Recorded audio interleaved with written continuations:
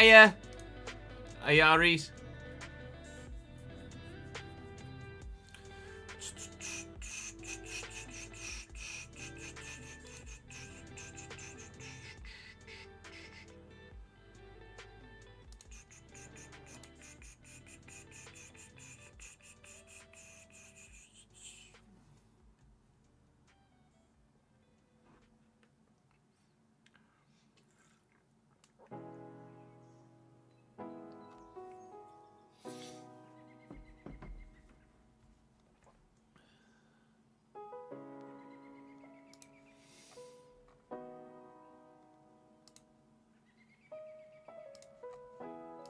Right. Plan for the day. One episode of RTG. Maybe, and it's a slim maybe, we'll record the first half of the January transfer window as well, but I'm not sure at the moment. And then we'll switch to the Journeyman and record definitely the January transfer window of that save. As we've got quite a bit of money in that save now. Not got as much money in this save. David Enke, thank you for the 30-second month, mate. Appreciate it, dude. Hope you well, man. Let me say thank you to those that have followed since we were last live. That being Vusic, Akili, and El Diego. Muchas gracias, amigo. Let me turn the yays off. Rephrase. Let me turn the yays on to turn the yays off again. Because logic. Because technology. That's why. Yeah, I'm good, thank you, David Inky. How are you, dude?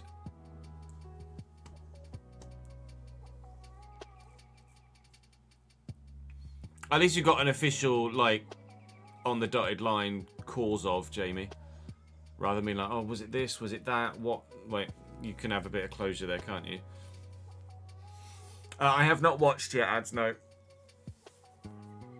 I'll be watching tonight. On the old phone in bed. It's recorded, it's on the Skybox. I'll watch it on Sky Go tonight. Afternoon, Ben. How are we, lad? Happy Bank Holiday Monday for those of you that are in the UK and, well, I was going to say celebrating. I don't suppose you celebrate a bank holiday, but it is still a joyous occasion for those of you that have jobs and school that honour bank holidays. You get a day off. Very good day indeed for you then, Mike. Or weekend, certainly.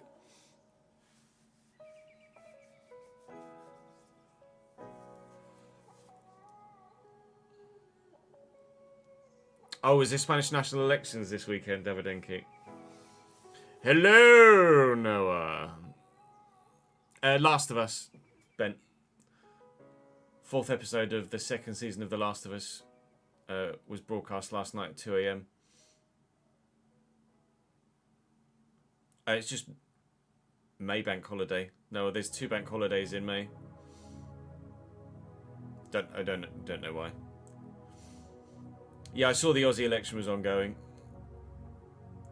Last I saw, Labour were winning it, but means fuck all to me. What happens in Australia? Yeah, there's 2 bank holidays in May. Voldemort was ousted. Oh, fair enough.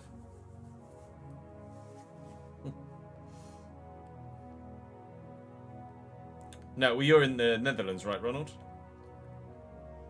Am I right with that? Am I wrong with that? I might be right with that. I'm not sure. True, it is VE Day as well. Calendars have aligned.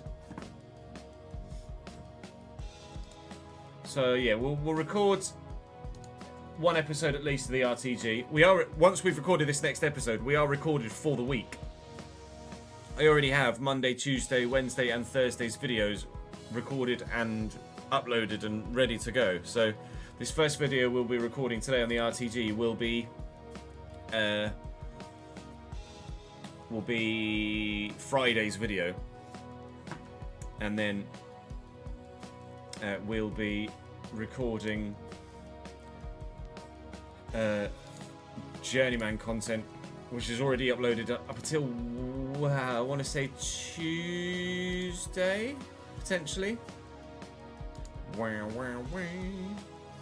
And then we can crack on from there. In fact, let me, at the beginning of the day,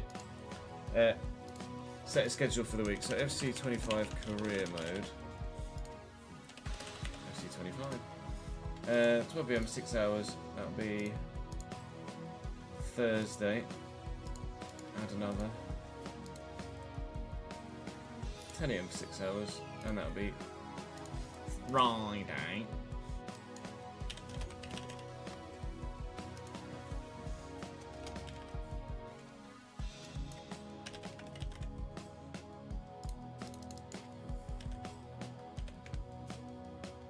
IRA? Lol. No, iRacing. Tomorrow we will be on the rig. Tuesday. Just call it iRacing fun. And then I will be live one of the weekend days, but I'm not sure which yet.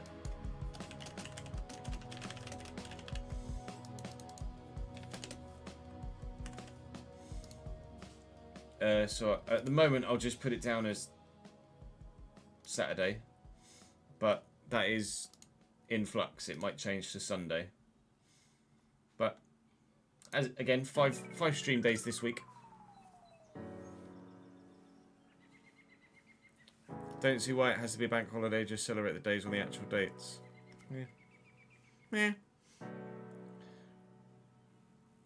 There will be names for bank holidays. Yeah.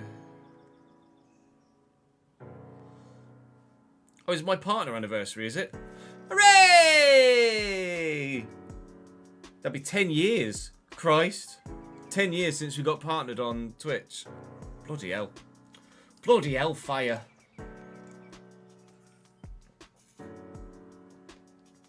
Back in my 20s.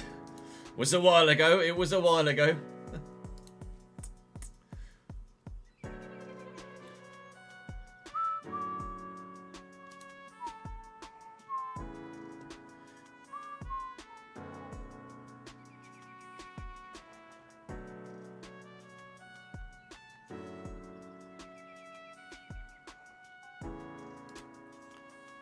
Many moons ago. Too many moons ago. Yay me, I guess.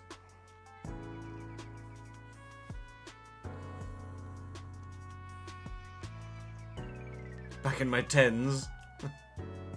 How to make chairs feel old. Yeah, 10 years ago I was 26. Still young, still versatile. Still in my prime. Yeah, every single one adds. Because I'm such an entitled fan. 20 years of dedication isn't enough. I want a fee as well. I want money too.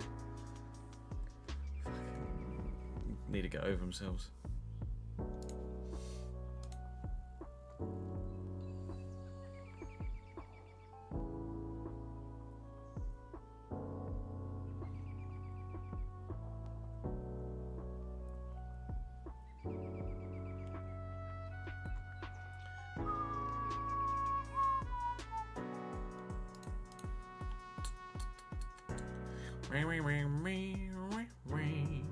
Right, should we record? For those of you that, well, for all of you that didn't see me record the video I recorded yesterday, I beat Fulham, I beat Chelsea, and I smashed Bristol City. That's on the back of 3 straight wins against Newcastle, Arsenal and Leicester, defeat to Liverpool, but a draw against Man United, a win against Wolves, and a draw against Forest. We didn't start the season very well, but we're currently 4th in the table and 3 points off top. Oh! Shit changed all of a sudden.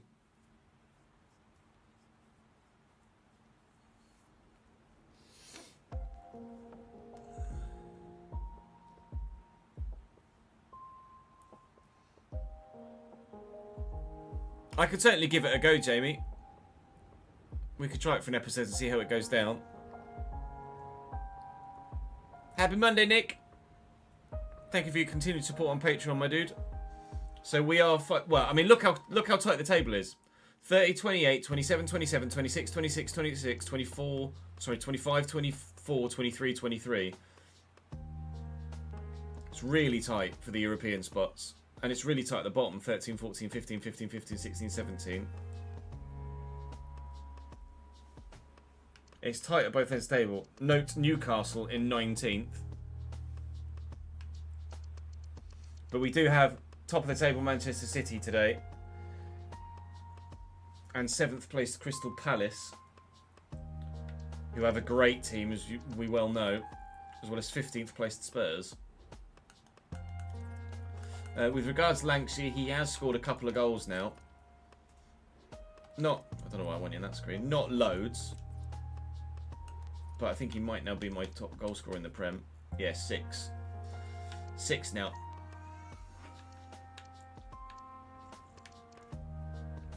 He's found his feet. So there's me being like, I'm going to replace her. I'm going to brand new striker. The episode I recorded off stream goes live on Thursday, Davidenki.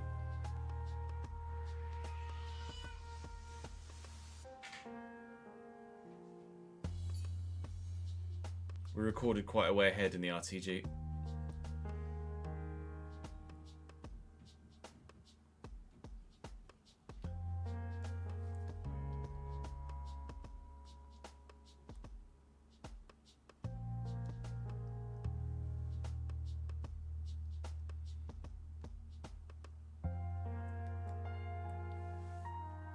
Pretty tense Saturday afternoon, wasn't it, Harney? Pretty tense indeed.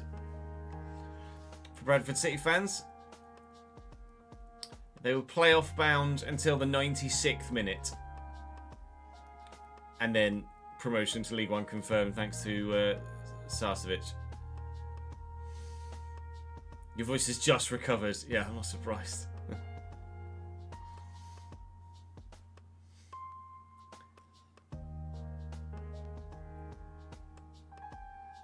6 goals in 16 Premier League games isn't amazing, but it's also not bad. Considering 5 of the... well, all 6 goals have probably come in the last 8 appearances or so.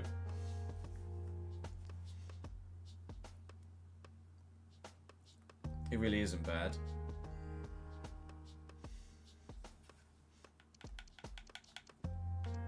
But is he doing it just in time for the January transfer window for me to be like, oh, maybe I don't sign him, sign another striker, and then and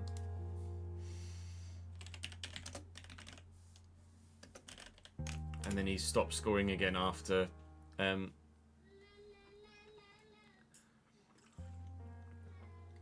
January, and then I'm like, oh, I wish I bought someone else.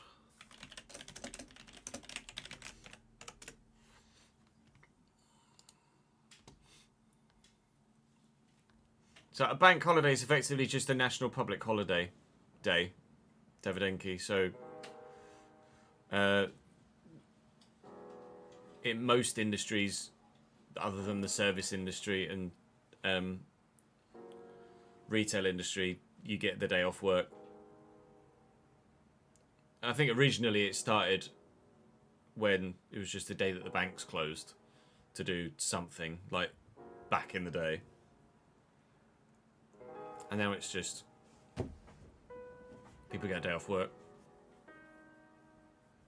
and there are some that are like specifically for certain reasons, like to commemorate a certain thing. It's just a public holiday day.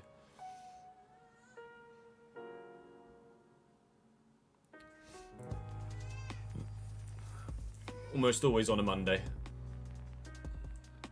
But I think they're all on a Monday other than Good Friday, which is obviously a Friday. How are we, Ollie?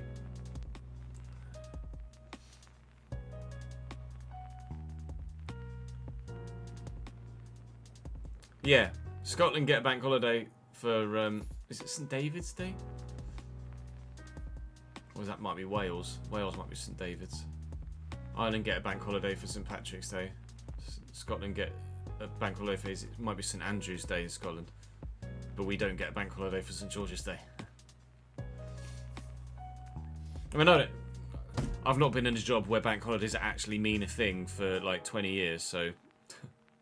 what, 18 years? 18 fucking years! Jesus wept. 18 fucking years. My God. Where has my life gone?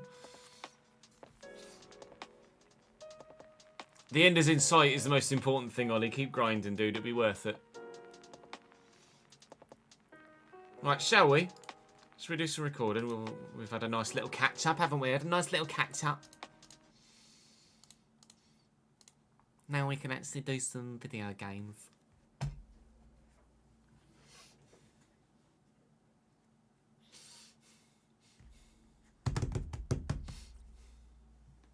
He says, as I've got, you know when you get a little tickle in your nose, you're like, oh, it's something there. There's something there, it won't go away, Lord. Nothing like a chest tube to give the brain a break. I do my best to offer a service, Ollie. Give you guys a little bit of escapism. Benny, thank you for the 39th month, mate. Hope you, Rebecca, and the two little ones are good.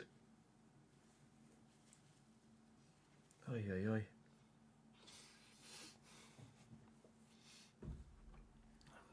Vamos.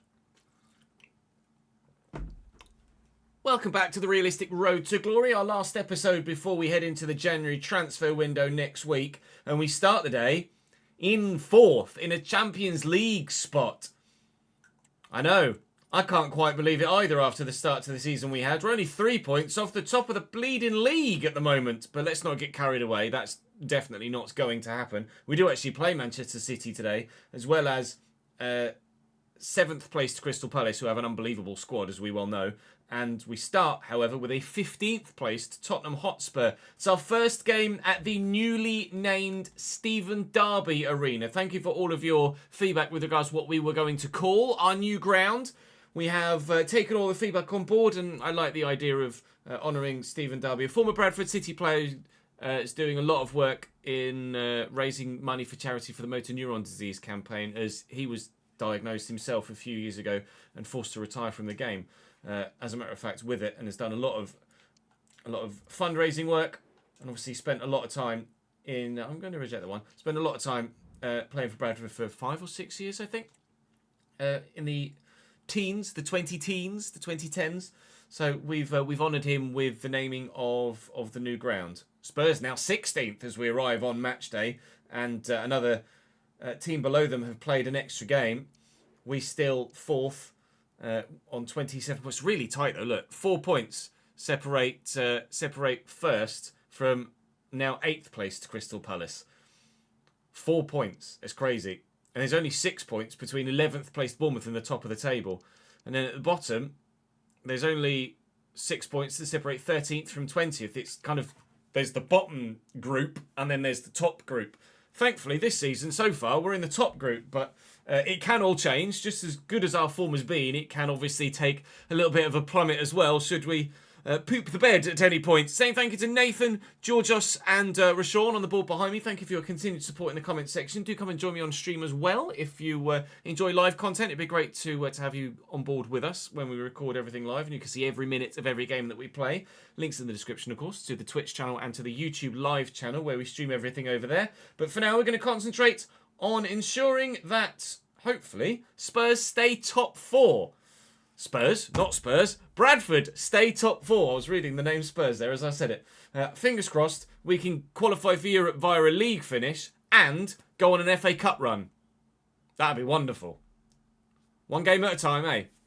Drop the video a like, subscribe to the channel, and let's go and play our first match day at the, as you can see there, confirmed, the new Stephen Darby Arena.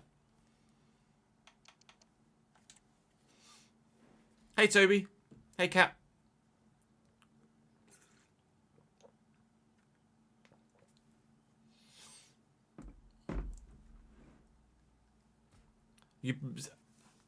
His sister's brother lives in Bodo. Oh, wow. Your sister's brother. No. Your wife's brother. Your sister's brother is you. If you've even got a sister. What on brain. I'm on form, chat. I'm on form. I bet it'd be fucking cold, though, in Norway. Well, chilly like. Fucking freezing. I do have a sister, and I can confirm I am her brother. Same. Manor Solomon. Nico Williams, probably. Not that cunt. Vega. Gravenberg. Unwaneri. Oh, yeah, I forgot Unwaneri's at Tottenham. We should probably play Nuno Mendes. Mawissa, Kubasi, Araujo. Araujo at right back? Really? Alright. And Edison in goal. Smith Rowe's been playing really well on the left-hand side, so he's got the nod at the minute. And Clarkson's forced his way back into the starting lineup too.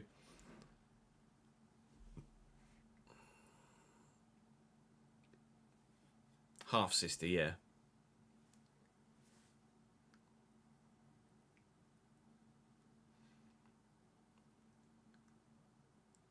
You're off to Oslo at the end of the month. Any teams in that area you recommend watching?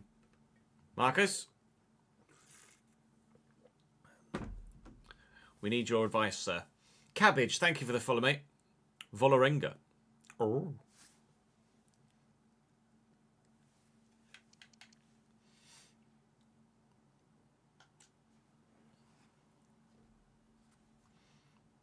Dom, dom, dom.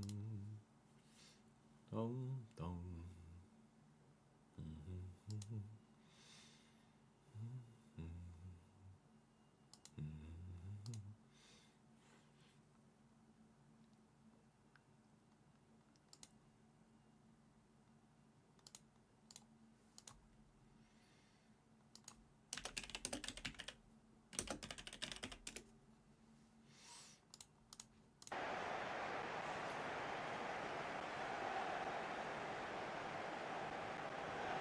Played Mazuisi against Rosenborg.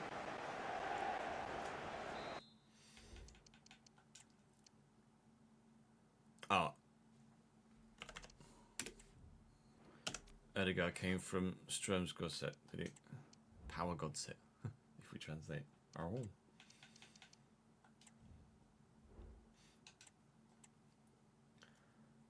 How Spurs are 15th is a mystery because what a team. Edison in goal, Araujo at right back, Pau Kubasi, Christian Mawissa, Nuno Mendes, Gravenberg, Gabri Vega, Ethan Nwaneri, Brennan Johnson, Samu, Nico Williams. Pretty good, isn't it, really? To be completely honest. That's a really disgusting team. Ours is decent, by no means a bad side. Certainly we've got a couple of players that play above their rating value, like Bergstrom and Longhorse, but continually not really changing what's been a very winning side of late. So Smith Rowe continues on the left, Clarkson continues in midfield, and higher rated players have to put up with a spot on the bench. But whilst the form is good, not changing it. Why should I?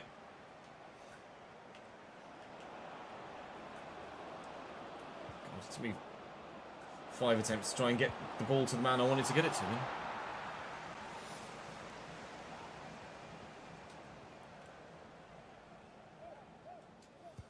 Lazio forward to Bula.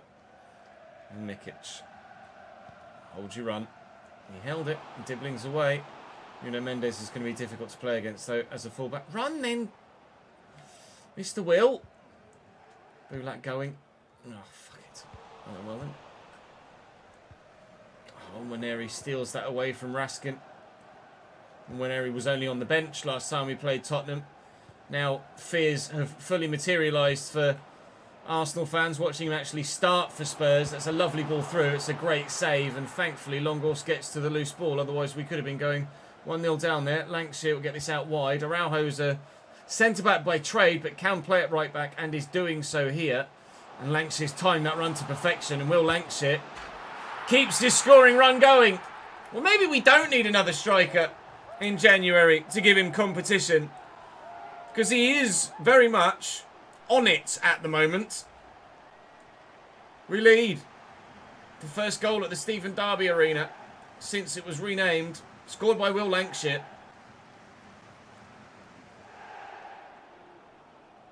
I did, Jamie. Yeah, it was mental.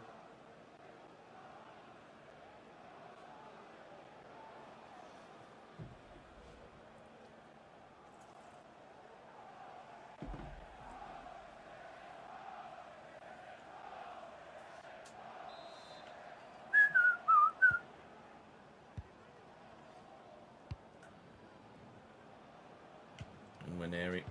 Nice tackle by Bula. Bit of space on that far side. Araujo had pushed a long way forward, and great ball out to Emil Smith-Rowe, who obviously will be getting booed to high heaven by the Tottenham fans. That one not so good from Lancashire on this occasion, unfortunately, trying to find a quick second. Finesses just don't work for me very well this year.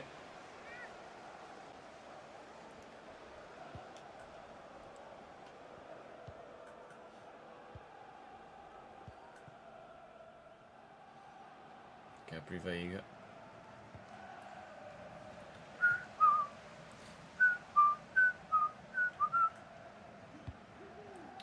Win that header.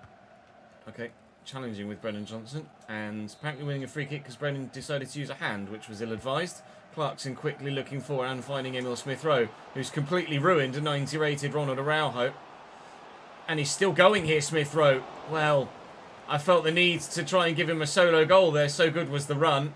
Unfortunately, a block came in, but I tell you what, that was impressive from Emil Smith-Rowe, who's been really good in his loan spell.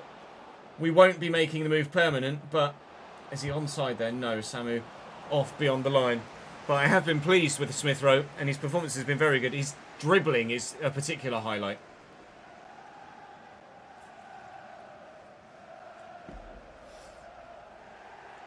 No fear of that, Jamie, at the moment. If we'd have hired... Oh, rephrase. If we'd have sacked Gary Monk sooner, we wouldn't have got relegated this year, because performances were much better under Neil Harris. Smith-Rowe looking to use that dribbling again. Fires that against Araujo. We'll use the left back. Please keep yourself on side here, Emil. He's off.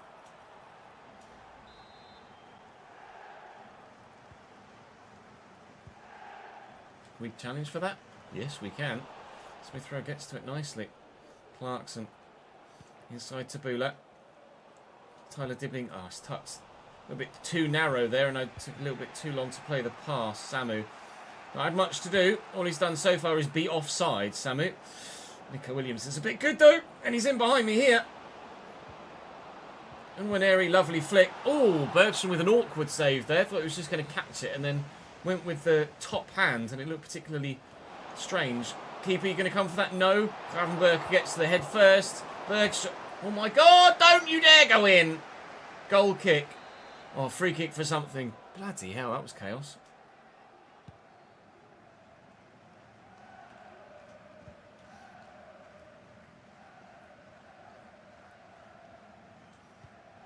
Bulak played in.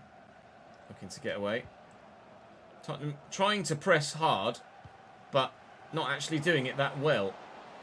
I always seem to have someone free at any point to play the ball to, which is good. It helps getting around a press. Keep the run... Oh, try and get a turn in, say keep the run going here on this near side. Bulak, but couldn't get it to him. I mean, it's been a relatively comfortable first half, to be honest. I'm starting to see why, regardless of the quality of the player, why Tottenham are where they are in the league. I guess it's the most realistic thing we've seen happen in this save, is Tottenham underperform with a really decent side.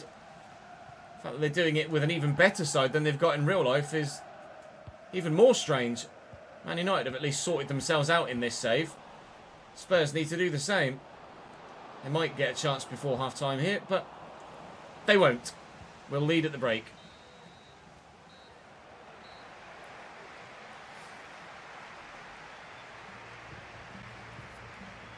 You reckon you come straight back up with Miron in charge, Benny? He's your manager, right? At Plymouth? Or is he a player? I don't recognise the name for a player.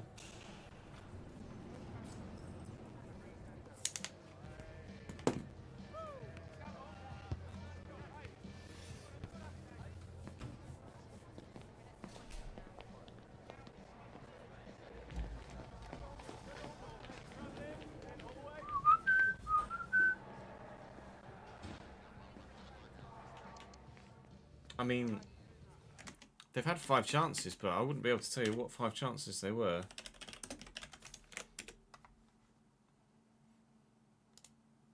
Yeah, Miron Muslic, manager at Plymouth.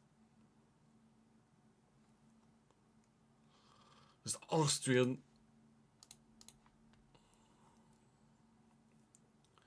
Ricky and Rory raid. It's not come through yet, but welcome, Jay. We'll wait for the notification. Zach, look at you, your tyres. Without a doubt, we go straight back up with him. But if he was to leave, and who could blame him with your shambolic ownership, it could be bad. You think it could be that bad? Plymouth obviously took a little while to get up, didn't you, out of League One back to the Championship. There's the Ricky and Rory raid. 112 boys. You spoil us. Thank you very much indeed. Congrats on everything that went down at Catanzo. You guys smashed it. I was in briefly the other day. You were 5 points clear and getting frustrated that the board were like, oh, we're not happy with you. When you're like top of the table. Gonna win the fucking league. Appreciate it, lads. Thank you everyone for coming across. Ben, Iconic Fulio, Ben Crawford, iProut, Kieran, Cammy Boy, and Yan. Thank you for the support, boys. Thank you for the follows. Thank you both.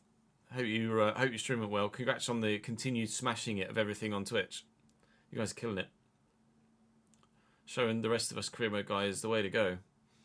Marley, thank you for the follow as well. Those of you that come across from Ricky and Rory, you join us in our realistic road to glory. We try and make things more Football Manager-esque in terms of the financial side of things in career mode, because obviously there's a bit of a lack of depth in detail on FC. So we track our squad with all of the transfers, etc. In and out. We update all of our player stats over the course of a save. So we have, if I scroll the right way, we have ourselves a stats dashboard so we can see who our top appearance makers are, goal scorers, assist makers, etc. We also keep track of all of our ins and outs financially, be that transfers or general bank balance stuff. And of course, we use all the realistic prize money, set our own season ticket prices, set our own match ticket prices. We've just renamed a new ground after building a new stadium. And we also have to tweak stadium maintenance and attendance figures, etc., because we've changed ground and now have a slightly higher capacity as opposed to the one that it doesn't update in game, annoyingly. But classic EA. So that's the save we're in. We're at Bradford City. This is our second season at Premier League level with them. We've been able to survive. Finished 13th season 1 in the Premier League, which was season 7. This is season 8 of the save all told. We spent 1 year in League 2, promoted immediately. 2 years in League 1, and then 4 years in the Championship, I think. I think 4 years in the Championship. And then this is our second season in the Premier League, so yeah. We are where we are. Who do I support? Cambridge United. Cambridge United are my team, these boys here. You're a Barnsley fan, are you, Ben? You won't be seeing me next year. We got fucking relegated. You'll be seeing Bradford, though.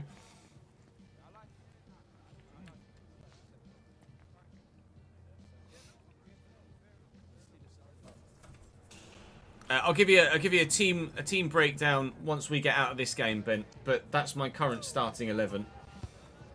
Well, to be fair, you can see the whole fucking squad here, can't you? So, well, basically my reserves are like 4 kids. So this is my team, effectively. Emil Smith-Rowe is only in on loan. Everyone else is permanent other than Coombe, who's also in on loan at the moment. We are about to get to the January transfer window, but we were looking to sign a striker to come in and give competition for Will Lankshire, who wasn't scoring. Now he started scoring, so now I'm really not sure what to do. Oh, is that the situation at Plymouth at the minute, is it, Benny? Yeah. Doesn't sound great.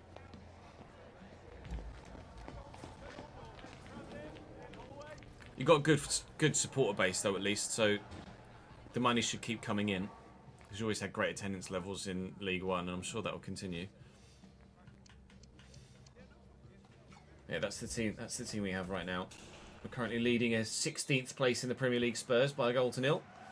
We are 4th in the Premier League after 16 games so far this season. We were 19th after 6 games. Now 10 games later, we're 4th. It's been that kind of season. Lassio into Marco Bula. Lankshire's on the shoulder of the defender. Actually, it's Dibbling. Lankshire not only on the shoulder of the defender, very nearly able to be played in behind, but they've gotten a foot in there, Tottenham. Continually underwhelmed by their genuinely impressive starting 11. Their play hasn't lived up to their team on paper. Ethan and Nwaneri ghosted past me there, though. Bergstrom makes a relatively comfortable save, and that was not meant to go to you. Supposed to go to Lancashire, but thankfully we've won the ball back. Raskin will get that out to Dibbling. And look at the run from Bulat through the middle there. It's gone towards Lancashire, unfortunately. Oh, but he's stolen it away from Ronald Araujo. A mistake at the back for Spurs, and a good save by Ederson in goal to stop us adding a second. Ronald Araujo is having a very shaky game at right back. Gruber on for them as they make a change. I didn't quite see who went off momentarily there. Smith Rowe rides the challenge. No foul given, although I would have loved a free kick in that sort of area. Work the ball around. Leighton Clarkson. Where do we go? That's Longorse. Forward then into Lancashire. Around the corner looking for Bulat. First time shot! And Ederson with a save again. Putting the pressure on. A second would kill it. I don't see Spurs scoring more than one. So far, it's hard to see Spurs scoring even the one. They've been that bad. Raskin rolls the defender well. Try and get Dibbling in behind. And we have gotten Dibbling in behind, who's offside. Bollocks. Afternoon, Mike. How are we, lad?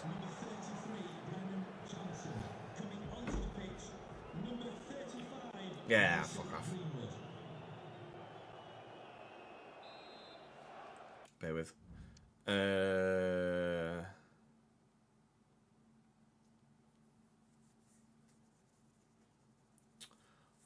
There was something else in there. Can't remember what it was.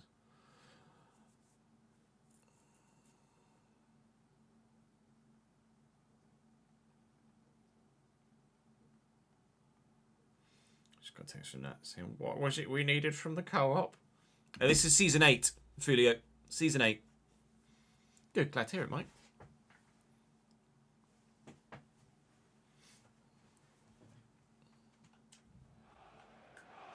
Thanks for coming across, everyone, from Ricky and Rory. Appreciate it. Hopefully you enjoy your brief stay, and hopefully your stay isn't that brief. Bulat into Tyler Dibbling, looking for the run of Lancashire, finding him. A lot of defenders around, so we'll go for an early shot to try and catch the keeper out. And Ederson is not to be fooled, unfortunately. We've gotten it past him once, and hopefully once is all we'll need. Top clean sheet earner in the Premier League so far this season, Lucas Bergstrom in goal. Which is really not like me at all, is it? Someone scored for someone in the Aston Villa Crystal Palace game, but it's bugged a little bit. Palace lead by 2-1. They are our next opponent, Crystal Palace. If I could have gotten the ball under bloody control there, I'd have gotten rid of it without Tottenham having a chance. But thankfully Bergstrom's right behind the effort, and Spurs won't be scoring a goal.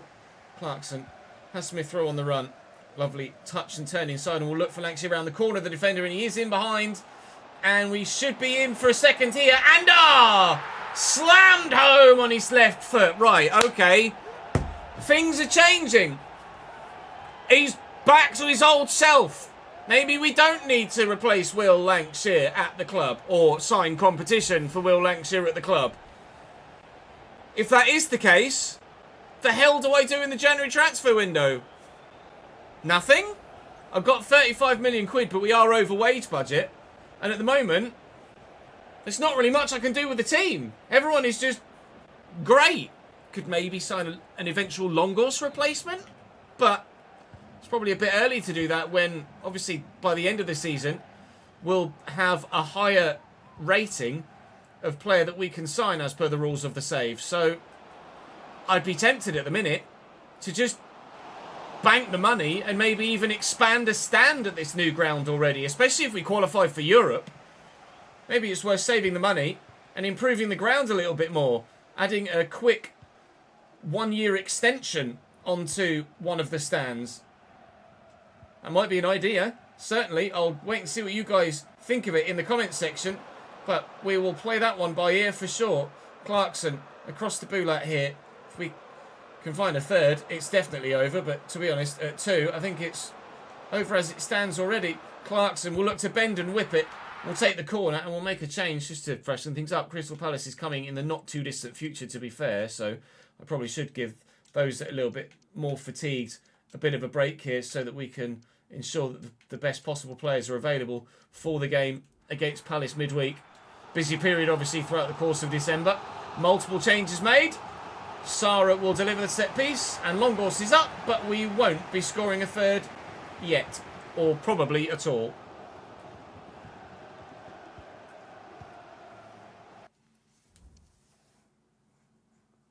You think goalkeeper? But yeah, that's the thing. Bergstrom has the most clean sheets in the league. Do I really replace him? I don't think I could justify it. We shouldn't get too held up with rating.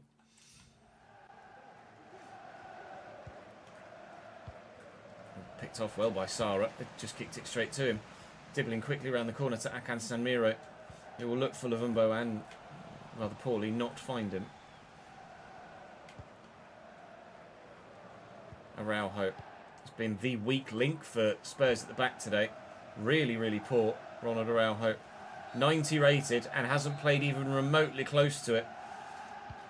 Going to get what's turned out to be a comfortable victory against Tottenham Hotspur, which is not what I anticipated when I saw their starting lineup. But clearly, their league position is not a lie. They are genuinely just underperforming this season. Newcastle in the relegation zone. Spurs 16th and down there as well.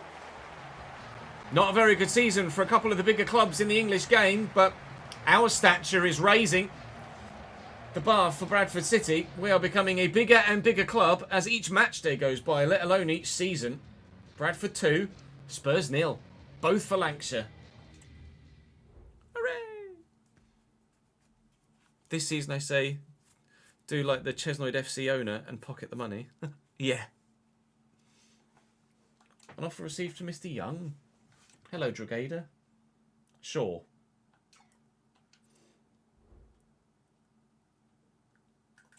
I just quickly saw the finances out. We're in fucking second, lads! Oh my god.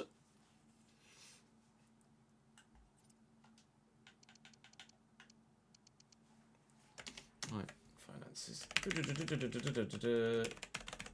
That one.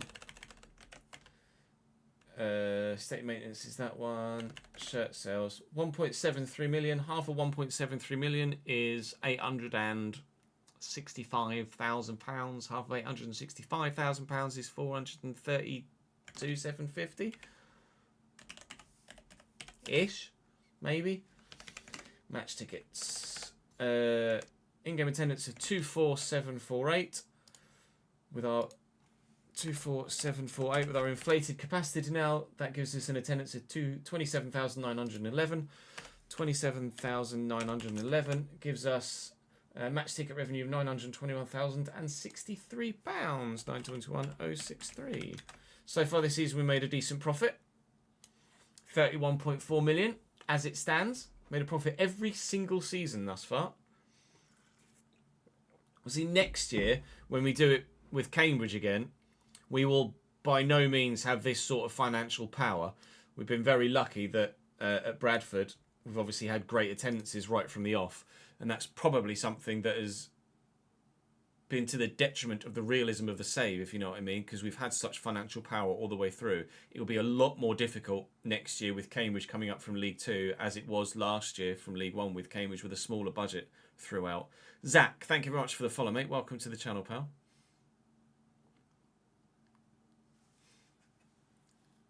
It will help. Having a much higher rated goalkeeper will certainly help for simmed games, but at the minute, it doesn't appear to matter that much. Oh, good. The game is on Christmas Day itself. Well done, game. It's supposed to be on Boxing Day, but suit yourself. We are now third, and Crystal Palace have risen to fifth as well. Still 3 points off top. Chelsea in second.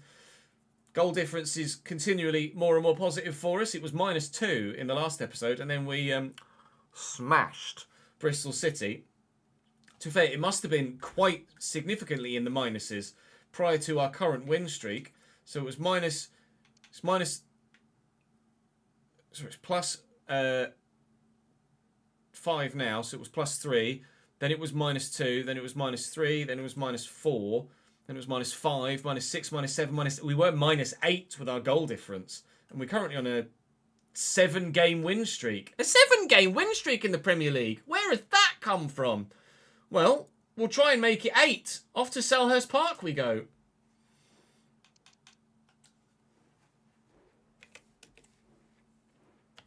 Damn, son. I wonder if Palace is still as good as they were. Yep. Still. Oh, of course they got Don Angelo. And he's 85 rated now. Shit. Huijsen, he could be a great signing at centre-back. We absolutely could sign Huijsen, couldn't we? To replace Longhorse, longer term. I'd absolutely be on board with that. Let's see, any high-rated players that should be on the bench that aren't. You certainly. Saeed can go in for... Actually, no he can't. And they're missing Eze through suspension. But he wouldn't start anyway at the minute. Not going to change my lineup. Don't see the need to. Don't change your winning team, and at the minute we're winning every fucking week. Unbelievable, Jeff! Never seen the like.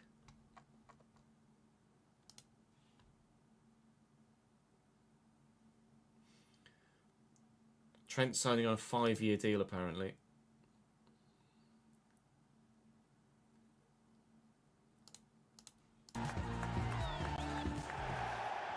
Huijsen has 83 potential in this save, does he? Let's check, shall we? Players. He does. Dean Huijsen, 83 potential. What does he have in the latest update? Oh, there you go. You've already put it in chat. 87. Well, dynamic potential could kick in for him, couldn't it? So, might still be worth it.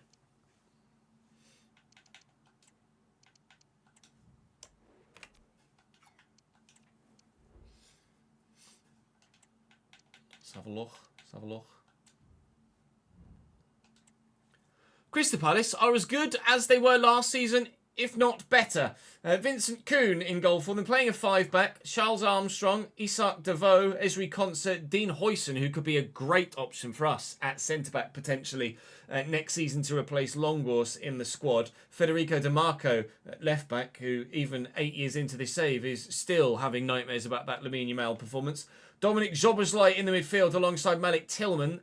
Eze is suspended, but with those two in, they wouldn't be starting anyway. Of course, on the right-hand side there, £85 million man signed from us in the summer. Don Angelo Canadu starts, and he's 85 rated now.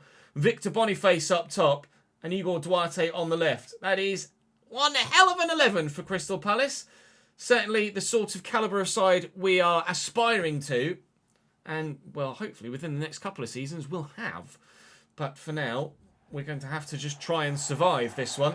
Palace have a similar level side to Spurs, slightly lesser than, but evidently they're putting the performances in up in 5th and Spurs in 16th aren't.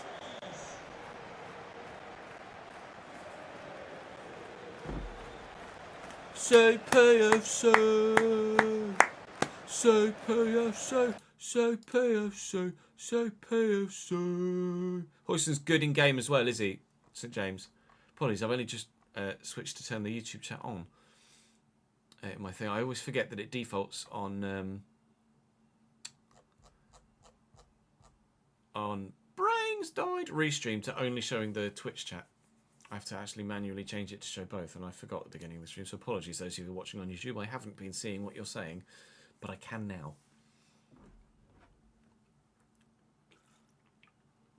Huijsen would be great, I'm sure, yeah. And I'm sure it'd be a popular signing too.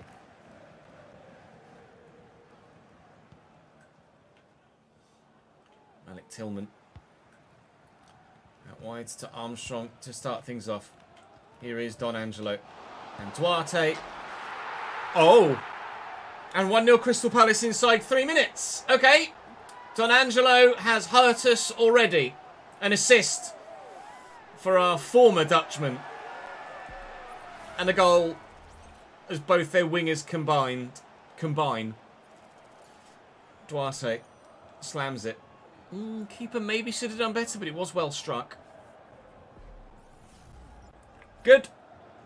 Excellent. Never mind. Don't panic, everybody. Don't panic.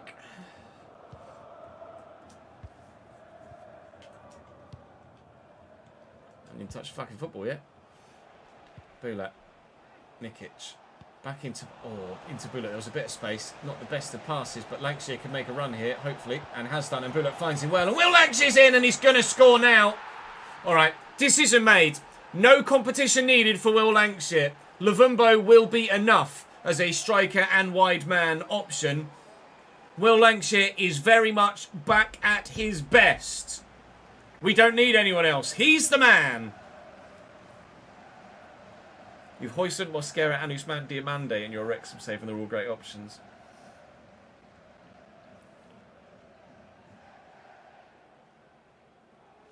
I don't know why Lancashire was so shit at the beginning of the season.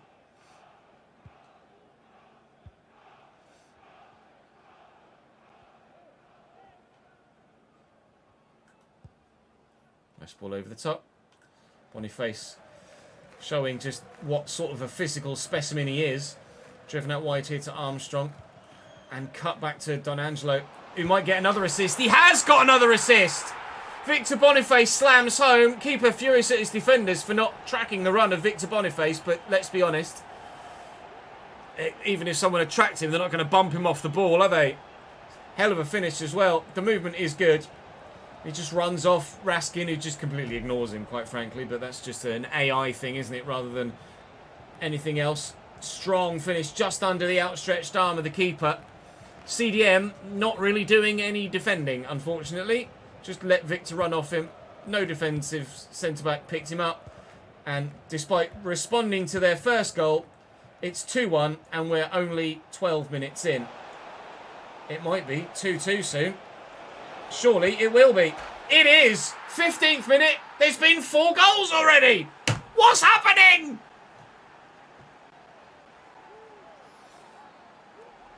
Lanks is well and truly fucking back. Super Will. Super Will. Super Willie Langston.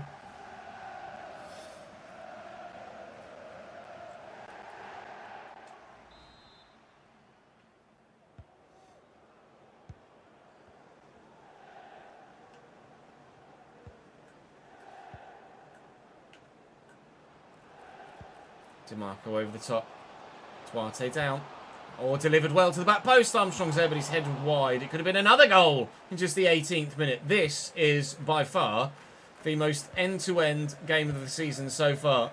Both sides challenging, or hoping to challenge at least, for a Champions League spot for next season. Palace do have European football this year after their, I think, 6th place finished in the Premier League last year. Brighton were the side that got that 4th Champions League spot in the end.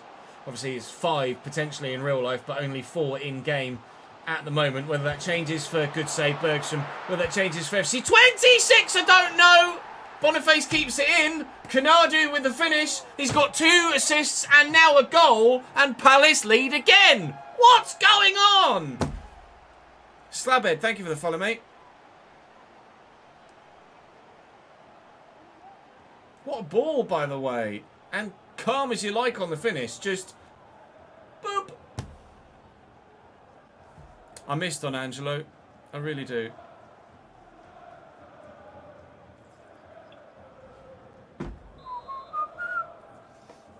Is the finals at Wood, Leone? This is a message for Alex O'Neill. Alex O'Neill, can you please return to your vehicle? Your lights are on. How have you angled that? How can the final be at one of this size home grounds? That seems remarkably unfair. Or was that selected before the season began?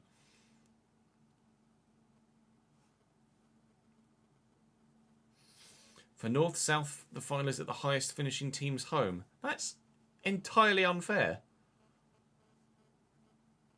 But presume 50-50 ticket split.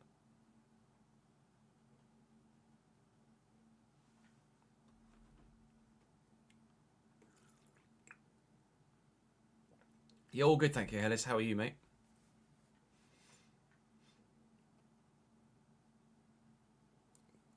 I don't know whether they sped up the gameplay in the recent update or not, Ian, to be honest. I can't say as I've noticed too much.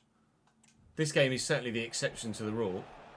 Although, to be fair, obviously we are using a significant slider set, so it's always harder to tell. Palacio, Clarkson, round the corner, Raskin. I tried to turn and just fluffed it. Boniface to Canadu. He's really proving to be an 85 million player at the moment, isn't he? He's worth every penny for Crystal Palace, seemingly so far this season. I'll be curious to know, actually. We'll have a look after this game. Oh my God. Just how many goal contributions Canadu has for Crystal Palace this season. Malik Tillman gets that first. Strike from Boniface, but well wide. It's the first time we haven't seen a goal. Don't do a double header of north-south at Wembley like they do for the vase and the trophy. How does that work for the vase and the trophy, Leonie? Thank you for the 10 bits, Danny.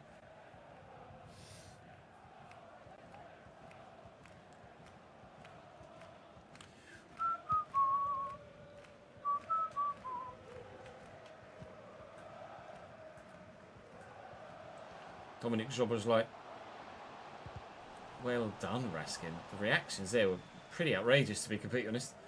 Clarkson will get that forward to Lancashire, and we'll go back here to Ouattara. He's beating his man. We'll look for Smith Rowe. It's Clarkson that's getting forward there in a forward position, and the ball is not good enough from me. Oh, but the ball's not good enough from them, and they've won it back anyway, so fuck my life. Down the line to Canadu. Ouattara does really well back to the keeper.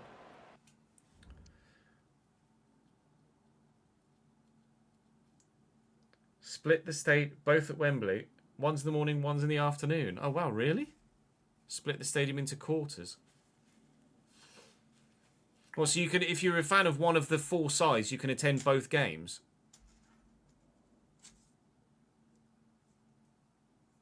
No, I hadn't seen it on Discord. It's hard to... You can't really implement homegrown status, Helles, because of the fact that you can't track people's career history. So once we get to a certain point in the save, you wouldn't be able to tell who is homegrown and who isn't. Only from the current crop of seasons worth of players.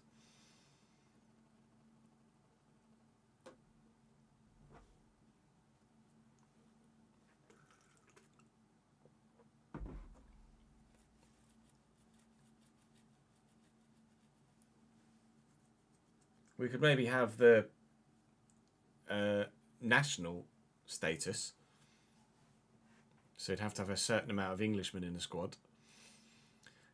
We only added TV money at Premier League level, Danny, because we've had so much money at Bradford, we haven't needed it.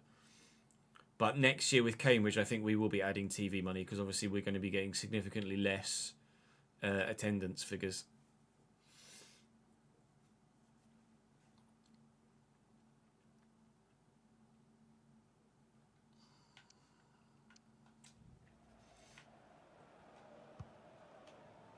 Win that.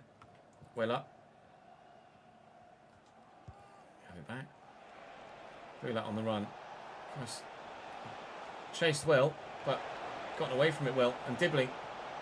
And Dibbling still... Oh, his reconce has done brilliantly. I was hoping to fool the defender, thinking that I might go to Lancashire for a hat-trick and a 3rd goal. And then I could go all the way with Dibbling. It didn't work that way. Tillman... Duarte, they might be adding a 4th goal before half-time. Zobo's like, Boniface, keeper's there. It's just the 3-2 at the break. A week's worth of sweets. Now, don't eat them all in one day, Jamie.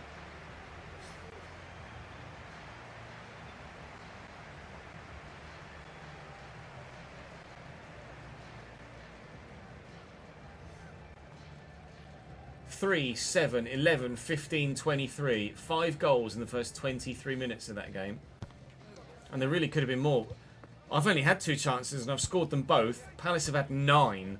They are, rather unsurprisingly, given the nature of the 2 sides, the better team here. But whilst it's only a single goal, we are still very much in it. At the minute, I need to create more, rather evidently. 100% conversion rate, though, is decent. Tillman driven out wide. DiMarco, Duarte in the way. Trying to clear it, can't. Safe.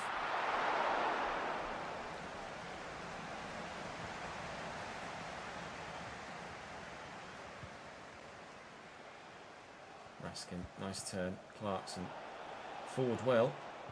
And Bula. And Dibbling. Go on, Will. I think I might just have timed that well enough.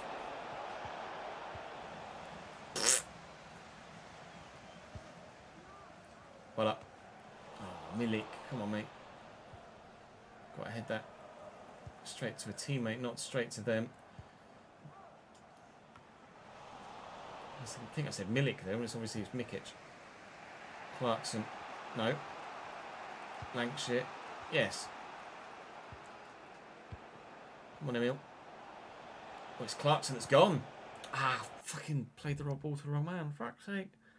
You're in a sweet coma right now. I just had some Romanian mac and cheese. Is Romanian mac and cheese really sweet, is it?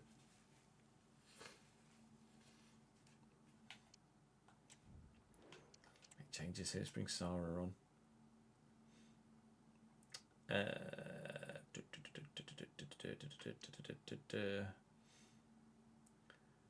Dibbling's been quiet. I'm going to bring Asher on instead.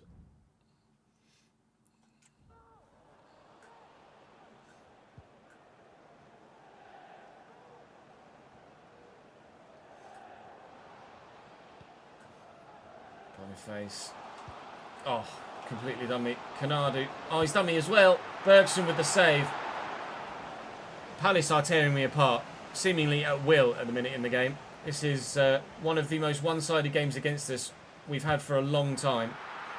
They are just, quite simply, another level. Don Angelo Canadu could have been involved in a fourth goal. Either if he'd have shot, he probably would have scored, but he went to go for the assist. Very unselfish of him, but in the end, it's probably to the detriment of his team, because they should have added a fourth there and they haven't. But Bergstrom really is the main reason why they haven't scored a fourth at any point in this game, because he's made a number of saves so far. But we're in trouble. I don't think we'll be getting ourselves back in this, given the flow of the current state of the game. It's 3-2, and really, as you've been able to tell from the highlights probably, only really one side that looks like scoring another goal in this game. Smith Rowe's done brilliantly there, though. We'll look for Lancashire. He might have been offside. He's in the box. He was offside. Canadu was, what, 82 or 83 when he left us? One of the two. Now 85.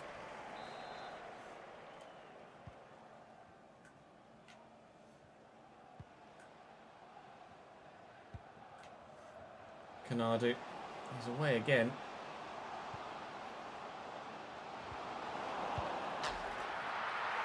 I hit a hand, I think. I'm sure of it.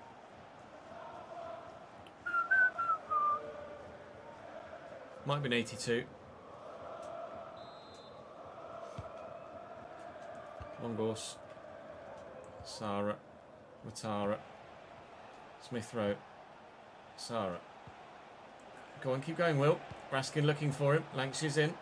Look at Sarah. That's not Sarah. That's not Sarah either. Fuck, I've lost the ball. On her face. Just needs to find the right ball. Or just try and score from 40 yards. If he puts a little bit more power on that, it loops over the keeper and dips under the bar and is entirely physically unsavable. Duarte, good footwork as they take the corner short, but Watara will win it back. That was supposed to go all the way to the front line and rather evidently didn't. Thankfully for me, there's a foul or an offside in there. That was supposed to go all the way to the striker, and I cleared that, and rather evidently went nowhere bloody near him. Sarah. Right, look for Lancashire now. And out of his feet. Agbenon's on the run, and he's got some space here. Asher Agbenon levels it up off the bench in the 87th minute. We do not deserve it at all, but we might have just earned ourselves a point and kept the unbeaten streak at least going.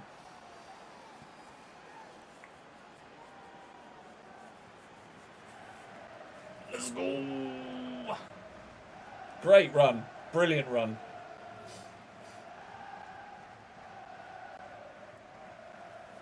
Our new Canadu, yeah.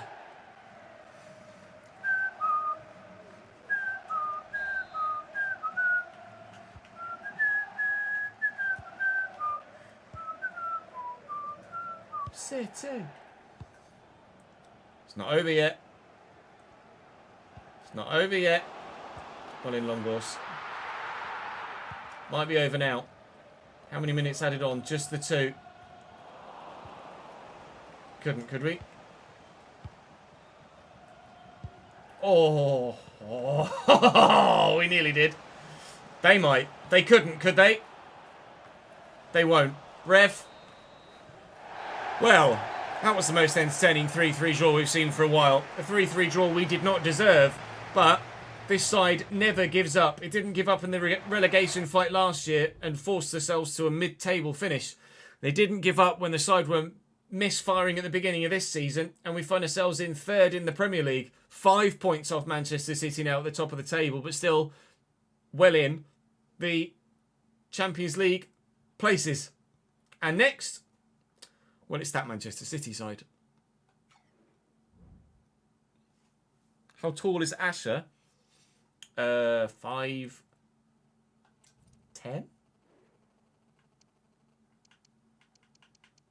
$5'10".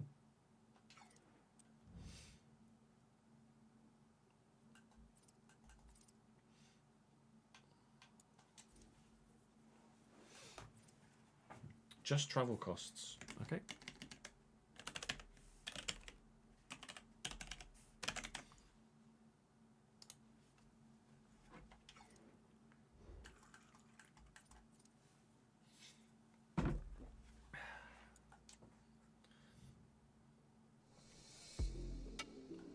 Bye, Trev. Trev to Drigade.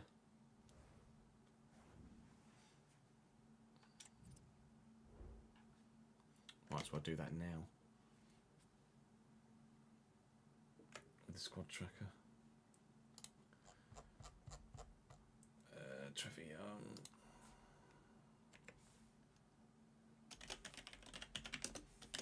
It's Drigade United, right? Pretty sure it's United. It's United. We'll have another set of wages and shirt sales to add on there as well now. Which we do, 1.75 million. Just add an extra £500 to the previous one, cheers.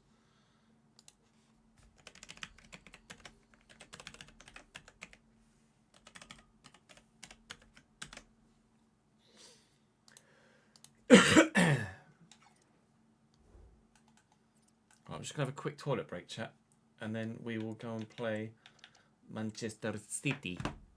I shall be back in a couple of minutes. BRB.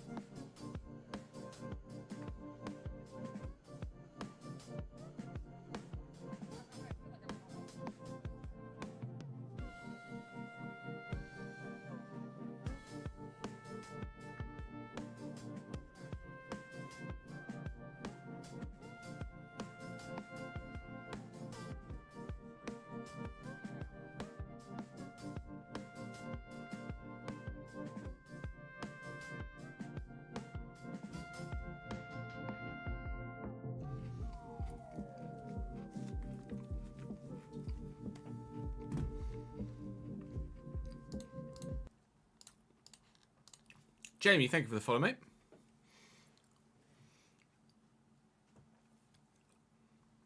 I need to make the latest edition of the spreadsheet available, Jeffrey. Need to update the WeTransfer link.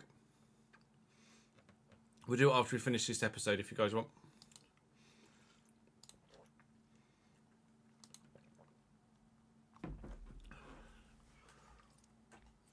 Team looks like this.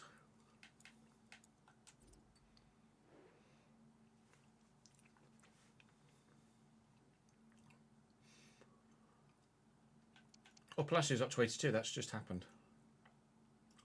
Nice.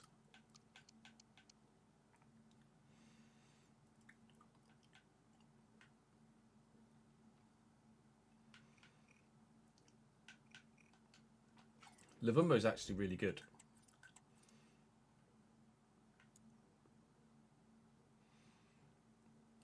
I don't know whether this is a title decider. I think that's a bit beyond our current stretch.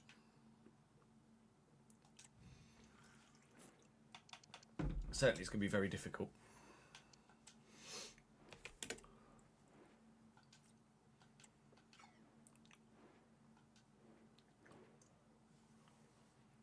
I'll put Agbenon in, start him.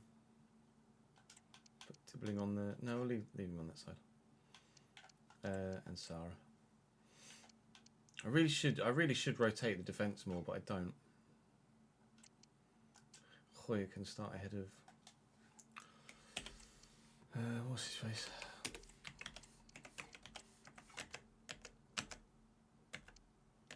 This is our first time, first time playing against Haaland in the save.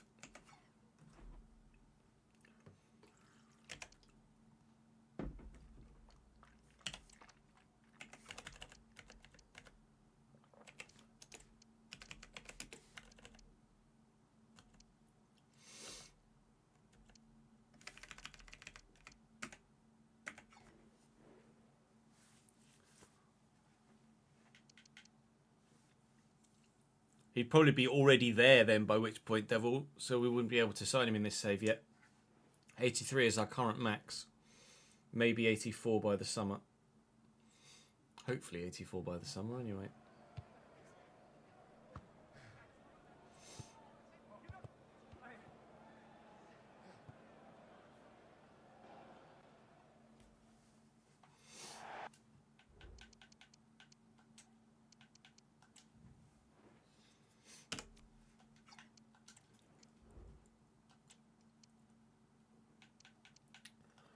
There's been a call in live chat that this potentially is a title decider style game.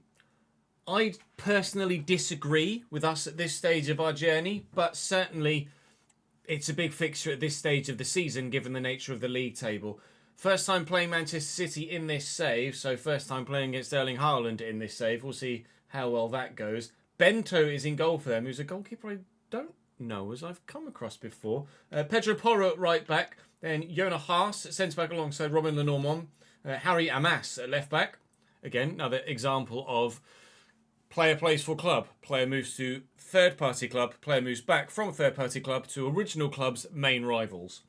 Zubimendi at CDM with Bergvall and Hugo Larsson in the midfield. That's quite the trio. Phil Foden on the right, Haaland through the middle, and Arsene Zakarian on the left-hand side. They've got some options on the bench, including Bejcetic, Diogo Dalot, another player that's done the same thing.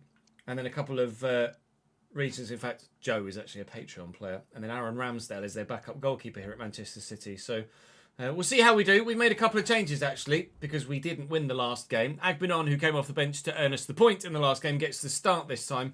And Sarah also starts, as does Hoyer at centre-back. And he takes the captain's armband for this game as well. We looked at Boadi, did we? The name rings a bell. We have definitely looked at him, but I can't remember what he was rated at.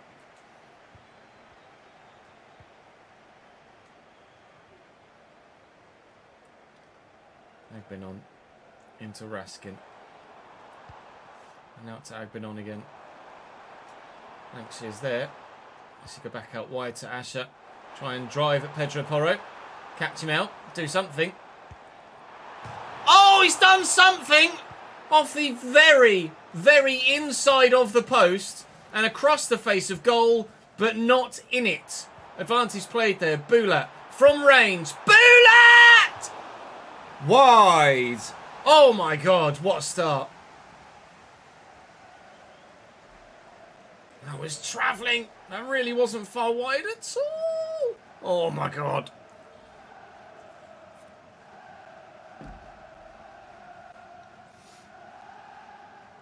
Oh, it was early, lower rated in earlier versions of the game, was it? Earlier squad files.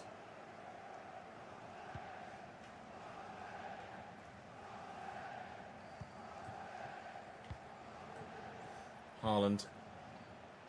And Bergfall. Down the line to Foden. Ouattara's trying his best to catch.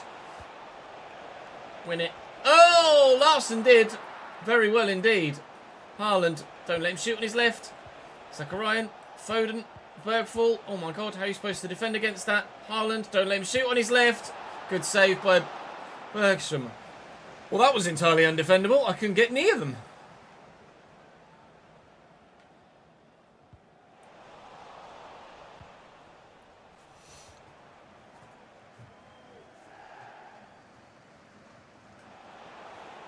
Amas. It's loose. Cool. Great clearance. Tobias.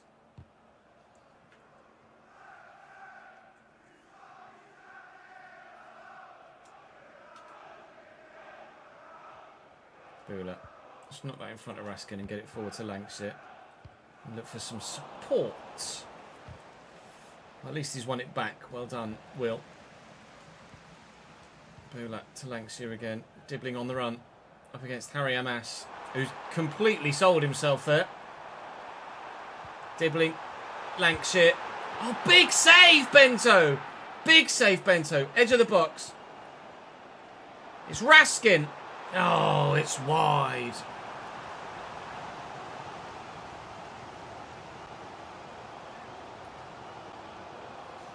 Who have Brighton got today, Danny? Well, Brighton played this weekend, haven't they?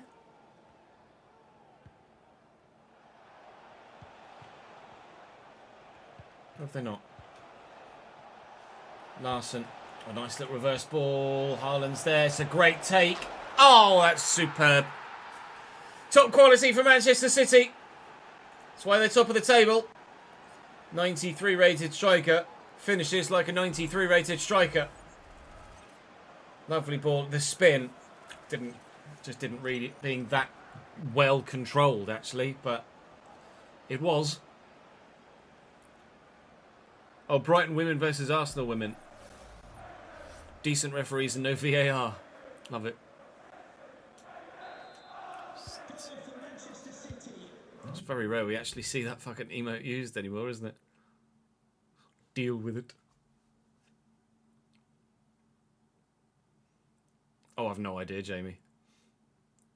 Decent referees. Leonie disagrees. Referees in the women's game, apparently with the same reputation as the men's. Sarah. Agbanon. Well, we've done him. And then little reverse ball sees Lancashire in. I'm having to resort to shots from distance here against City, though, and it as an attacking plan, it just isn't working. Good, I have thoughts on that.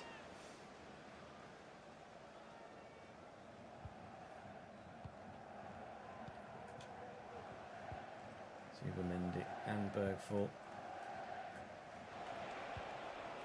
Porro, Phil Foden. Bergfall again. Bergfall again. Delivered. And, oh my God. Away.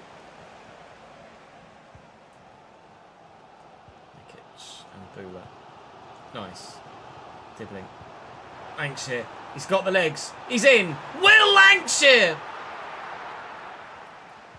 Needed to find the corner. Not really an excuse in that sort of scenario. With the form he's in, I very much expected that to bury itself in the bottom corner. Maybe Bento's just got excellent positioning and was able to get across to it. I don't know, but I think it was more poor finish than it was good save.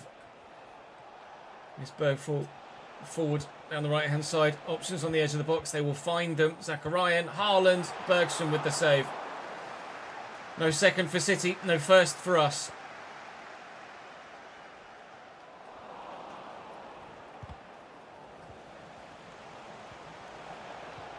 Oh my God.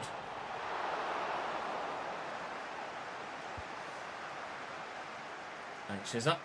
Anxious nods it well. Run, please, Tyler. Don't blow your whistle, ref. He's on. He's on. Oh, it's going to go in! Own goal for Manchester City. Lanx's pressure does enough. It's again another poor finish, but Bento bats it away, only into a defender who knocks it towards goal. I think actually it's the second defender trying to get to it to clear it that ends up taking it over the line. Comes back, hits one, and he's just stretching for it. Can't reach and clear it away. Tries his best, but his legs aren't quite long enough. Into the back of the net it goes. It's gone down as a Haas own goal. Sorry, City. We're level.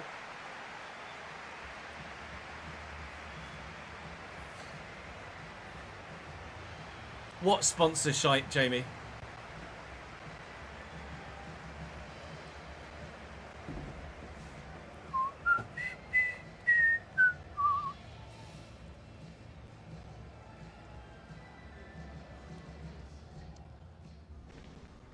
Bento, Davidenki's their goalkeeper.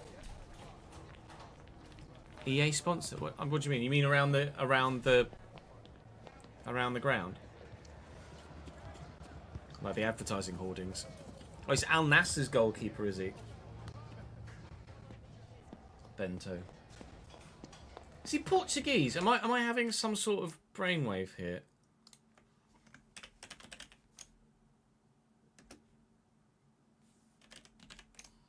Bento on his Brazilian. Bento, Brazilian football goalkeeper. Straight from Atletico Paranaense in Brazil to Al Nassr.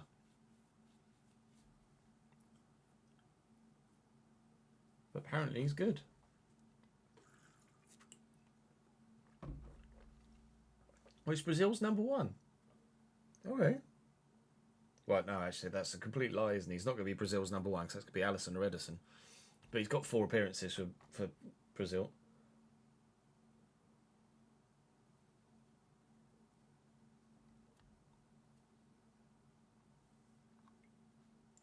Bento Mateusz Krepski. Doesn't sound very Brazilian, does it?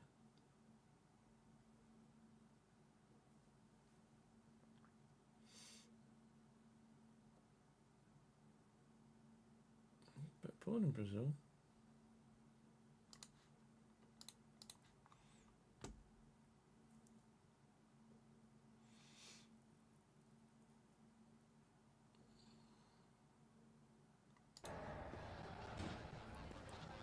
Starts at 80 years, well, he's 85 now, yeah. Made a good impression in this game, that's for sure. But I can't justify taking Man City's #1 goalkeeper, can I? Hamas. And Zacharian. And Haaland. Oh. Get out. And breathe. Great throw.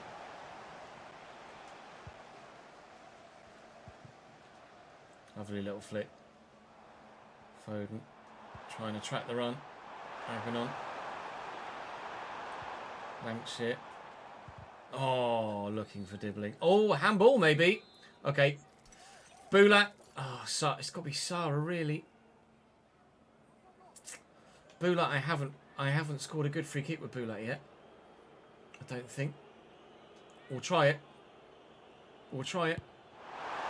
Now, I was about to say, every free kick I feel like I've taken with Bulat so far has just ended up going over the bar narrowly. And that's the case again. I really should have taken that with Sarah. Bulat we bought in to be the Cameron Brannigan set-piece replacement.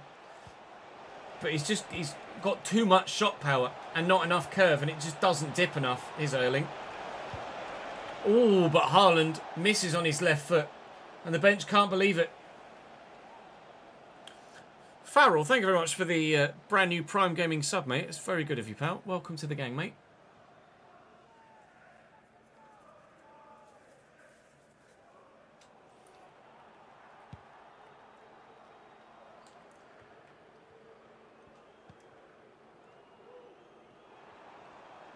Mikic. Ahead of Bula. See the space for Dibbling actually out here right now. Let's turn his side very well. Tyler Dibbling going all the way, maybe. Why is he shot on his right? I've purposefully positioned himself inside there to take that on his left. And he's awkwardly stepped across it and then hit with the instep of his right foot when it's always going to go wide with that technique. Tyler, that's not what I needed you to do there, mate. 1-1 still here against Manchester City with an hour played.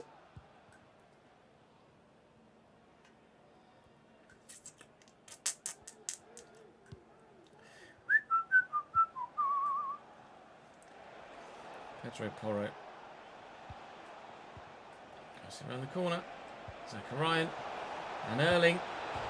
Oh my God, now both sides have hit the inside the post and had it flash across the goal mouth. Erling Haaland with an excellent effort.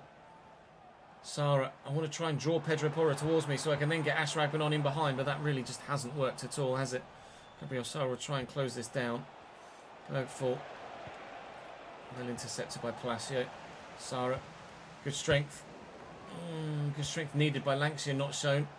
Palacio. No, that's supposed to go to Raskin. Now we're in trouble. Haaland. We're not in trouble anymore. Bula. Lancia, get there. Oh, come on. Is that not a foul for pushing the back? No? Alright. Bergfall. Pedro Porro. Haaland given away. Okay, none of these passes are going where I want them to. Starting to become a real issue. For Lancia. Then for Dibbling. Got Gabriel Sare in the middle. But Amas has read me comfortably there and deals with the turn. I'm going to make changes.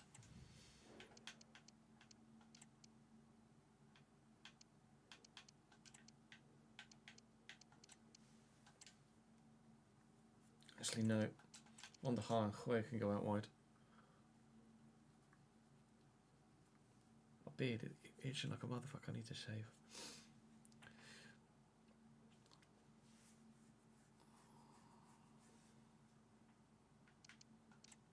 Thanks for Lavumbo. Let's try a different tactic.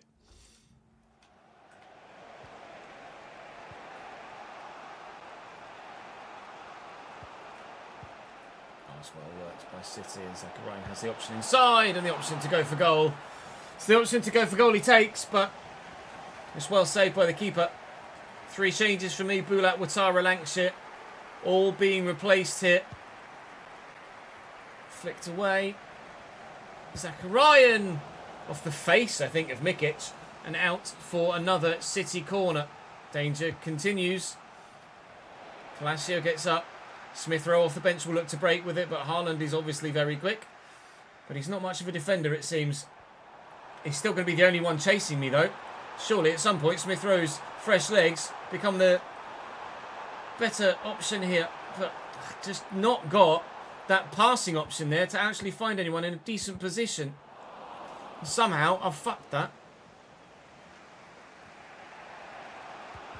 Well in, Mikic. Oh, I asked for a pass and he's just turned. Not getting much luck at the minute. Smith Rowe out to Mikic. So we'll drill it hard and fast and early to find Dibbling. Smith Rowe, Dibbling again. Well worked. Smith Rowe. Larson didn't read the turn as I hoped he would. Raskin out wide to Mikic again. We're in stoppage time now. Needs to be a decent ball. We'll take a throw. We won't take anything. Hopefully we will take a point, but Zachariah's going to have something to say about that. And I'm going to have to draw Palacio out of position here. And an early cross looking for Foden. Doesn't find him. Hits a hand though. Hits a defender's hand, I think. And with the final kick of the game, Phil Foden could win it for City from the set piece.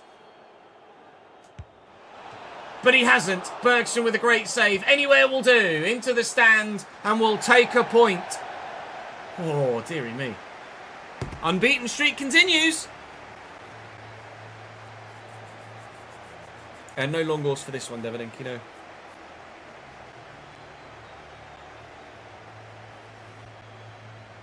Boyski. Boyski. Ugh.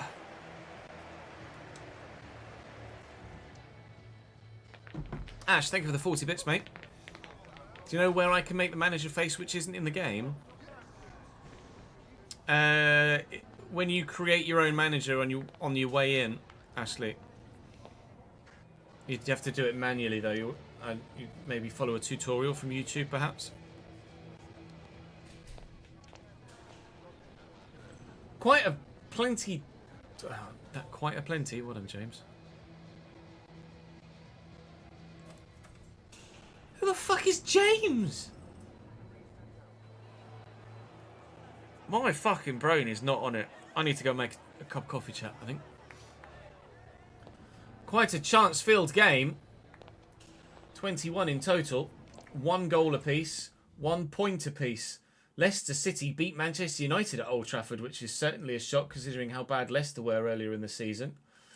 We've got Leeds as our next game as we head into the month of January, but they were the more difficult games on the calendar, those last two. And the win streak has stopped, but the unbeaten streak roars on. In the next episode, it's Leeds, Wickham in the FA Cup, and Ipswich, which surely has to be 6 points in a cup progression. Then Wolves, Forest, and Arsenal at the end of January after that. I am at a loss as to what to do in the January transfer window now that Lancashire started scoring again. Not only has Lancashire started scoring again, he's fourth in the top goal scorers list at the minute. He really has found his form, hasn't he? Very much so. Raphael Nell still leading the way. Haaland added to his tally there, obviously, in that game against us. Nicholas Jackson having a good season as well. I went to actually have a look at Canadu, didn't I, for Palace, to see what sort of stats he's putting up this year. Don Angelo, what are you doing? 2 goals, 2 assists only. Well, both assists came against me, and one of the 2 goals came against me as well. So I'm surprised to see him only with 1 extra goal in the other 11 Premier League games that he's played. I wonder what they're doing in Europe. Well, let's have a look, see if he's done anything in the Carabao Cup for them. I don't know whether he would have played, given the strength of their side. They might look to rotate a bit. 1 game and not really done much. I'm not sure what competition they'd be in Europe. I was going to say it might be the Europa League, and it is. And in the Europa League, 1 game and not much more. Well, they played Raksaki in Europe, who's 79 races, so obviously rotating a bit for European competition. Don Angelo apparently just decided to turn up against his former club, and other than that, actually isn't having that strong a season. What do I do? I mean, I could improve in midfield. Obviously, we bought in Sarah in the summer. We bought in Akan Sanmiro as well, but anyone I do bring in would be as a replacement for someone else who would go out. Boulat and Clarkson are good.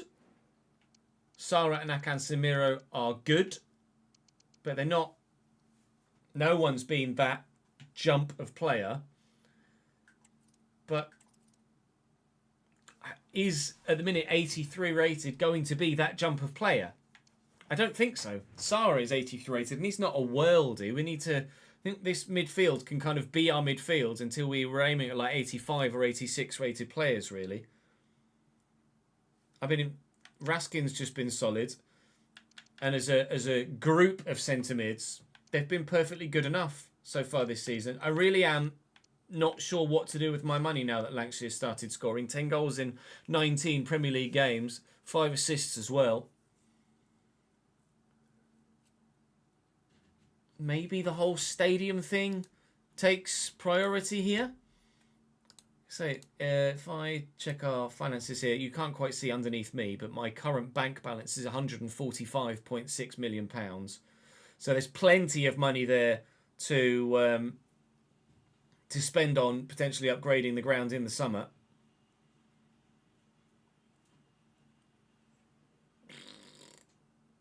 I really don't know what to do. We could go for a Longos replacement now, but Longos is still playing like a player that is 83 rated himself. Palacio's already up to 82. Mikic is growing well and plays very solidly. Ouattara's been a revelation at left back. I've been very impressed with him. The forward positions we're fine with now. And like I say, the midfield is pretty solid. So at the minute, I now don't feel like I have anywhere to spend any money. I don't know what we do. We were so certain we knew exactly what we were doing in January. And then in November and December, Will Lanx's actually decided to turn up for this season. So now it's actually quite difficult to know if we even need to do anything at all. I will take your feedback on it, please. YouTube comment section. What do I do with my pennies? You tell me. That's all for today's episode. Hopefully you guys have had a great week. Enjoy your weekend. I will be live on stream on either Saturday or Sunday. I think Saturday is scheduled at the minute, but we'll wait and see. That might be in flux. I'm recording this on Monday. We're actually that far ahead at the minute on the RTG. So regardless, enjoy your weekend. If you only watch the YouTube content, I will see you back here on Monday for the January transfer window. Morning, Griff. How are we, lad? Backup right back, we use Hoyer. And quite frankly, Mikic has been so good, we haven't needed a backup right back. Mikic has been playing pretty much every game, basically. RTG S88. So, I mean, I could go into January now and record another episode of this save. But again, honestly, I don't really know what to do with my money. Nee, thank you for the 14th month, mate. Appreciate it, man.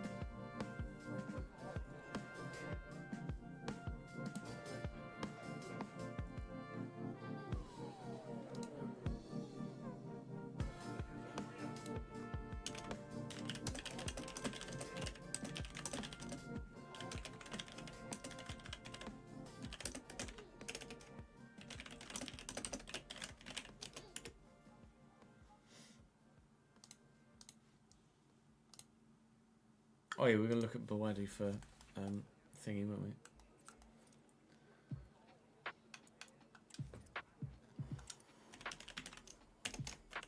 Ayub Bawadi, 83 at Almeria.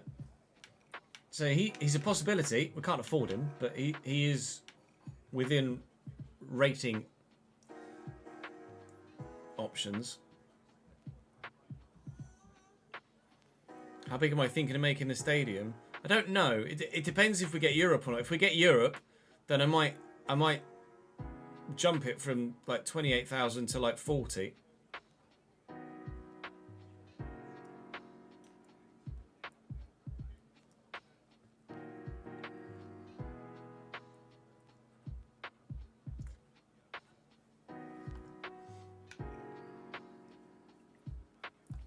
I don't know what to do.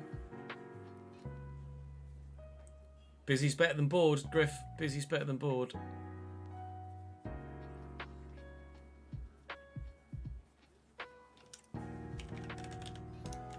Giovanni Fabian. Union.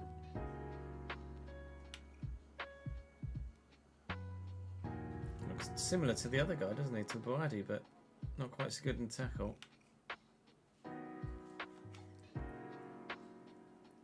What a mop he has. To be fair, you could be on about me as well right now. Arne Engels is too good, I think. 84 at Betis. 91 defensive awareness. See, that's the calibre of player we could look to bring in the summer.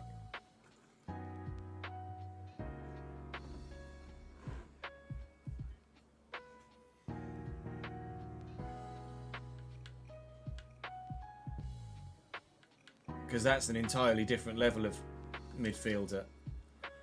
So considering how well the season is going, I would be apprehensive to make changes now, because we can make changes in the summer that would be even better.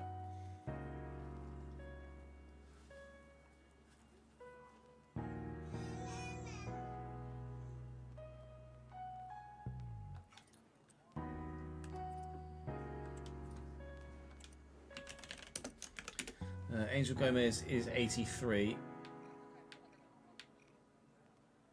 at Valencia, but does look good. Very good all-rounder. And Mateus Fernandez is 85 at Stuttgart. 94 finishing, what the fuck?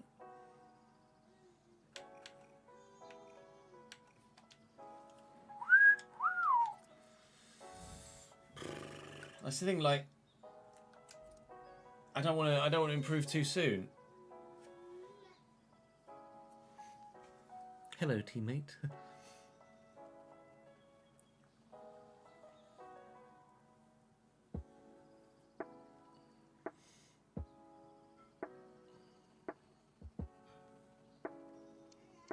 I could maybe look to sell someone like Von der Haar.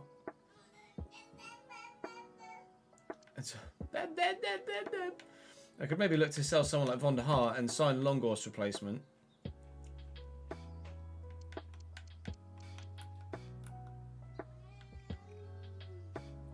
Because Von der Haar's just not playing. I don't know how many games he's played this season. 4. I'm not going to replace Bergstrom. There's no need to replace Bergstrom at the minute whatsoever. He's absolutely fine.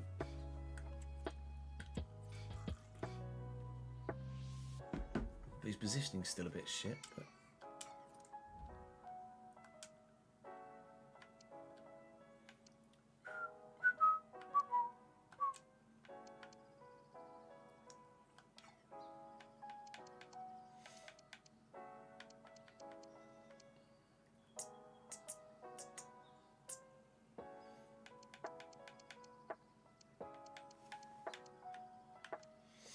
Hoyer's going to go up.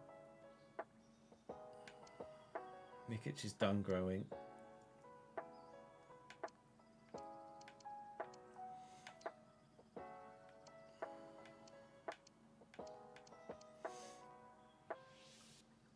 Sarah may well be close to 84 by the end of the season.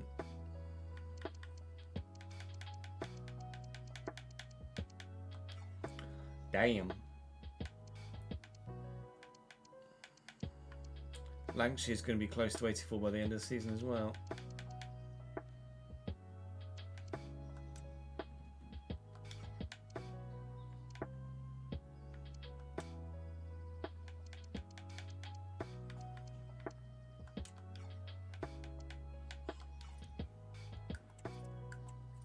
So I'm not really sure. Oh, was it level down for Sarah? No, it was level up, wasn't it? It said 84. Oh, a level down into... Yeah, it shows the 84 there, and it says level down in. Well, that's not fair.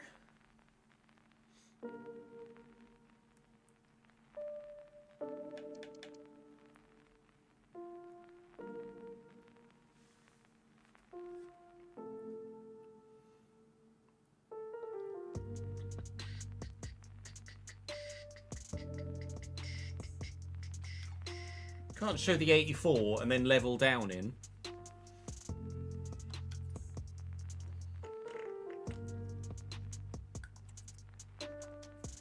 That's just not nice. Tricks here, you know. I need to update the finances actually. Didn't do that at the end of the episode.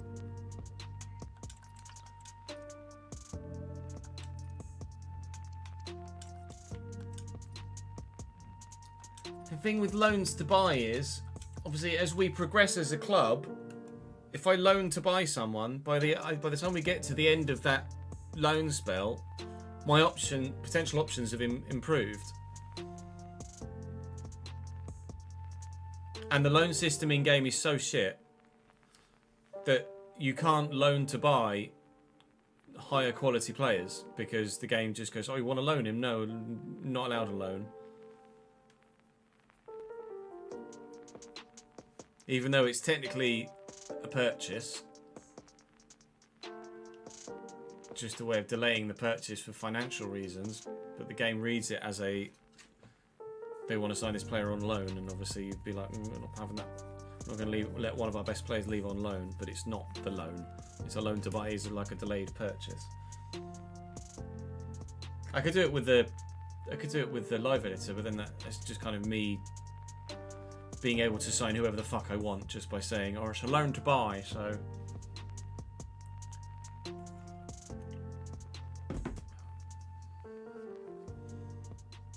It feels a bit cheap.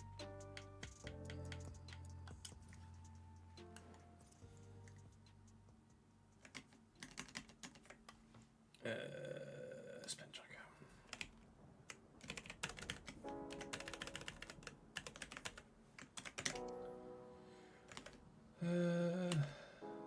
What was that before? Was it 1.73 travel costs?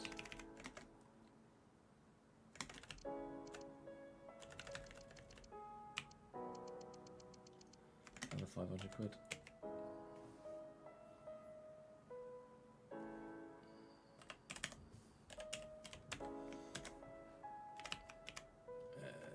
Play wages are still 969135. Yeah, that's what we're paying. Match tickets 24762. 24762 goes to 27927. 27927. 921591. 921591.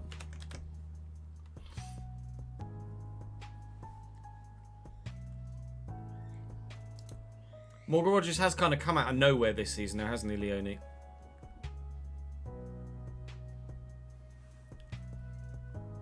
Like, his form has just exploded. At the time Scotty Parker turned down the buy option, he probably wasn't the player he is now.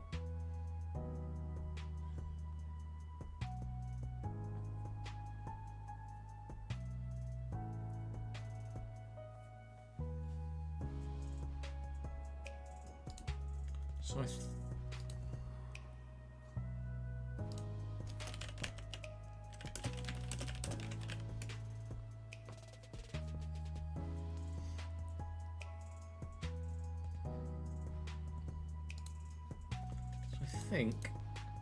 I think I'm going to wait for feedback, really.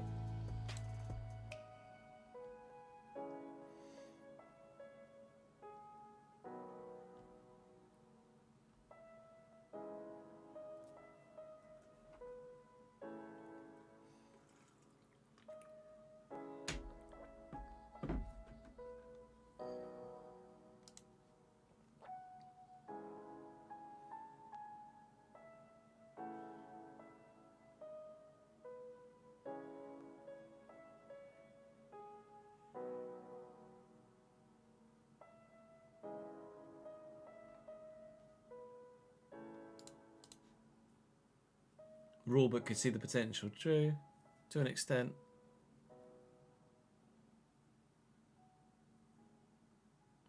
There may be a twist if someone comes in for Lanks here. You're right. But at the minute, I'm like, I don't know what to do.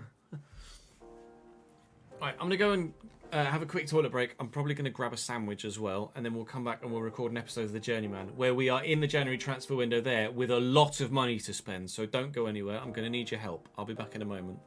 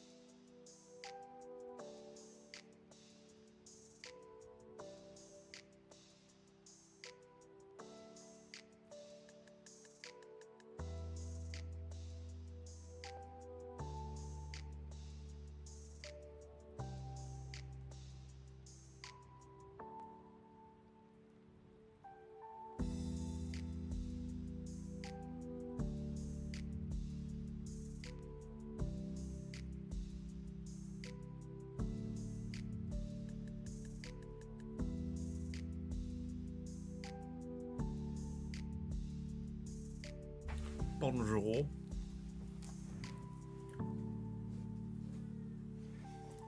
Ça va? Are you alright? And I've not played clubs this year, I don't think.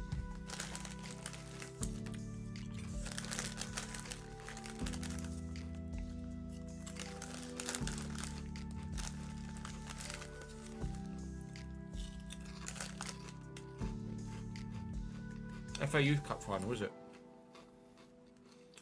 Reese.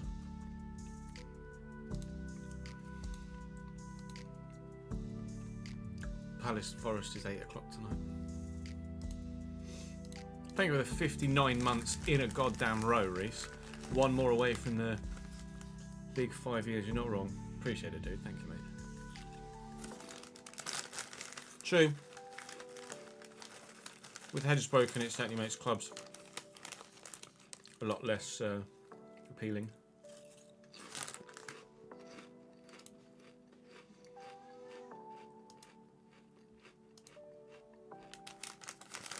We used to utilise crosses quite a bit when we used to play with my friends. When I had that thing called free time, which doesn't exist anymore.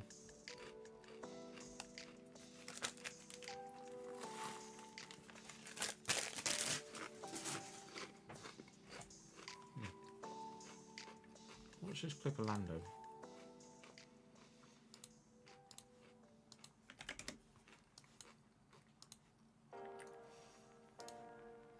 And can we get your thoughts on the battle with Verstappen today?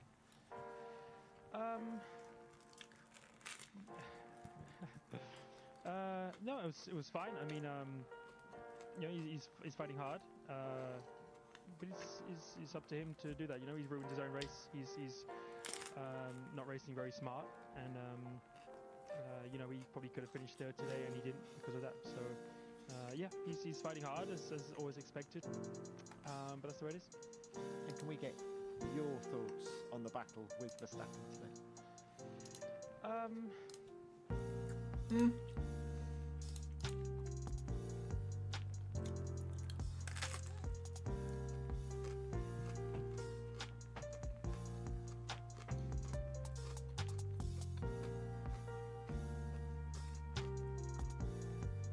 It's not in my trends, Jamie. GB Quote tweeted it. I was curious.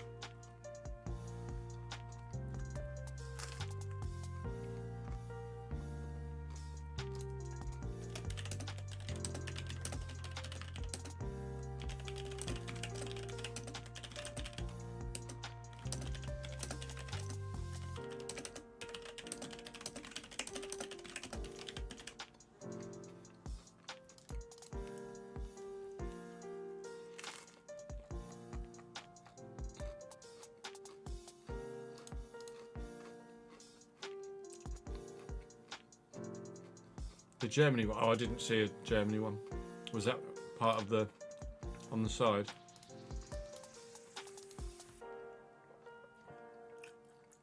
Politics trending Nazi Germany. Oh, good. Romania. I imagine it's because of the Romanian elections that Davidenko was on about earlier.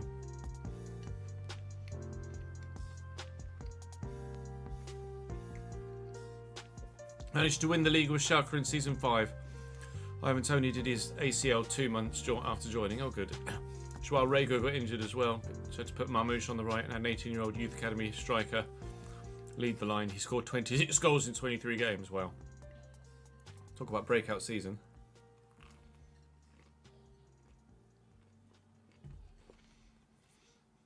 We were, Rob, yes. After 6 games, we'd won 1, drawn 1, and lost 4. 13 games later, we have won 8, drawn 4, lost 1.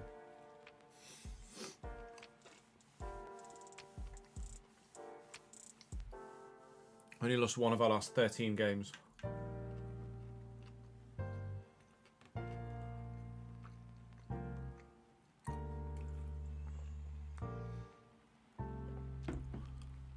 Oh, Hamilton's radio calls yesterday were just perfect.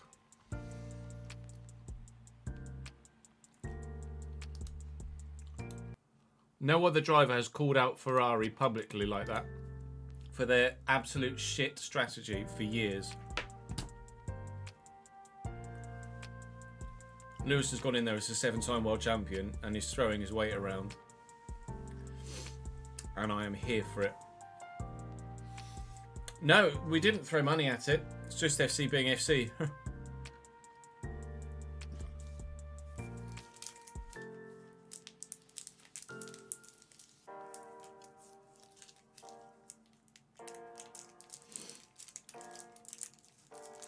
Yeah, Leclerc wasn't quite so to the point, was he? Lewis is not here for that bullshit.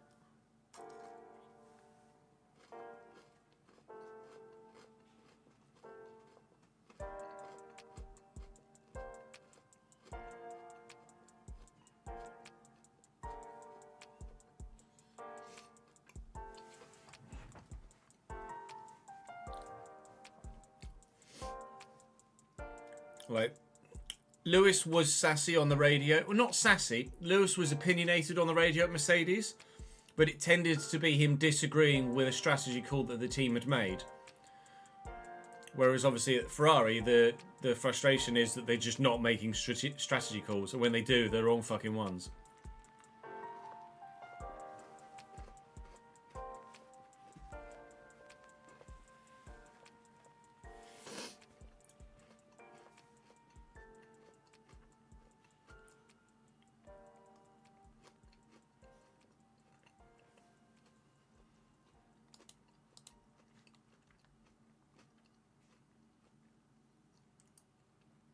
Yeah, no, very much so. It's not that Mercedes are more decisive than most. It's just that Ferrari are really fucking indecisive. Ferrari and Williams. Yeah, Alex Albon, not quite so sassy, but Alex Albon is definitely opinionated on the radio as well. But yeah, it's just Ferrari being Ferrari. They just don't have very good. They just don't have a very good strategy team. They don't have a very efficient strategy team. Which apparently is hard for me to say right now.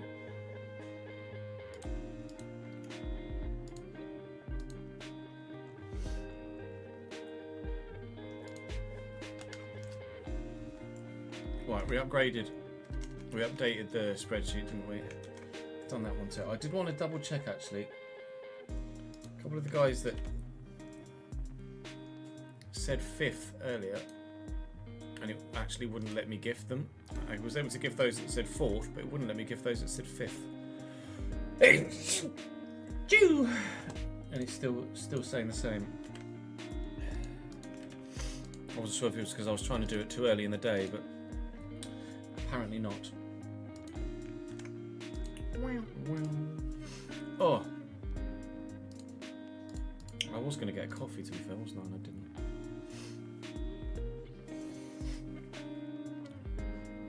No, I know, you're right, Eds. But we'll come back to you.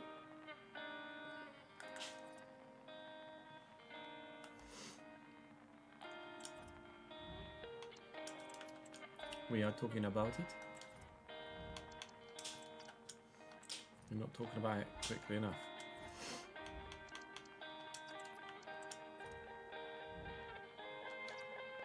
Yeah, if they'd we are checking. Yeah, if they'd have just let Lewis through immediately, which was the obvious thing to do with the opposite strategies they were on, then Lewis would have used the full potential of those mediums, could have taken Charles with him, although probably would have had the pace to have gotten away from Charles as well.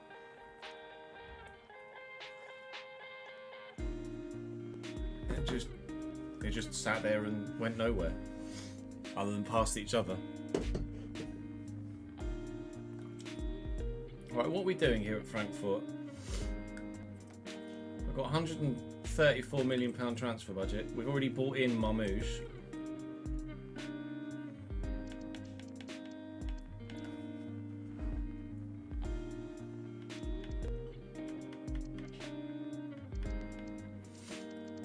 I was replacing both strikers, wasn't I?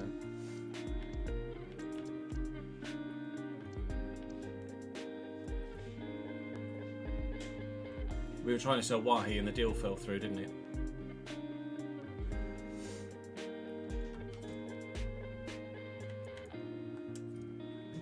We'll change the formation now as well.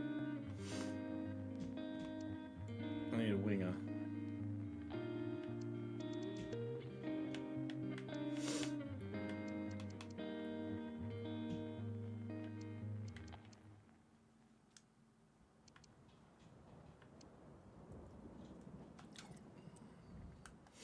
Winger, striker, right back. I think winger, striker, right back.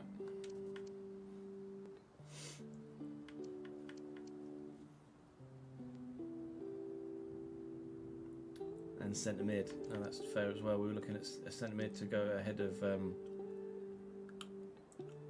We were looking at a centre mid to go ahead of Weston McKennie.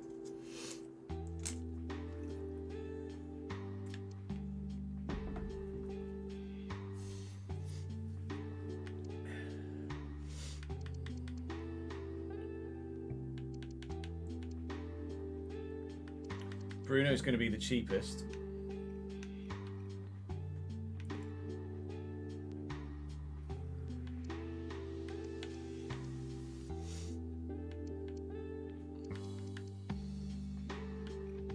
I think I'm leaning Bruno.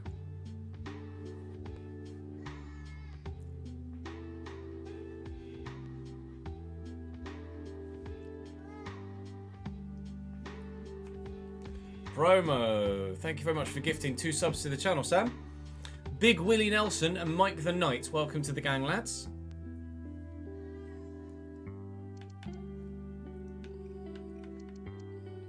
I think I'm just going to get Bruno. 2 gifts for the 2 goals on Saturday. Congrats on the 111 points. Was it this save we looked at Bischoff? 85.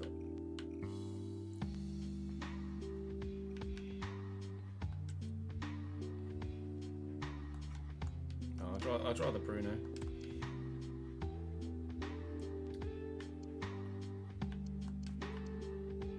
Yep, sums up our season, Sam.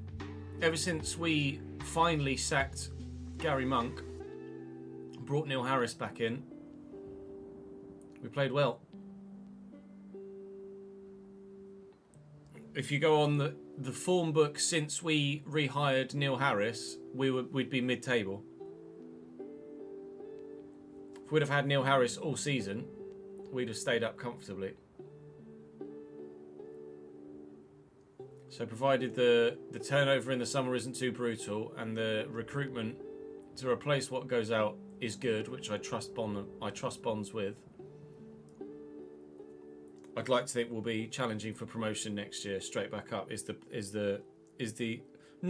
Expectation is the wrong word, but there's certainly a chance of it. There's certainly a good chance of us coming straight back up.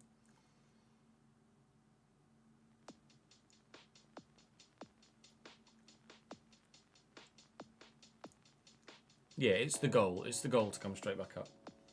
Rather than be like, fuck, we got relegated. No, I don't see us finishing anywhere other than mid-table. I think we do have a chance of coming straight back up.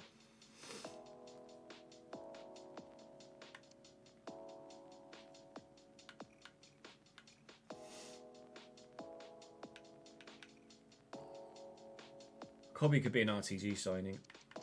Bruno, I can't get in the RTG because he's going to be retired by now. So I'm just gonna buy Bruno.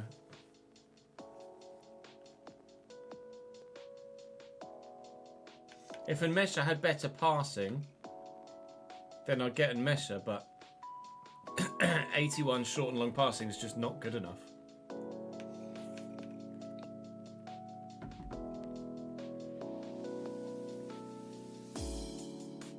Six top hit. Yeah, that's not gone well. Did Graham Alexander get sacked? In real life, I know, or in this save. Oh, no worries, Ben.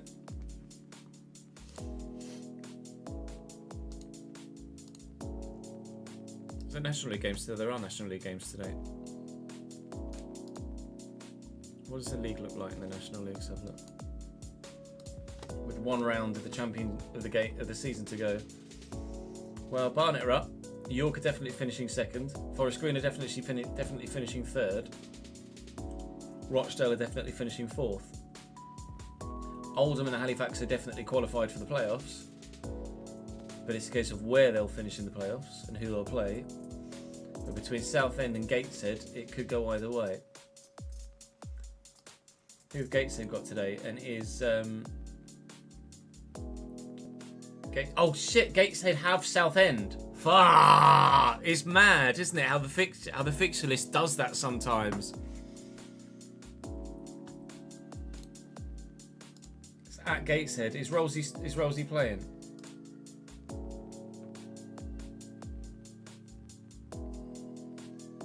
I know Rosie got recalled early, didn't he?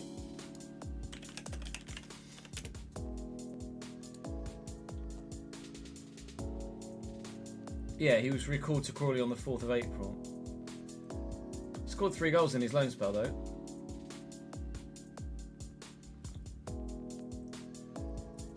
Rolsey back to Cambridge in League 2.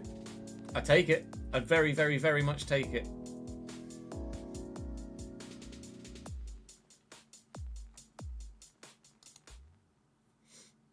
Did he play again for Crawley after they recalled him? I don't know why they recalled him. Let's have a look at transfer marks. That'll tell us.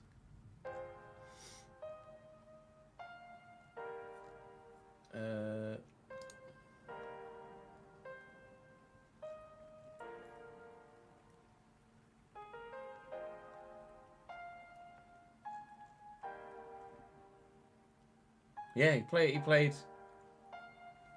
They recalled him.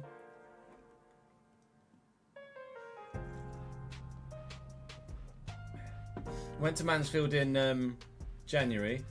They recorded him on the 4th of April, and he played a part in every single one of the remaining games. Crawley obviously relegated as well alongside Cambridge. Played him as a right mid. What's that tally? Assists or goals? Position. Got an assist against Stevenage. Played the 490 against Birmingham, and got the majority of the game in the games against Exeter, Northampton, and Shrewsbury. Come on, Rolsey lad. I definitely still have him back at Cambridge. Macaulay Bonds, he left us. He was absolute fucking shite for Cambridge. Booty, Luke Hannants, former Cambridge player. Ben Warman, former Cambridge player. It's weird that they've both ended up at Gateshead. It's not, is it? It is Frank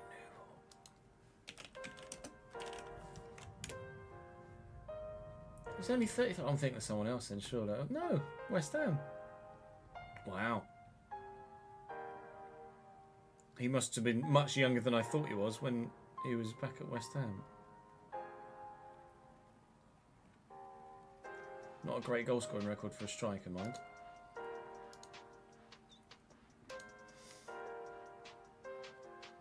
Oh, I was going to say Ollie Coker. Ben Goodliff? Kwame Appiah-Forson? Keenan Appiah-Forson, okay.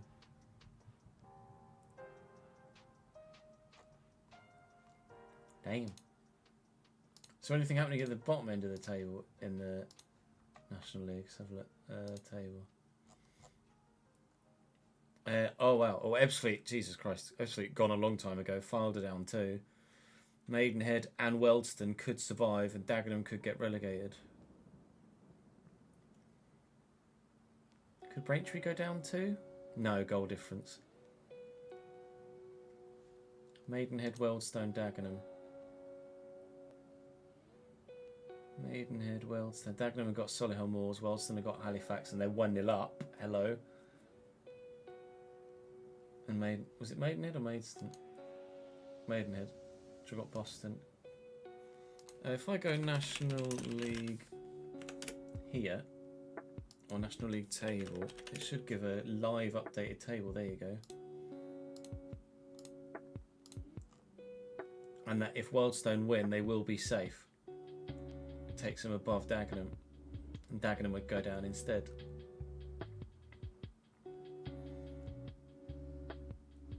Beep, beep. Dagenham, Maidenhead, where's Fylde? Fylde is in Leeds or Lancashire. So all 3 of those 4 that would get relegated as it stands are in London or Kent. So who scored for Woking? Lewis Walker. Change of plan, not lurking because I was to listen to the BBC. Sorry to hear what was happening, but not happening.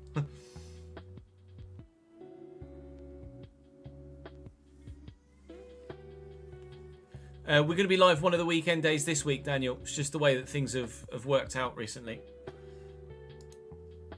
With just real life stuff. York's manager is Jack Hinshelwood's dad.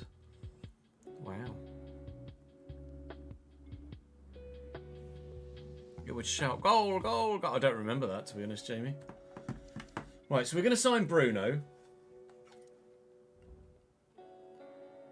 And then we need a winger.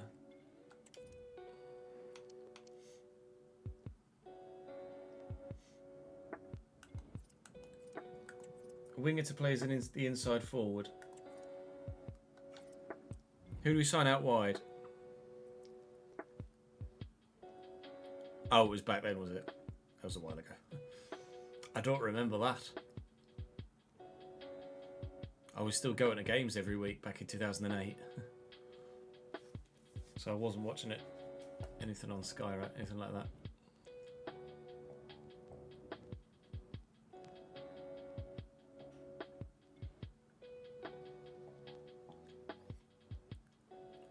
Danker adds Harry Howell is Hinshelwood's cousin. He was on the bench against Newcastle. Yes, we've done the RTG already, Daniel. We recorded an episode of the RTG already today. Right, so right winger. Let's have a look through. Pretty sure we didn't have any right wingers on the list. No.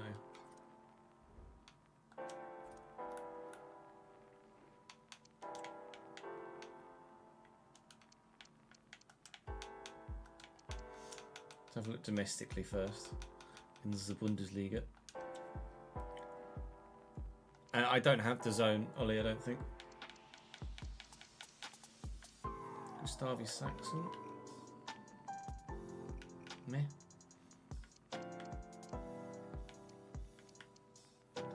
Stanis was good, but he's at Leverkusen, so I can't really justify that. And Liel Abada isn't really the one for me. So there aren't really any options in the Bundesliga unless there's right mids that are decent. Hello, Asher. In his Bradford shirt. Oh, he is. I forgot about Mr. Leal. That son of a bitch. Buonanotte. Buonanotte's probably decent, but he's not really a strong, like an inside forward, is he? Now, Asane Dione definitely could fit that inside forward role, couldn't he? Can dribble, can finish, can pass, and is tall. I like the look of a lot.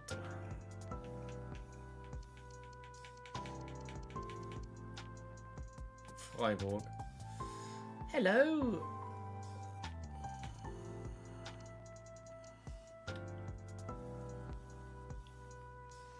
The Ball are having a great season at Como.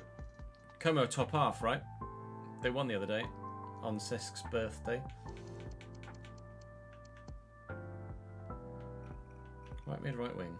I wonder what of. Right mid, centre mid, Cam, Ukrainian. Who the fuck's he a pre-gen of?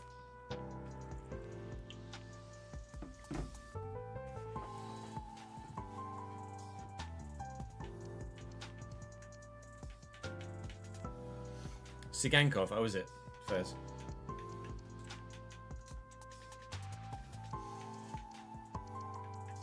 Winner games. Luis Diaz. To be fair, Luis Diaz scored against us, didn't he? Ashaviri. Khakpo. Cody Khakpo. Cody Khakpo would be very good, but he's at Leipzig, so I can't really justify it.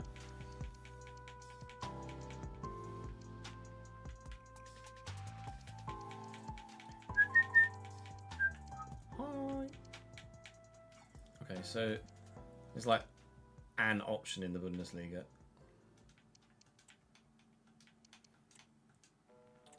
I don't imagine there can be anything in the Bundesliga as far as that. Jaden Adai was the only one that was over 80. Looks thoroughly fucking miserable in his picture. Oh, pasty's got to be hot, Jamie. Hot pasty always. Savoury food is always better hot. IMO.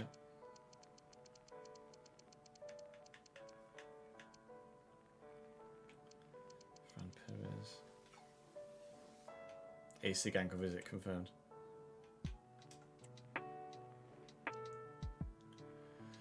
Oh, Frankfurt's your Bundesliga side, is it? Been playing against Louisville City for 2 years now. No way.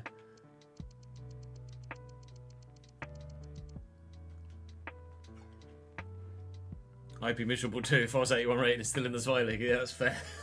I'll give you that one.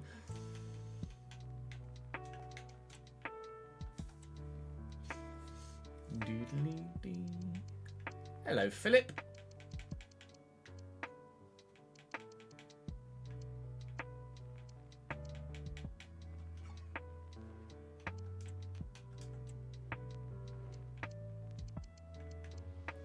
Yellow. Kevin. Alright, Kev. Kvicha Kvaratskhelia. Yeah. Yeah. It's kind of the ideal. Really. Savinio. Sheldrup. Vinny's AC Milan. Fucking hell. Did we look at right wings? We did, didn't we? Yeah, Philip. Get Vinny. Yeah, okay.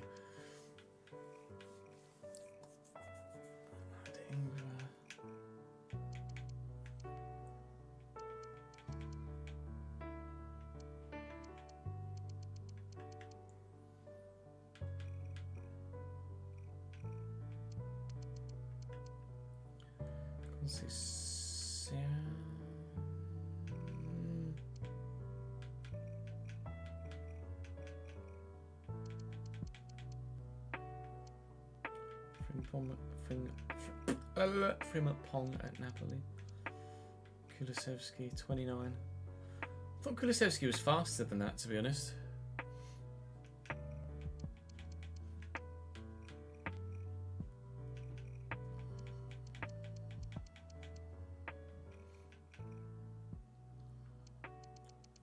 Inter though, I can't really justify signing from Inter, can I? Matthias Sule. Wow. Wow.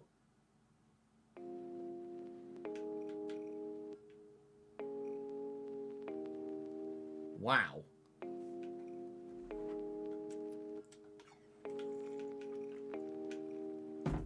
Matthias Sule, by the way.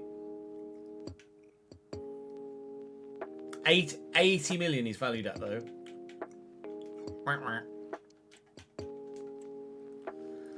Can't afford that. There's Alex paying it. He's pretty fucking good and all.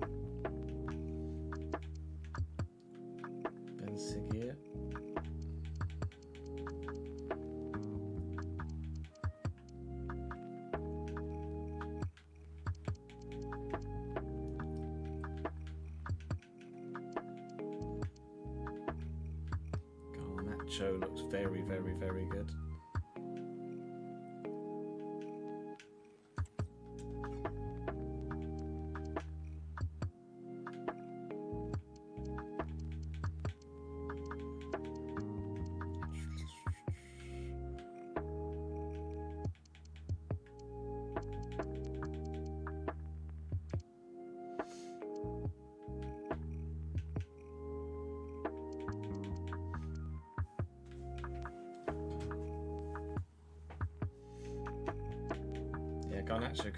Garnacho could be a shout, to be fair. It's expensive though, although we do still have Wahi to sell.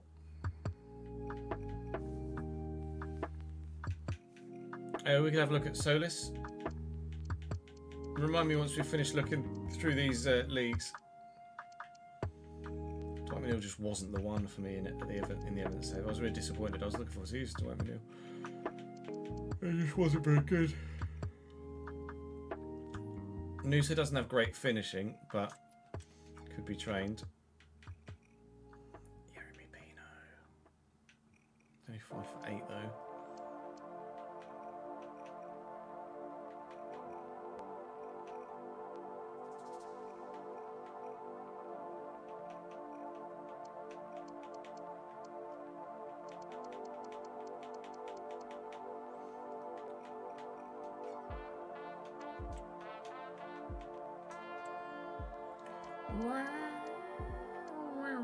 Hello, Martin Cuevas. I wonder who you're a pre-gen of.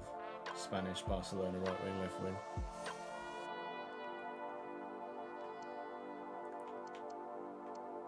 Fucking 1 rated. Kubo.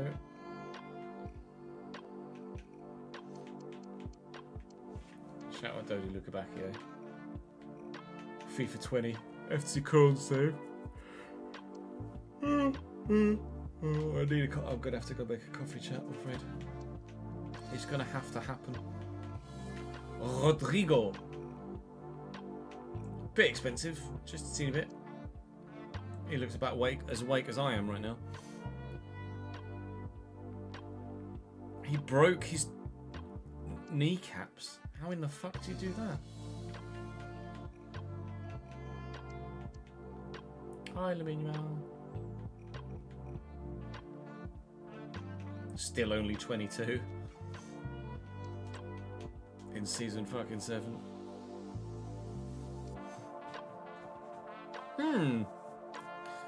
That would be why they sold Vinny, because they've got a Vinny pre-gen who's valued at £250 million. Fuck yeah.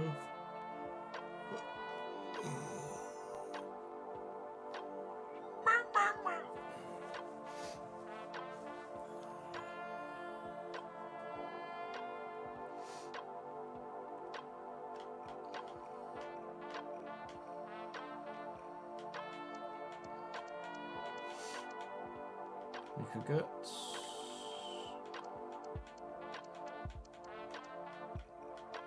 Yildiz is at Barca.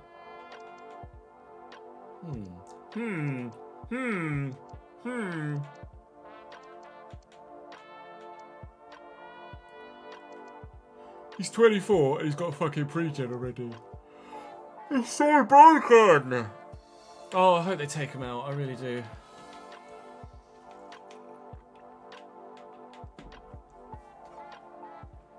Just fucking sucks.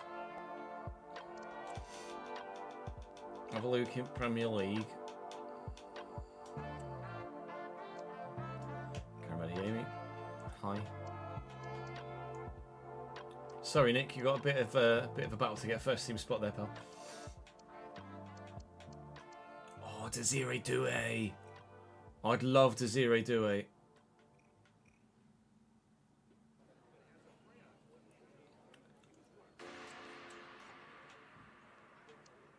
I'd love to 0-2 in the RTG, to be honest. Andy Gordon. Gordon's probably up there, to be fair. Nothing really doesn't do it for me.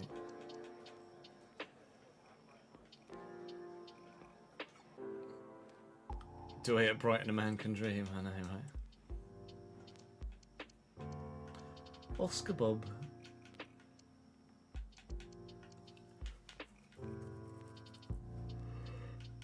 Oh god! Oh, sorry, I'm gonna have to go make a fucking coffee. Oh. Fucking hell. Brennan Johnson. Crystal Palace. You want to, could be a cheaper option. Kangan Lee at Spurs. And Pulisic at Wolves. It's an option.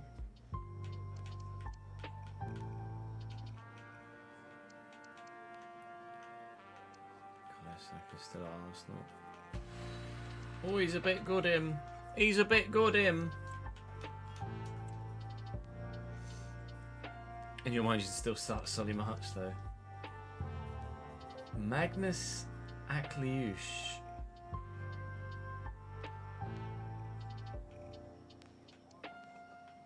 Ahmad at Liverpool, because obviously.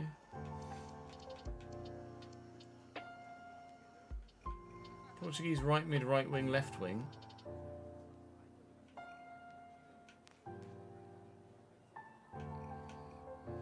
Portuguese right mid, right wing, left wing.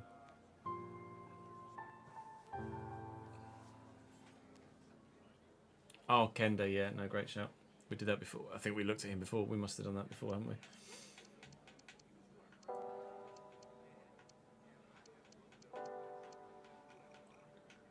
Nanto.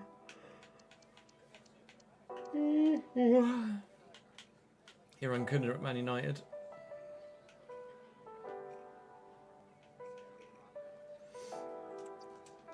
Bad option, to be fair. Kudus at Brighton. Brighton have got a hell of a lot of fucking good players, haven't they? Kudus could be good. They can't finish that well. No, Noni at Bournemouth could be a good option too. Cheaper? Or... yeah, cheaper option.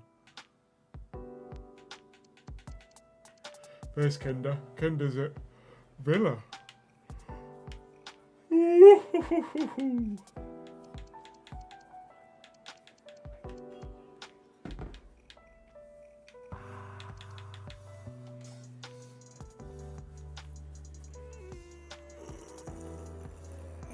Right, chat, I need to make a coffee. I'll be back in a sec. Sorry.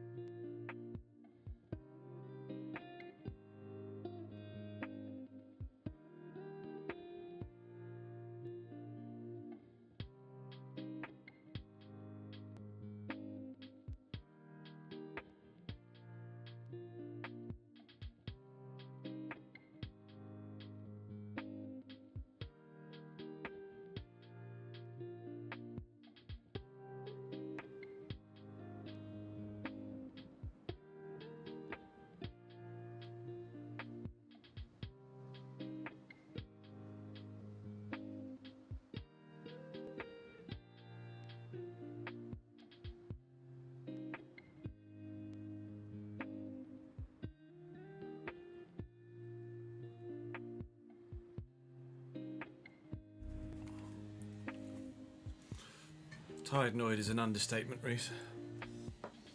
A large one. Oh!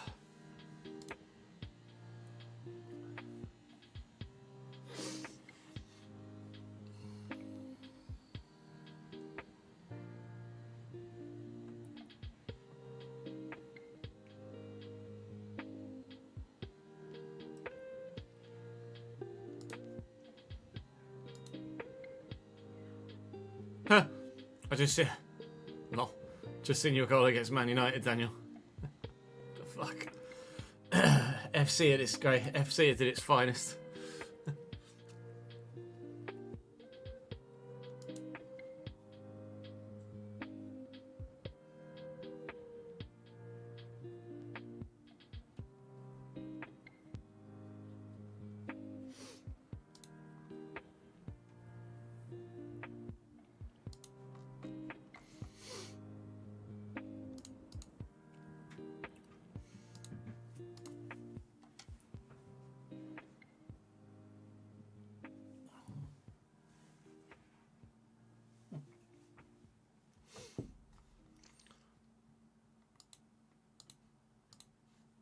Close this now, can I? Don't need that no more. Right, so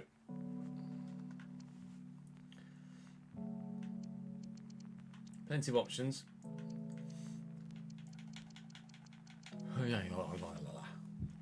Depends what I'm gonna put my warmer t-shirt on as well, I think. Oh yes, Solus. Sorry, cat.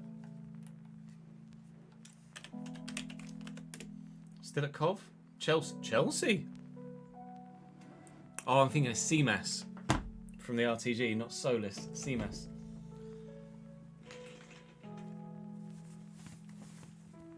We signed Solus in a save last year, maybe.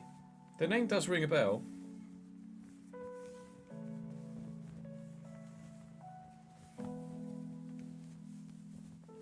No, Solus is decent. Only 33 mil as well. Solus wasn't in the game last year. No, I'm sure he was. I mean, you might be right.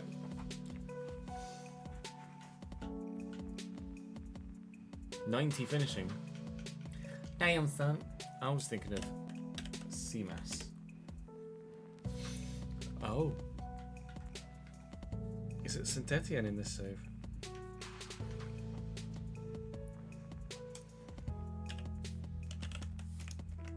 Yerame. Depot.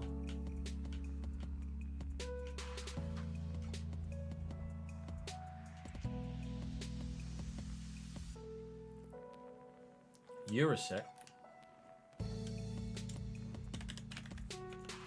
Mate Eurosec. Not the one. Not the one. Right, how did we... Let me just double check. Let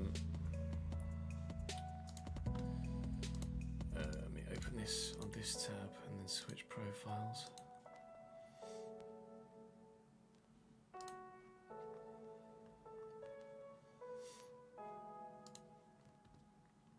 Journeyman's not even getting 1,000 views now on the fucking second channel.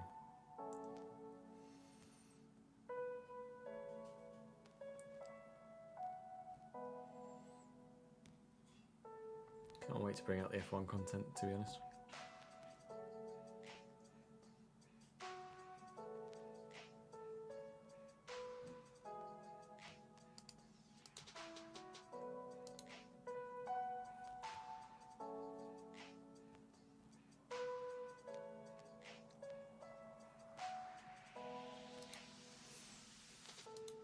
So tomorrow, got tomorrow's video recorded.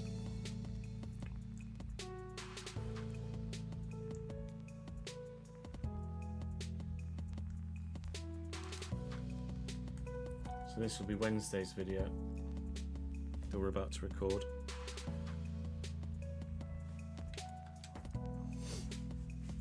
January's a busy fucking month as well.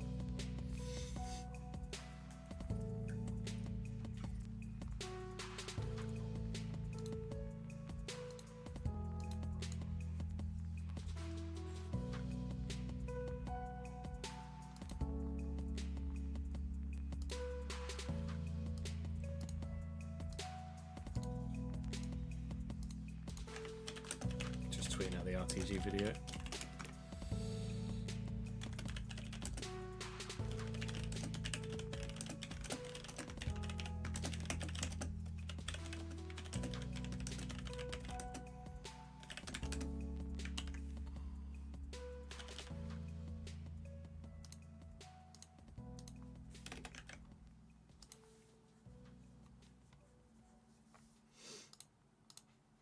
That's good timing. The song's finished. There we go. Jade, thank you very much for the 12th month, 4th in a row. Brand new badge for you with that. When his streamers today, no worries, mate. Went to the Leeds Title Parade today. Nice. Your ears are blocked from it. No, I'm not surprised.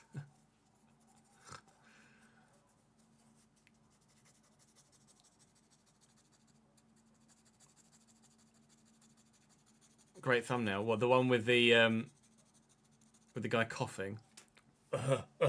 Second season syndrome.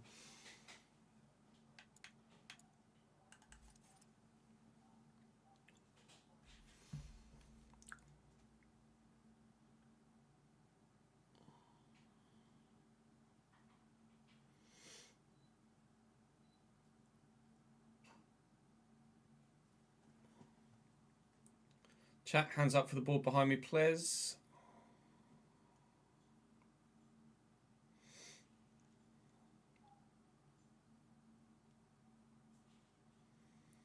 A Brighton career mode next year.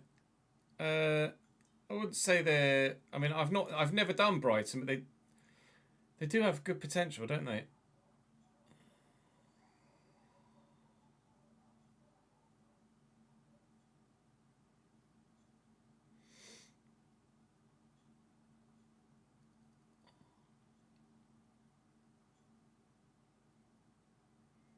They do have a great squad, you're right.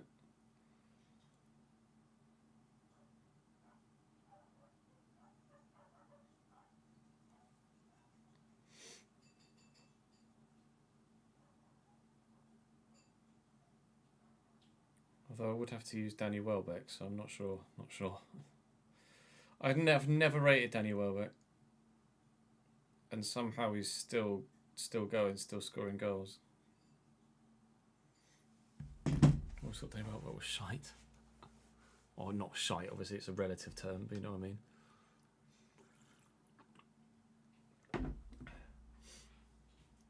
Right, record.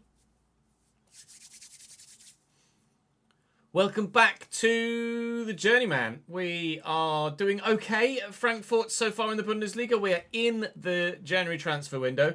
We're 10 points off the top of the Bundesliga and finding it quite difficult to deal with by Leverkusen and Borussia Dortmund above us. But we're doing well compared to everybody else in the league. If only it was a 16-team league, not an 18-team league. We're looking to spend a bit of money today. We would have raised even more in the last episode, but our squad is so thin that we quite literally couldn't lose another player, which is why the deal seeing Eli Wahi leave broke down.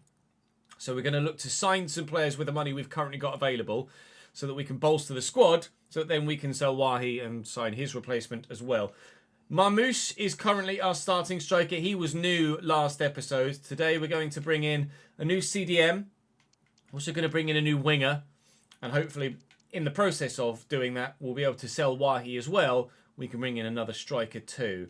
That's the current plan as it stands. And we know, or at least I've decided who I want in the midfield spot. And that is going to be a certain, there's lots of winger options here, certain Bruno Guimaraes.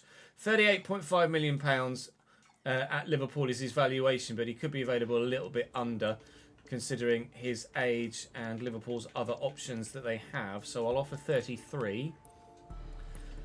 And Arne Slot is going to say yes to 33, which suits me down to the ground. 130 grand a week is a lot, though. And obviously he'd come in here as probably our highest rated player at 86, I think. I'll offer him important. He'll obviously want crucial. But you always try your luck, don't you? Although the agent's not very happy already. Check on her watch. Bruno doesn't necessarily look too comfortable right now. How about a 2-year deal, Bruno? No release clause. And then wage-wise, I'll just give you what you're on. You want the same wages? You signed the same wages? Well, change your tune now, won't you, Miss Agent, looking at your bloody watch? Bruno Guimaraes joins Frankfurt. Hiya.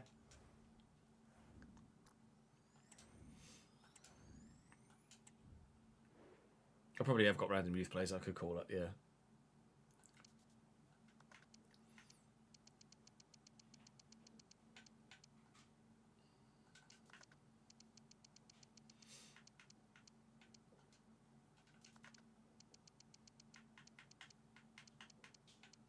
Julie and Manu.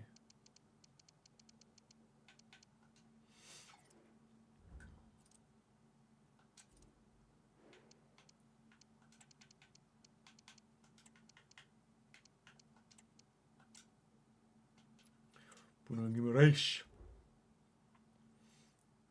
have a look in the academy. Everyone's shit. 62, 65 potential for Valentine Stein. But we'll take them both just to fill the squad out.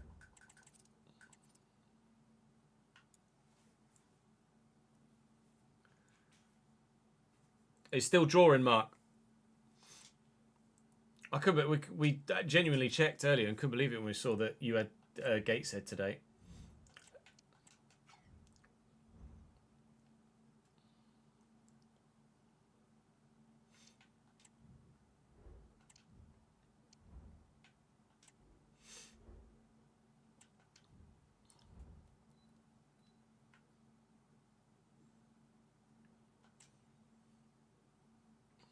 All right, here we go. Another bid for Wahi. 56.2 million from Atalanta.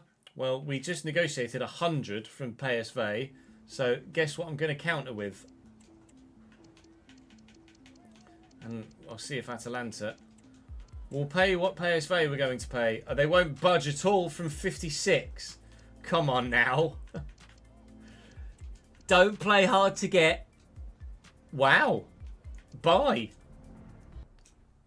That's weird. PSV were willing to pay 100 and were willing to pay 100, but Atalanta won't pay 56.2 for the Bundesliga's current top goal scorer, which is remarkable considering how horrible I find him to play with. No, go away, Leverkusen. You're not having my starting left winger. Thank you very much. That was Phil Foden going to Napoli, by the way. 4 days till the game against Nuremberg. Bid from Manchester City for Callum Doyle, of course. No, you're not having him back. And then I need to decide what winger to get.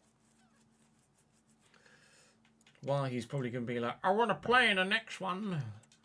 To be fair, in the simmer, I probably will play him. But what winger do I get? It's an inside forward role. We're effectively playing the same sort of role that we have in the RTG. My options are Madueke, Kudus, Irankunda, Pulisic, Brennan Johnson, Anthony Gordon, Desiree Doué, who I might want to use in the RTG rather than here, although I don't see any reason why I can't sign players in both saves really at this stage. Garnacho looks very good as well, actually, at Atalanta, who if they're interested in Wahi, we could maybe do a swap deal with. There's also Antonio Nusa in there as well. Sule looks particularly impressive as well. Very impressive, actually, Matthias Sule.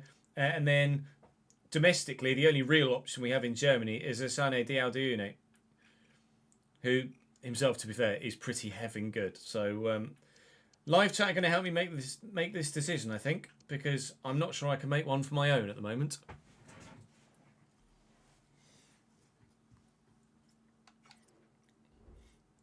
With regards Wahi's contract... 4 years.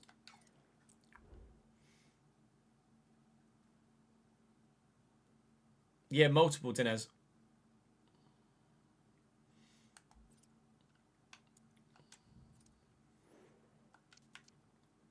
Chat, what we saying? Ghana or Sule? None of them are fixed heading though. Not for career mode anyway. Unbelievable, Hefe.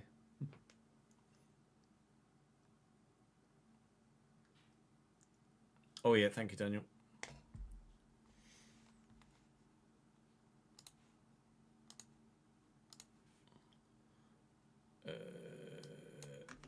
Journeyman Career.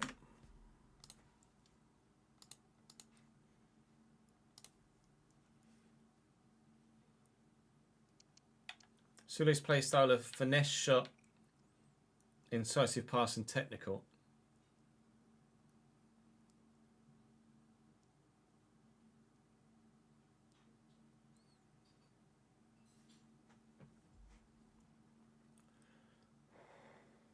Compared to Garnacho's finesse shot, technical, flair, quick step, acrobatic.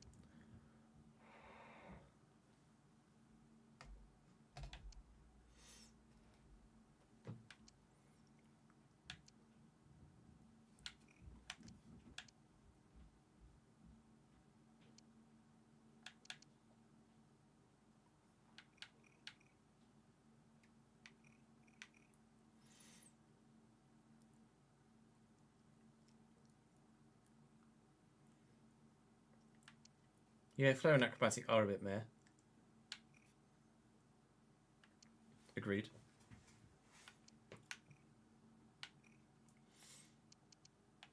Oh mate, Desiree Do is so good. So good, so good. I really want Desiree Do in the RTG.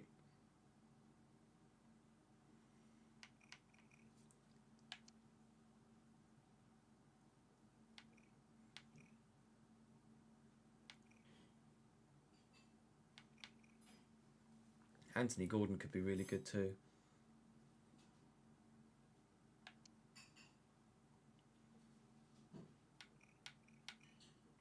Similarly, Brennan Johnson, he can't pass, but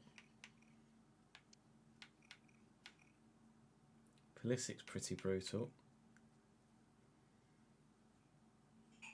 Some people say flair makes your finesse shots better, really.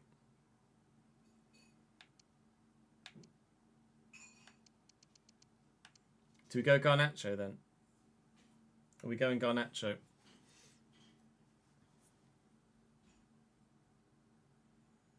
I don't really want Noosa.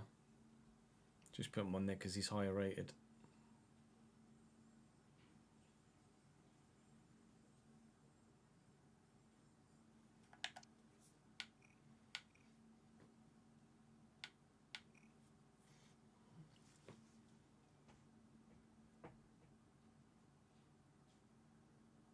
His finishing's rubbish.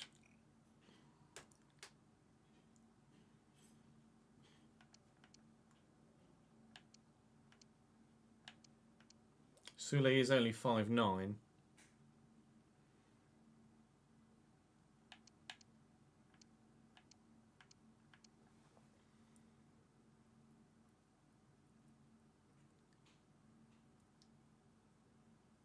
Need more towards Sule because he's left-footed. Okay.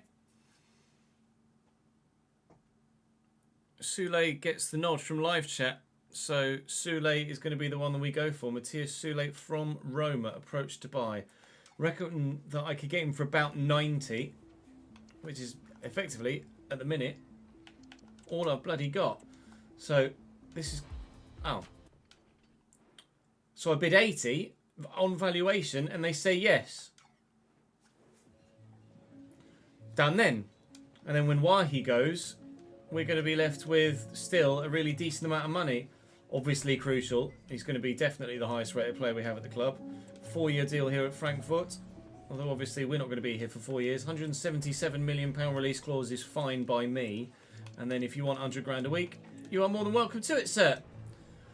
And he's more than happy to sign it. Here we go. Matthias Sule, the Argentine from Roma, joins. Welcome to the club, sir.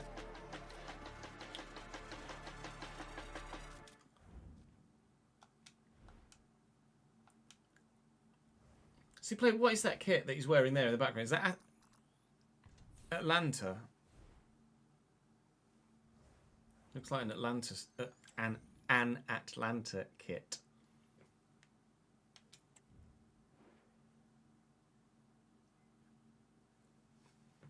Oh, it is the Roma kit, is it? Fairs.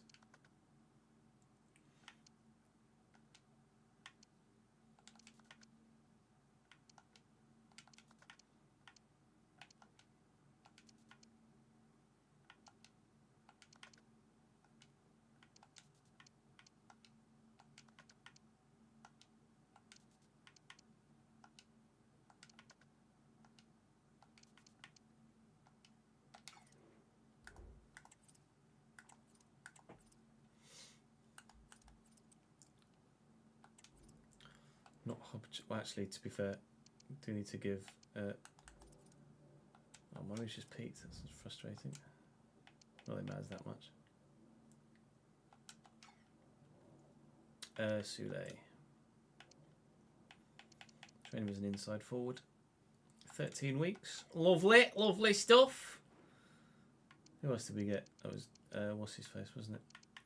Where are you, Bruno? Oh, you're balanced. Level down in, so we want the longest one, really. Level down in 51. 51, please. Ciao, mate. Ciao, doch. Team management. Matthias fucking Sule, mate. Take Wahi out of there. Because he's not going to be playing for us anymore.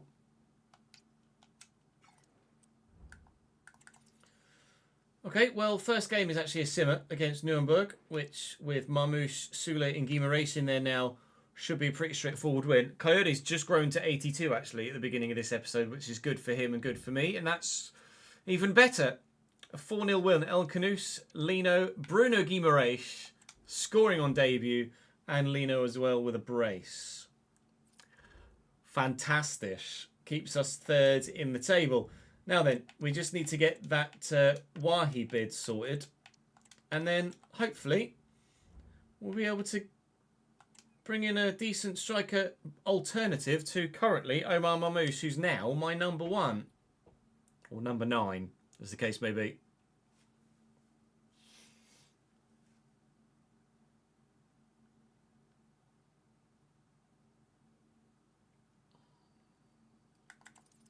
Who else did we have this month? That's my career, not calendar. Luke Haber's a good left back, is he? Freiburg. I thought we had Leverkusen at some point in the month. We do at the end of the week.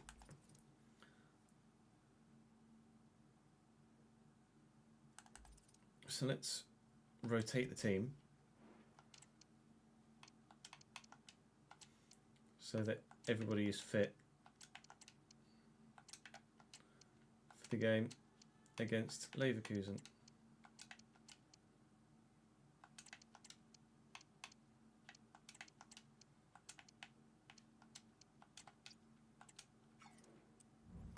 Just to make sure.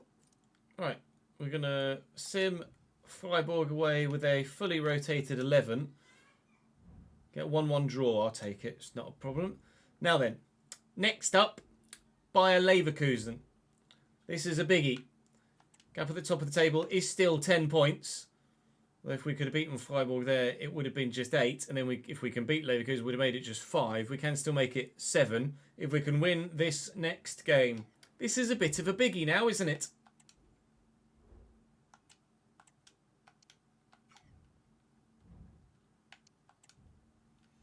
A little bit of a biggie, isn't it? Slightly. Just a bit.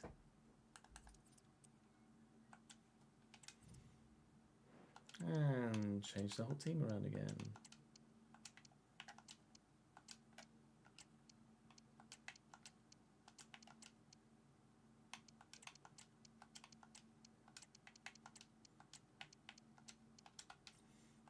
Nice.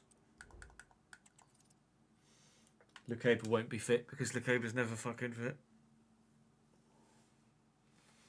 Oh, bid for Wahi. Hello, Chelsea. Now you've got pennies to spend.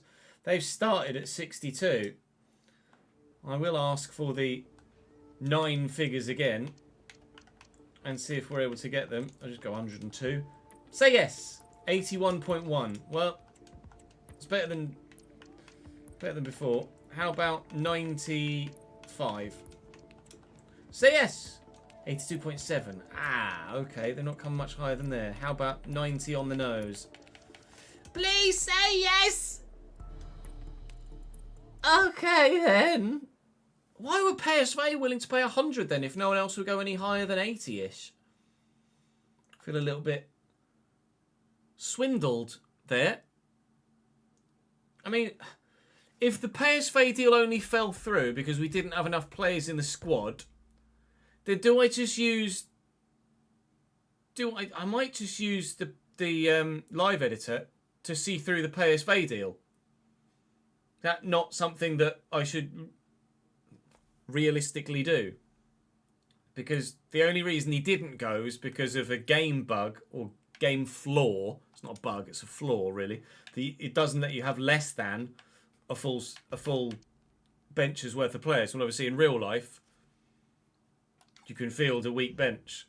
You field a not full bench as well, but the game can't compute that. All right, I decided in my head, I'm doing it. Wahi is going to PSV for £100 million because I'm not losing my deal because the game isn't made properly. So Wahi, player, transfer player, not a random team. PSV, please. Thank you for £100 million. He can be on £75,000 a week. A 2-year deal is fine. Finalised transfer. Buy Eli Wahi. Thank you for my money. PSV. Let's go and play Leverkusen. And of course, Lecaber's not fit.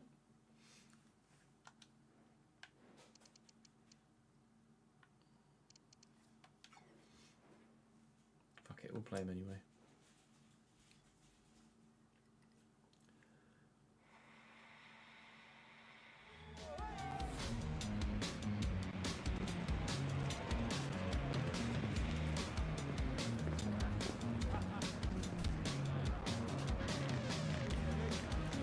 Perfectly drinkable. Love it.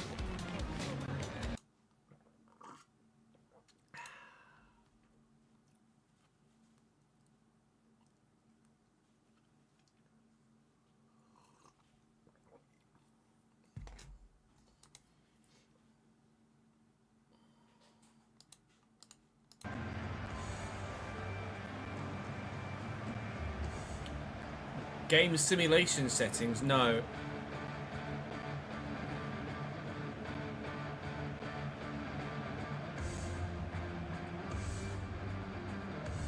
I don't remember them playing this in real life when we went to Leverkusen, although it wasn't a Bundesliga game, it was Champions League.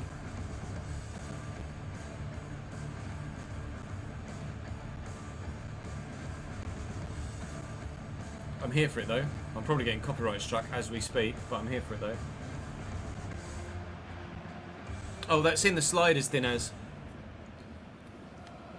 That's in the sliders. We changed that to custom. Maybe they did play it in real life and I just don't remember it. Myself and a couple of friends went to a Leverkusen game in January? February? Earlier in the year.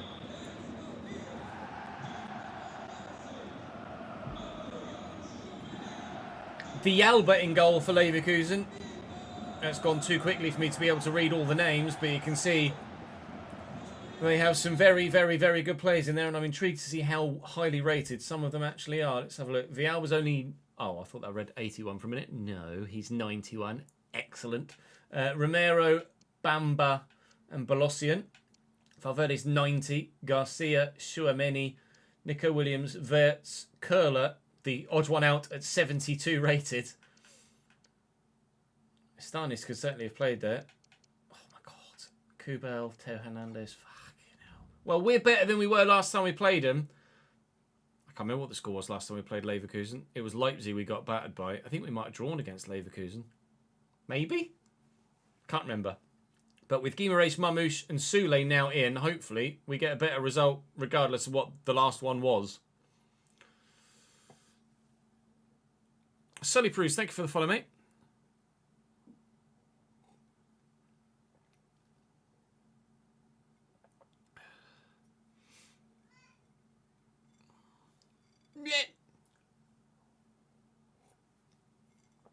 Oh, God, sweet caffeine.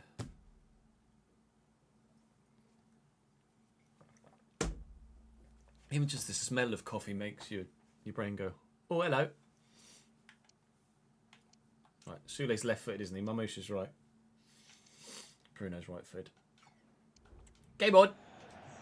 Game on. Coyote to Lamine Camara, who got nailed immediately. El Canous to Samuel Lino. Lino looking for Sule. What a start it could maybe be, but isn't because it didn't quite make its way through properly. Yellow card for Nico Williams. No surprise there. It was a late challenge. It was deserving of the yellow. Could have been. 1 goal to the good as well, but unfortunately didn't quite fall for Sule to score on his played debut. Even though we have seen a goal on debut officially in this episode now with the man that's in possession. The man who's given possession away. Bruno Guimaraes grabbing one against Nuremberg.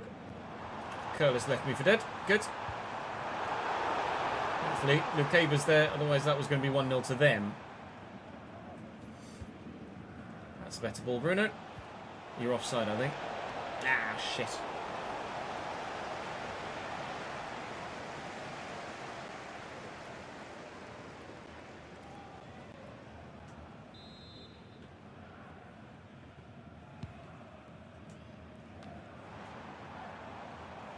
Curler. Williams. Oh, it's just untouchable at times. Sometimes. Coyote. Of course. Just pluck that out the air at waist height. Why don't you? Good challenge, Coyote. And Sula's there to keep it in play as well. And we are off. Toodaloo. Bye-bye. Running. Running. Running. Running very fast. And as far away from goal. As far away from goal. As far away from defenders as possible. Sule again. Ah, I've fluffed that up. Good. Well done, Ches. Here's Curler. Back to Nico Williams Jr. Curler was the odd one out at 72 rated, but he was bloody quick a minute ago. And actually caused me a lot of danger with a good run. When he faced offside. 18 minutes in, it's still 0-0 at the Bay Arena. I lost 5-2 against Leverkusen last though, did I? Thank you, Ryan. That's very much not a draw, is it? Well done, Ches. I must have cleansed it from my mind. Okay.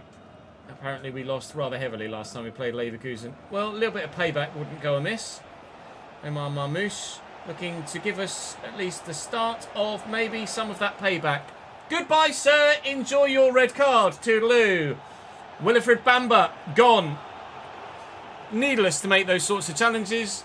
It's more realistic to just not make a challenge and just continue running. But for some reason, they throw those random lunges in this year.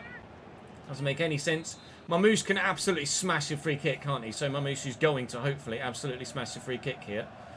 Omar Marmouche from a free kick into Florian Wirtz's face and then the goalkeeper's hands. But they are now down to 10 men and have, or had, only 3 centre-backs on the field. What have they done to try and adjust for that now? They've dropped Chouameni into centre-back for the time being in the short term.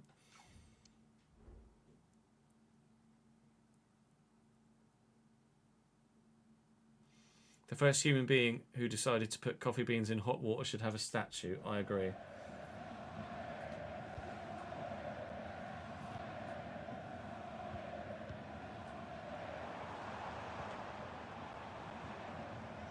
Curler. Okay, intriguing. Didn't work.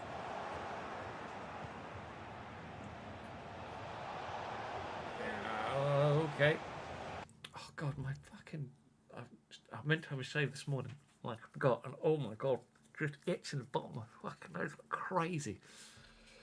Oh chat, do not let me forget to have a shave before I stream tomorrow. My god. We're on the rig tomorrow, so I don't want to be like halfway around a chicane and then have my fucking nose go tickle.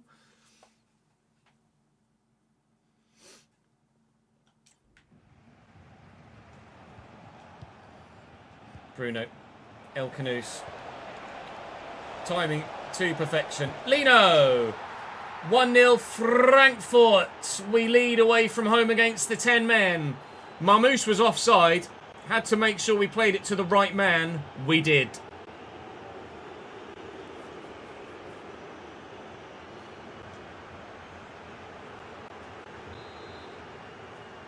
Eins null.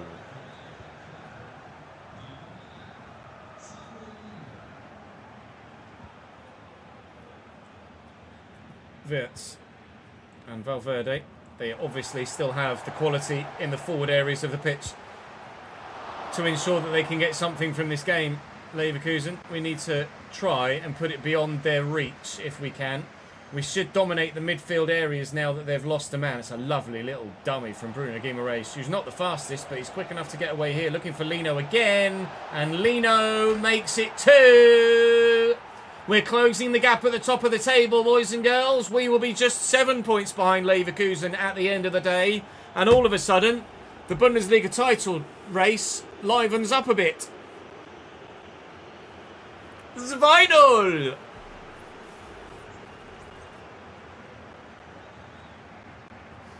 Oh yeah, they're unbeaten this season as well, aren't they, Griff? I forgot about that.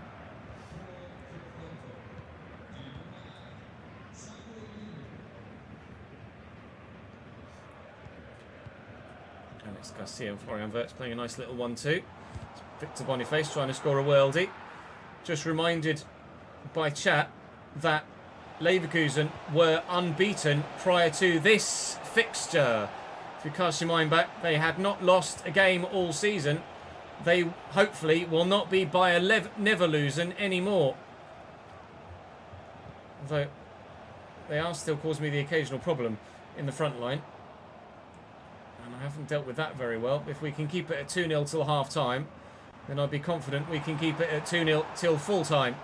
And that is what's going to happen, at least in the short term, and hopefully in the longer term as well. In fact, we might even maybe be able to make it 3-0 before half time if I can just find a way past bloody Chouameni. Marmoush is trying his absolute best and slams it against the woodwork. The keeper nowhere. Absolutely nowhere. What a third goal that would have been.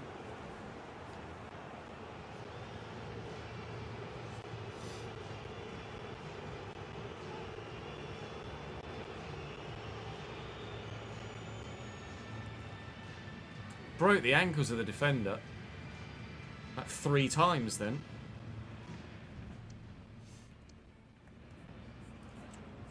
The cable's fucking dead.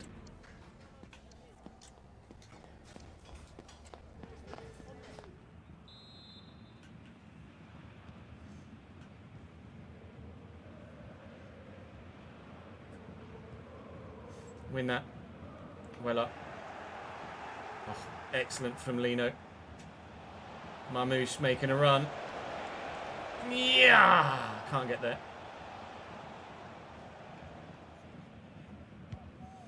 Estanis for Curl is the way around we anticipated that they were going to start. They have now made that change.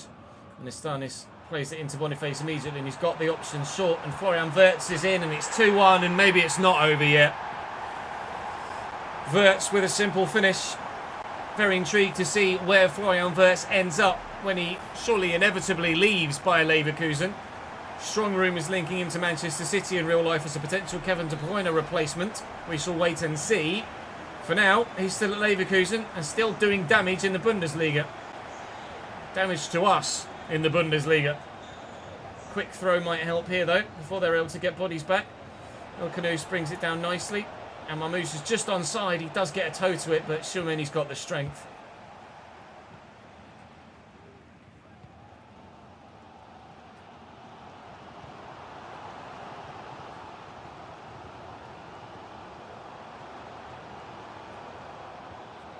Boniface. Valverde. Oh, Petrovic brings it in. All right. I'm getting nervy now. Against the 10 men. I am starting to worry that maybe it's not as simple a result as we thought it might be. If only that third had gone in prior to half-time from Marmoush. Lino's very fast, and you can see I'm utilising and leaning on that very much so here. Trying to find a teammate to add a third and then just can't quite do it. If they want to get Nico Williams sent off as well and go down to 9 men, that would be lovely, and then I would be confident of getting the win. But in the minute, the nerves are building. Sule looking for Marmoush, finding Marmoush. Lino on a hat-trick. Lino has his hat-trick. All right, confidence built back up again. Dry. Hat-trick for Lino. Real Madrid do not need Florian Wirtz.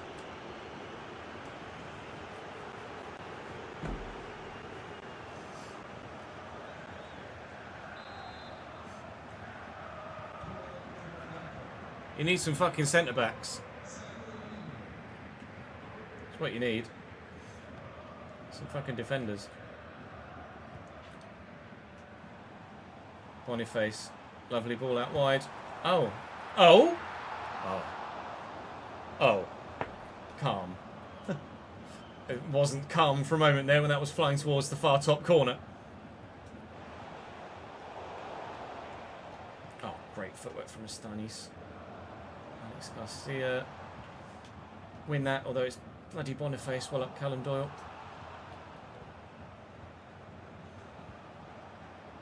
Kamara. Ah, should have been better. Chop him. Couldn't. Doyle, lovely ball. Nearly a lovely ball out to Lino. And Estanis dinked. Up we go, down we go, forward we go. Score, please. El Canus. Amus has been nothing but offside other than the one chance he had before half-time that I wasn't able to tuck away. See Guimaraes back here. Roll the man. Roll him again. And Bruno!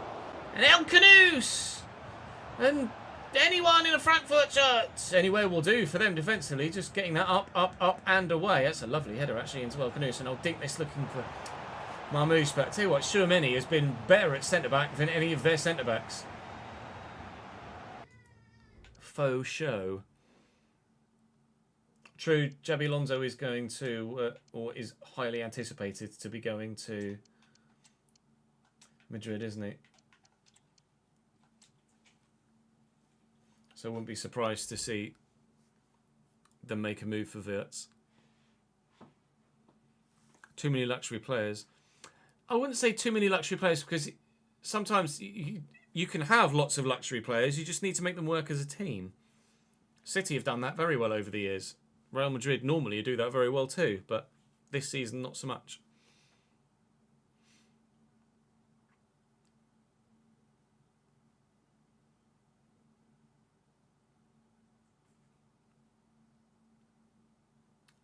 Yeah, it's not the first time you said the noises that Rodrigo might leave the club. I don't know where Rodrigo would go though. I mean, I guess theoretically anywhere the fuck he wants to because he's that good, but I don't know why they'd let Rodrigo leave.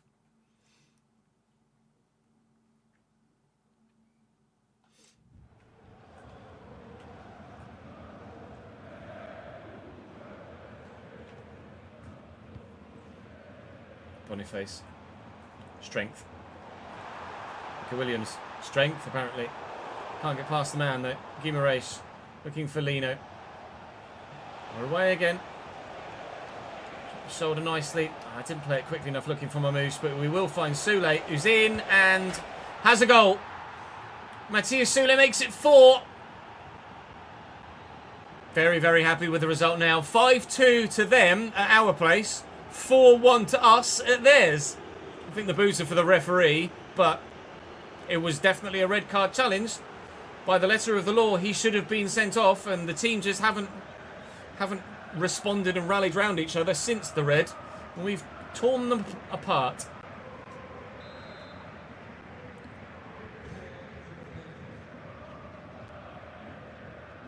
Well, Rodrigo as a Salah replacement would be outrageous. Final whistle sounds out the Bay Arena. Resounding win for our boys, and we're very, very pleased indeed with that. New signings fitting in very nicely. Mamouche looks lively. Samuel Lino, the original man in the front three, and well, certainly he made an impact there, scoring a bleeding hat-trick, didn't he? Weston McKennie is improving continually, which is excellent. Everybody's improving continually at the minute. We look okay in Europe as well. £104 million in the budget. I do need another striker. What do I need another striker? I've got Mamouche. I've got Mesha. I could probably do with someone of quality to come in as an alternative to Mamouche that's better than Mesha. But at the minute, I'd be tempted to just pocket that 100 million. I could probably sign a striker and a right back, thinking about it. Let's maybe think about doing that.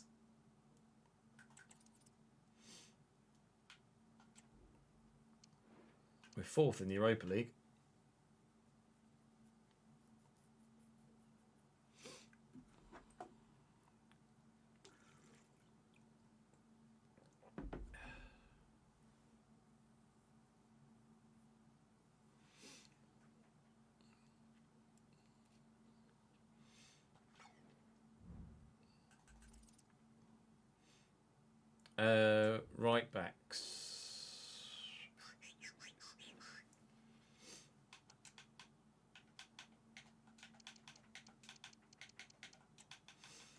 Who could we sign as a right back? We'd probably sell Coyote as well, maybe.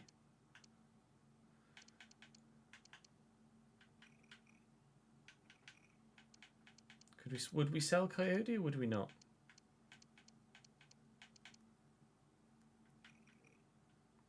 Martin Fernandez looks very good at Fulham.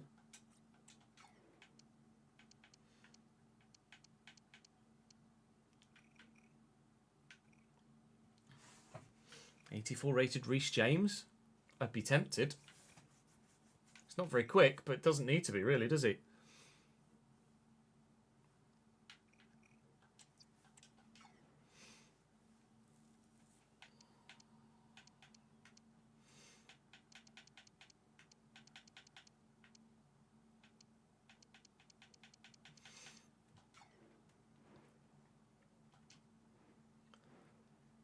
Who do we currently have as backup right back? Booter's our backup right back, isn't he?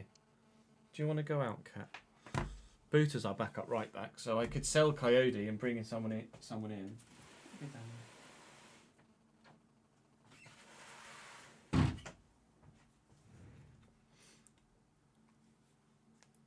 Can Kamara play right back? No. Although, no.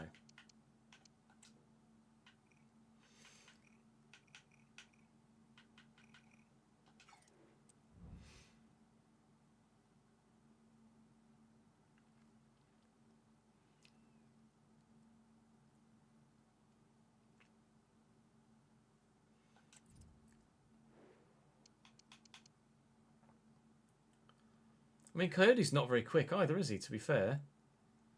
81 acceleration, 75 sprint speed, so it wouldn't be that different to have Reece James in there. I think I might get Reece James at right back, you know. I think we sell... I won't even need to sell Coyote. Might just be able to keep Coyote as backup because of the budget. I'm going to go and get Reece James, I think. I'm going to get Reece James, and then we'll take it from there.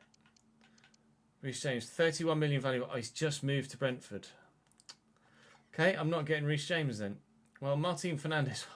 that's annoying. Martin Fernandez is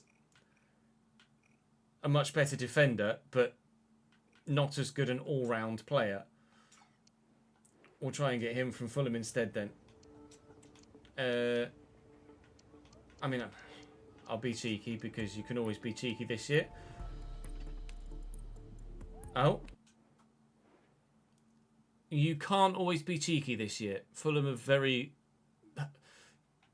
firmly said absolutely fucking not there, haven't they? Hey, Red Soldier. Thank you for the follow, mate.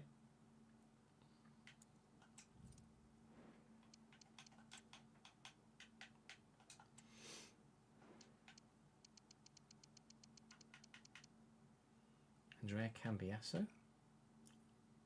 Who's he? How have I not heard of Andrea Cambiasso before?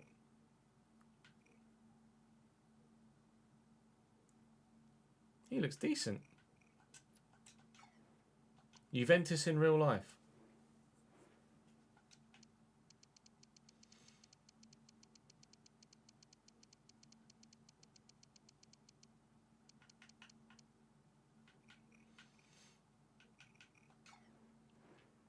Colchester Moneyball at the moment. Nice one, Red Soldier. How are you getting on? Remind me how a Moneyball works again. I forget. I know that RDF Tactics does Moneyball stuff, doesn't he, on FM?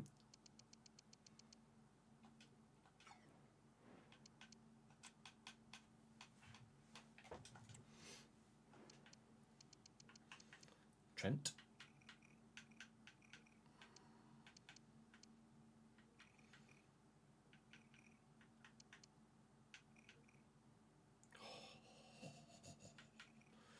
Fucking hell.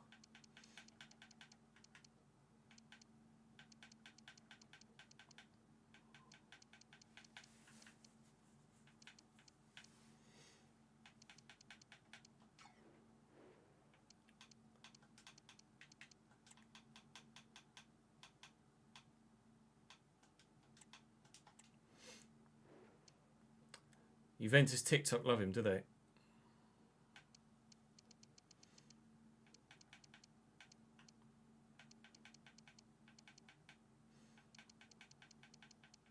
So just Koundé and Hakimi, is that it in La Liga? Kiriani Saba. I like the look of him. Villarreal. Juan Luis Sanchez. Prefer Saba. Ben White is a pass, I think. Okay, I think I might actually try and get Saba in instead of Martin Fernandez. Fernandez is obviously quicker, but Saba does look pretty solid. And 88 acceleration is very good as well. 83 stamina, very good in the tackle, can pass, can control the ball, can cross very well. I'm going to go for you, sir. £32.5 million is his market value. No, I do not want to pay 76.1. Thank you very much. Again, we'll try and be a little bit cheeky. My cheapest exit record I could get for much less. 33.5. So basically valuation plus a little sell-on clause. If you do maybe 30.5 plus the sell-on clause. Muchas gracias, Marcelino. Saba is on £40,000 a week. So yes, he can have important. We will offer him basically what he's on, maybe a little bit of a pay rise. Would you like £55,000 a week, my friend? You are more than welcome to have it if you wish, and have it he shall. Well, if we can find a backup striker for within budget, then I'll keep Coyote. But I could probably sell Coyote for about that, really. We could probably just do a straight swap, an upgrade in that position. We'll wait and see what happens now with the backup striker, or we might even do the backup or make a backup striker signing in the next episode tomorrow. Take Sasha Bowie off that list now. There's been quite a bit of transfer stuff today. Put Coyote there on the bench, and then Buta's retiring at the end of the season, so you're going to need two right backs anyway moving forward. Lecaba's now 88 rated. Mwah, vamos, love that. That side is significantly better than it was when we first came in, isn't it? Who do we have for the rest of the window? In the calendar, Mainz, Rapid, and Ferencváros. And then we move into February. March is going to be a biggie. And then April and May. And obviously, we hope, well, we are going to get through in the Europa League as well. Okay, we'll call it there for today, for this episode. And then tomorrow, we will sign a backup striker and finish the window and head into the second half of the season, hopefully, in a position where we can challenge for everything we're still in. Still a bit annoyed that we didn't get through in the Deutsch Pokal, to be honest. But that's football. Das ist Fußball. And hopefully, they might well be Zwei trophies for us at the end of the season. We live in hope. I'll see you tomorrow. And that way we can record that episode now as well. So let me just double check what episode number of the RTG that is. 8, I believe. Or Journeyman, sorry. Journeyman S78. I'm going to go and have a quick toilet break, and then we will record another one. BR and B.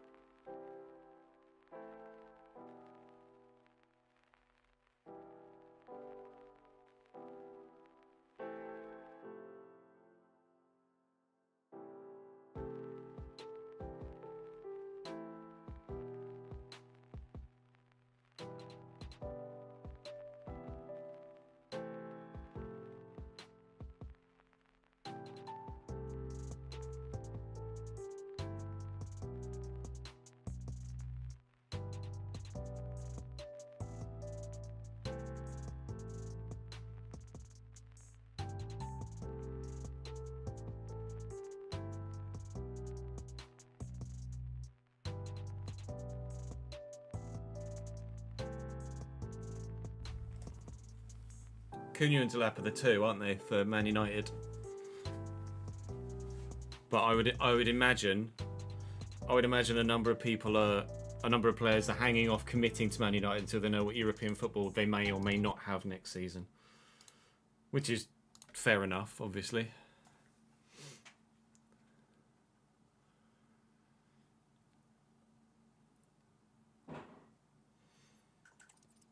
You think Man United beat Spurs, do you, Griff?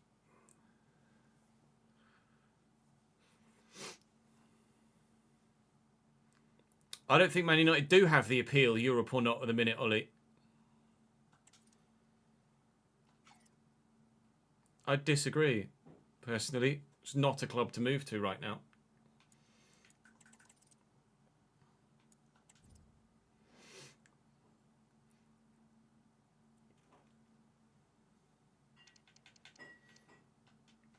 Right, chat, backup striker, talk to me.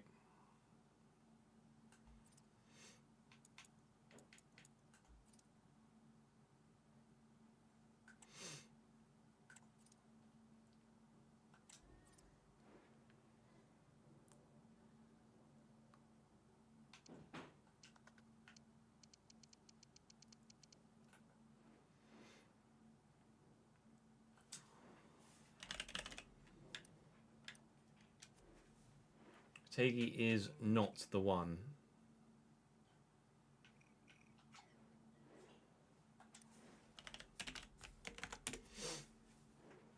Glap is 83 rated at West Ham.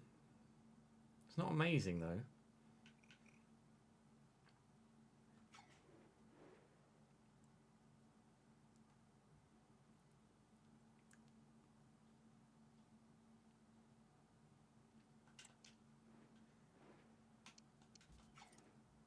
Or do we just save the money and not spend it?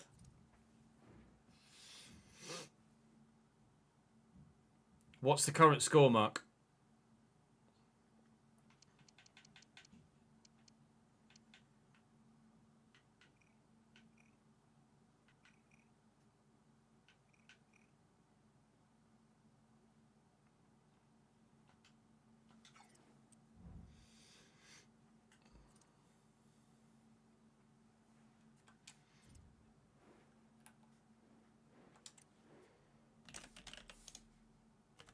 Mohamed Amoura. It's a name from left field I've not seen before, but he does look decent.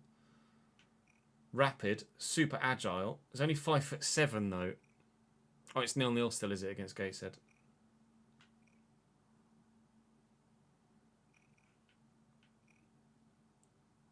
Yeah, I'm not sure about a 5'7" striker, TBH. I don't want Hoyland. Height isn't an issue with regards headers, but it is for me for like physicality, general just holding off defenders, etc.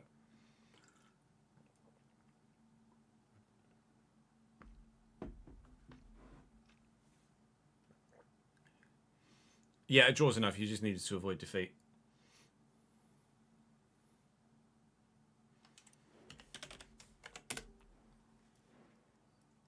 Alzexi's at PSG.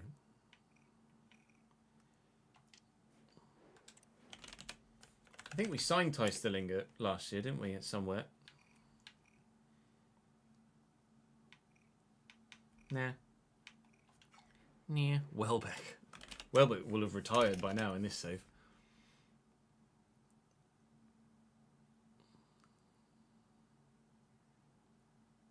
Gianni used the Mura, did he?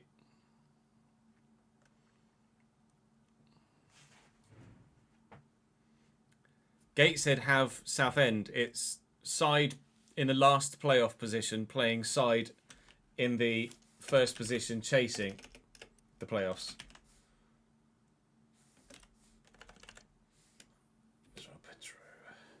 83 at Aston Villa. Would João Pedro be back up, though? I mean, he's probably back up at Villa, to be fair. Let's have a look.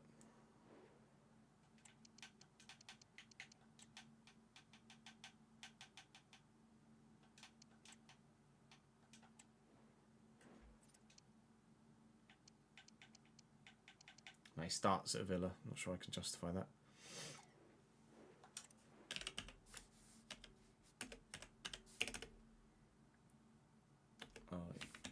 you spell it right. Fotis Ioannidis. 81 Atleti.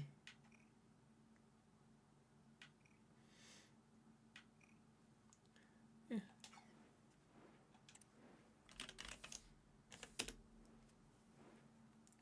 Ooh, Nelson Viper. Damn. Damn, son. I don't want Jonathan David.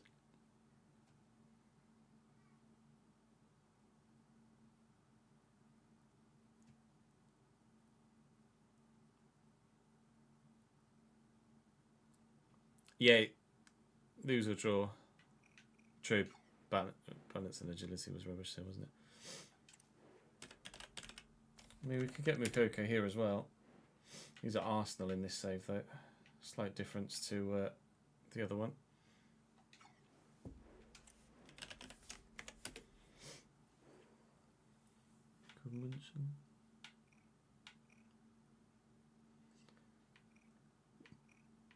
How's he only 80 rated?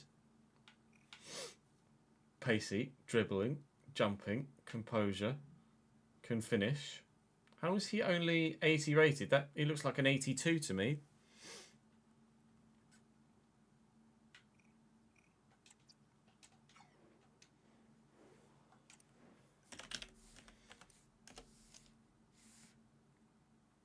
Do you mean buyer, Holly?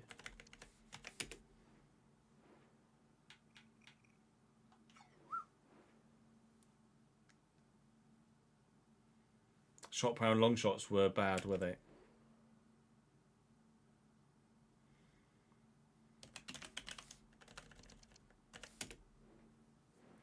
Castellanos is at Barca.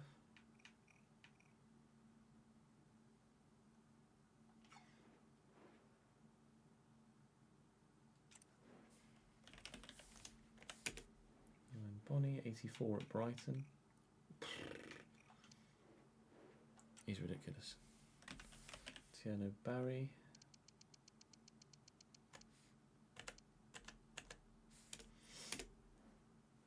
'81 at Villarreal. He's not great technically.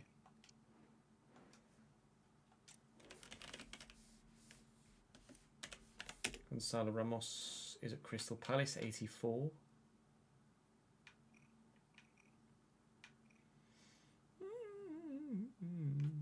Elena Kane would be too good, wouldn't he? Nipan's not a striker, Olivia. Gonzalo Ramos isn't bad.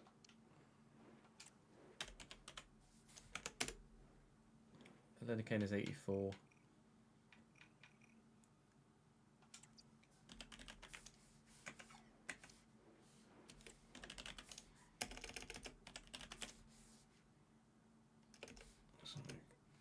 Costulas. Saramplos Costulas. 82 at Osasuna. Quick, good balance, good strength. Yep, I think we might have found our guy. Really good backup option there. Sarampos Costulas.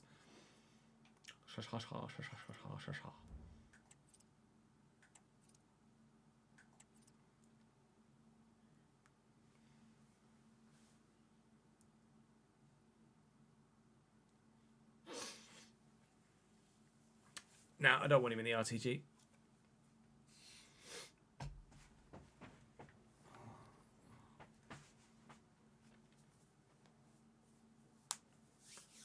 Welcome back to the Journeyman save on FC25. Today we end the January transfer window in our time here at Frankfurt.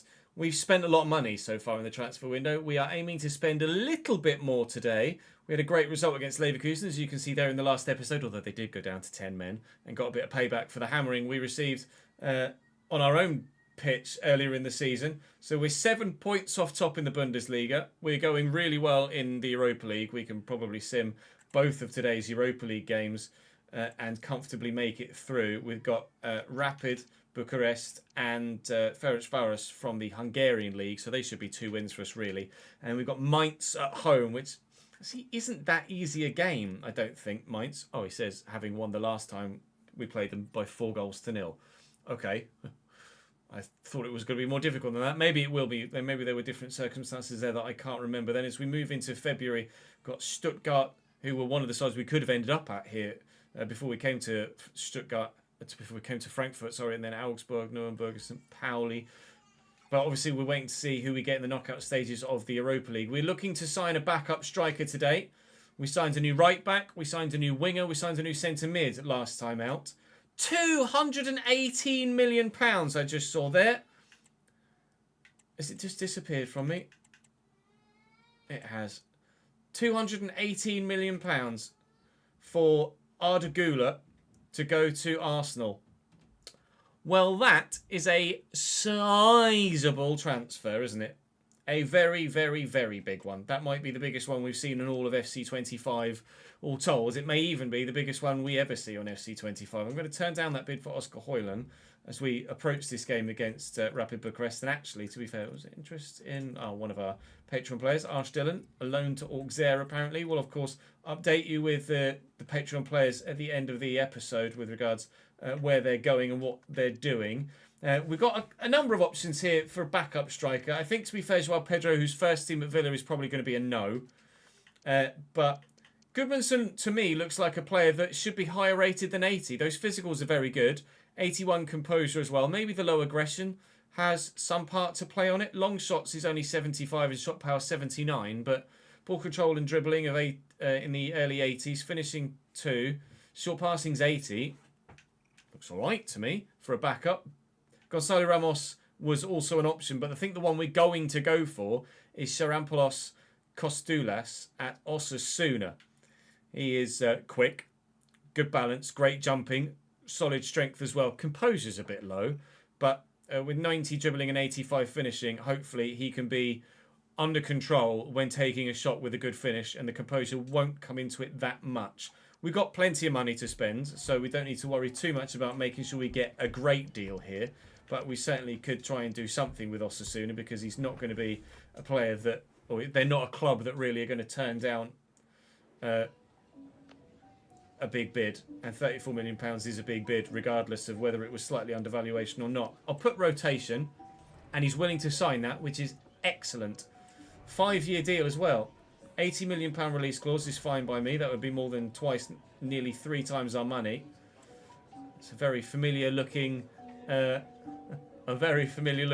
model there, isn't it, really? £40,000 a week. Will he sign that? He might negotiate. No, he's going to sign £40,000 a week. We have ourselves a new striker at the club.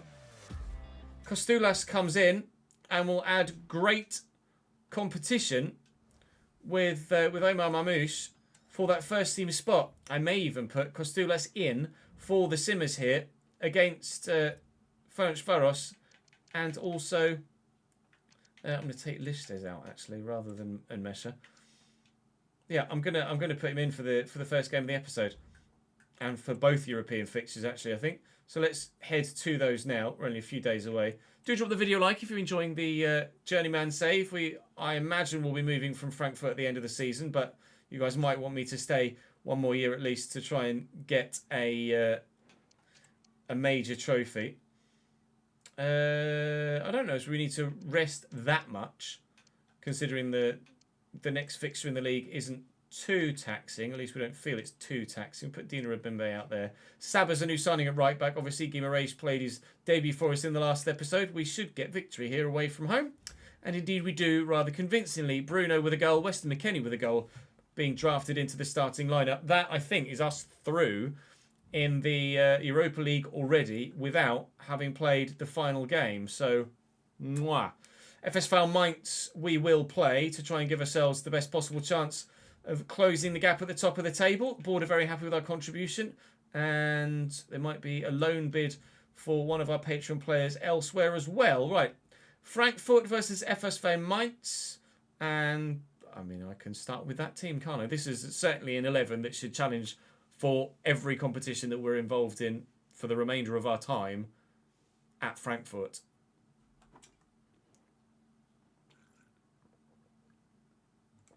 Villa just got a win in the Youth Cup, did they? So it was 1-1 after 3 minutes, which is pretty mental.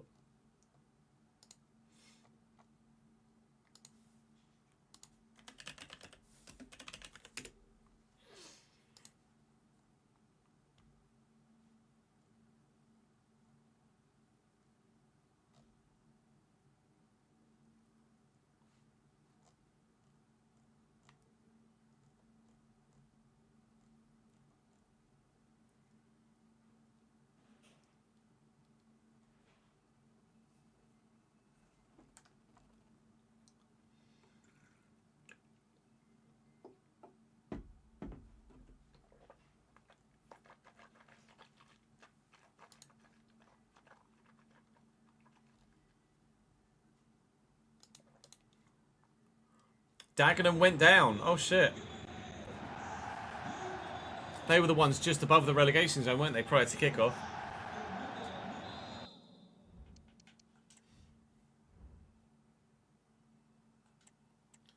Mainz line up as follows. Peter Winter in goal, 80 rated. Niakate, Andreas Hans Olsen, Eric Garcia, and Marco Richter's on the right. Oh, they're playing that formation. I hadn't noticed. Richter on the right. Luka Kilic, Patreon player in centre mid, alongside Kyung Suk Hong, and Hugo Alvarez on the left. Eamon Barcock's not very good. Paul Nebel is okay, and Novello up top is not ideal. Got some better players on the bench. They've actually elected not to play for this one. Defence looks pretty strong though, so we should get the victory. It should be pretty straightforward, but their defence is the strongest part of their lineup. That said, they are playing that formation, so it's always a mystery as to what's actually going to happen, isn't it?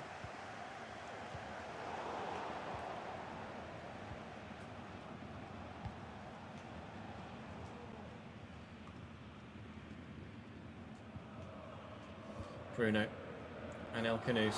Marmouche making the run. It's an excellent ball, but I'm not going to get there. Yeah, it's not ideal, Daniel.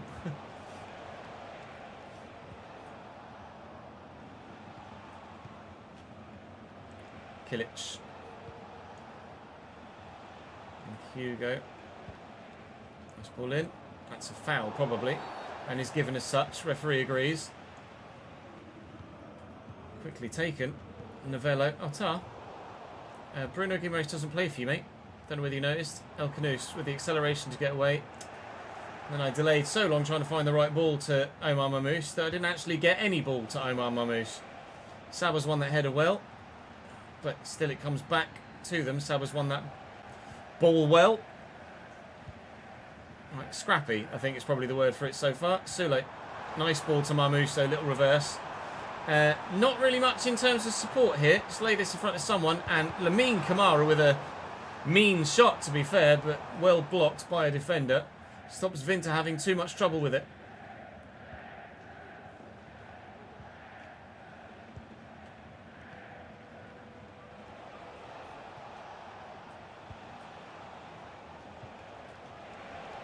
Kilic. Out wide to Nebel. Keeler gets up nicely. Canus. There we go. Good build-up. Excellent build-up, in fact. Mamouche from range. No, blocked well. Sula from range. No, blocked well. Trying and failing thus far to find a way through.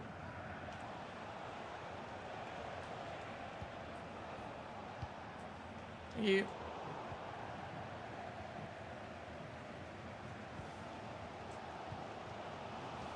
Canus. Mamouche. Dink. Sula's going to have the legs. No, he's not. Well up, Omar. Oh. Caused myself trouble there. I committed so much with the fullback because I thought I was going to get there. So he ended up running off and opening up my defence down this right-hand side. Nebel's worked that well. I was waiting for a cutback that didn't come. And again. Kamara clears. Lovely little back heel. Guimaraes, El Canus, Marmouche. Hauled to the ground. Take this free kick short. Very quick 1-2. And then a through ball looking for Lamine Kamara. And here's Sula. Blocked well. Well, we're cutting them apart until we take the shot. Then they get someone in the way.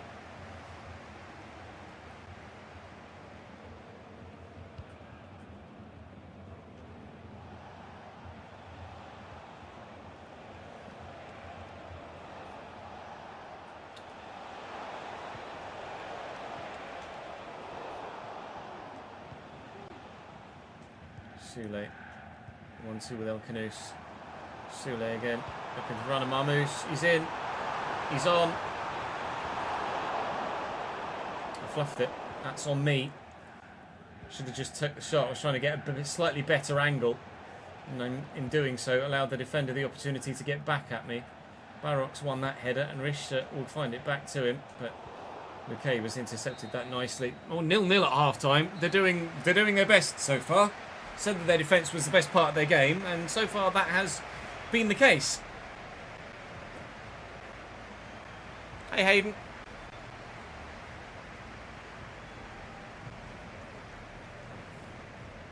I was going to take it with his right anyway. I was trying to get a better angle.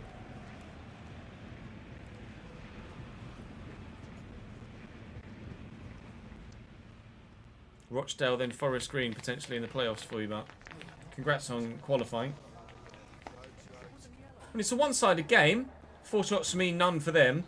I think all 4 were probably blocked, actually. They've had a lot of the ball. And 3 were blocked, 1 on target. Whoa. Right, must be better in the second half.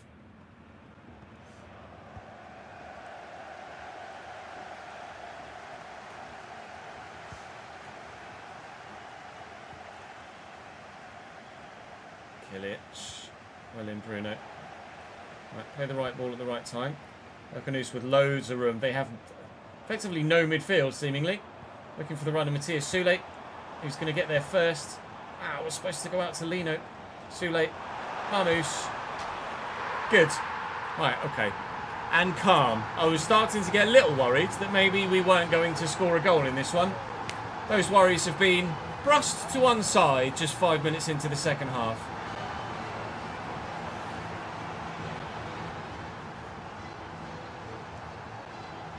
Sixth round with Burton. You've done remarkably well to get to the 6th round, Hayden.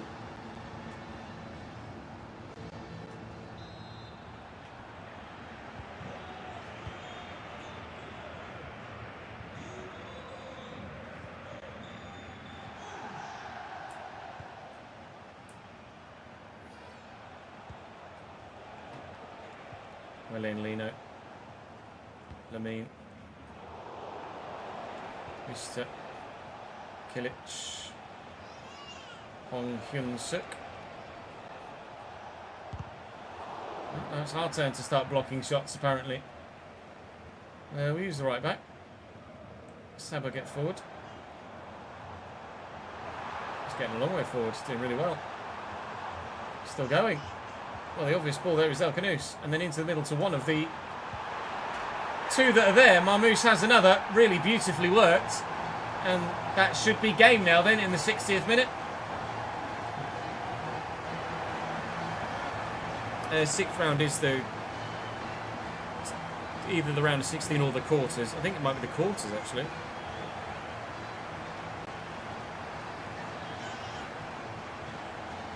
Where did Kanadu go in your save, Daniel? Why he would have missed that, probably.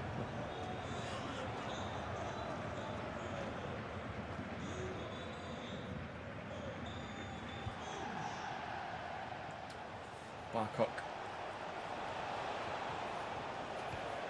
All right. Safe.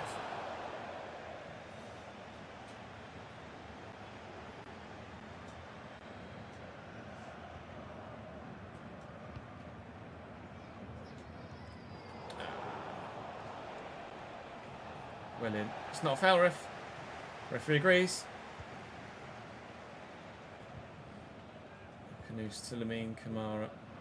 Ardagula just informing us again of that rather monstrous tie. Well, that was the disgusting challenge.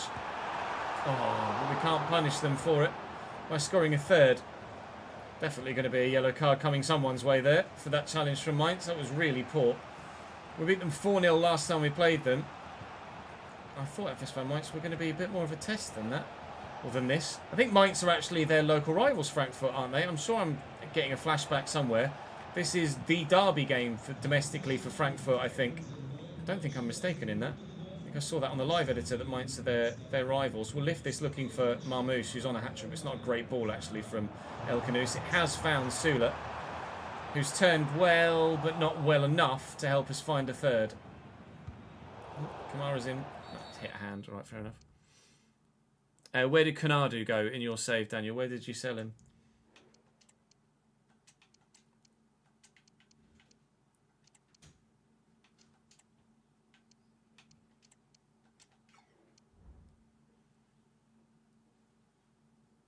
Round 6 is quarters, yeah, I thought so. 8 rounds, isn't there?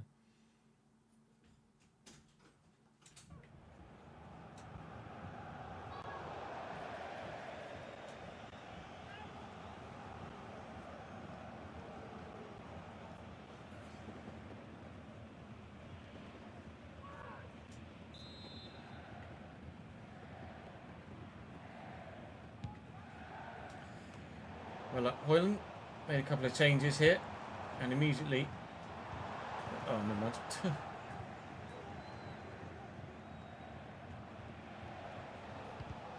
Well in, Coyote. And then again.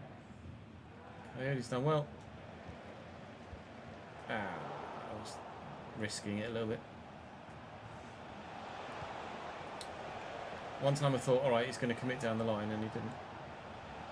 Gleiber, or Gleiber, as the case may be, to Novello. It's well worked. It's on target. Oh. What keeps? A, why have you thrown it there, not to the free man? And B, just reacts to the ball, mate. It's just hit him and it's been like, oh, God, football. Like, hello? That's not a great header, Hoyland. I was supposed to go down the pitch, thank you very much. So much for direction inputted clearance, to say. That header's terrible. We'll lift this. Lino's not even thinking about chasing after it. It was a really lacklustre end to the game here for us, unfortunately. I was hoping to turn the screw a little bit when we went 2-0 up and there's still half an hour left to go. But actually, Mainz causing us some problems at the end of the game here. Richter with the ball into the middle. Coyote wins the header. Dina Rabimbe seemed rather uninterested in it as well. I don't know what's going on with my players at the minute. He's got legs though. Oh, never mind. There's the final whistle though. He's just going to try and race away with Dina Rabimbe there. 2-0 to goal difference is not as important for us at the minute because we're so many points behind that we just need to make sure that we get points on the board. Leverkusen, we gave them their first defeat of the season in the Bundesliga in the last episode. So very much hoping that that is going to trigger a bit of a downfall in form for them. And, well, they've drawn, and Dortmund are now top of the table. And the gap to Leverkusen was 10 points before we played them. It's now 5 points 2 match days later. And Dortmund, 6 points clear of us at the top. We are very much now back in this title fight. That is great news for us. Bad news for Osasuna, though. They're not having my goalkeeper.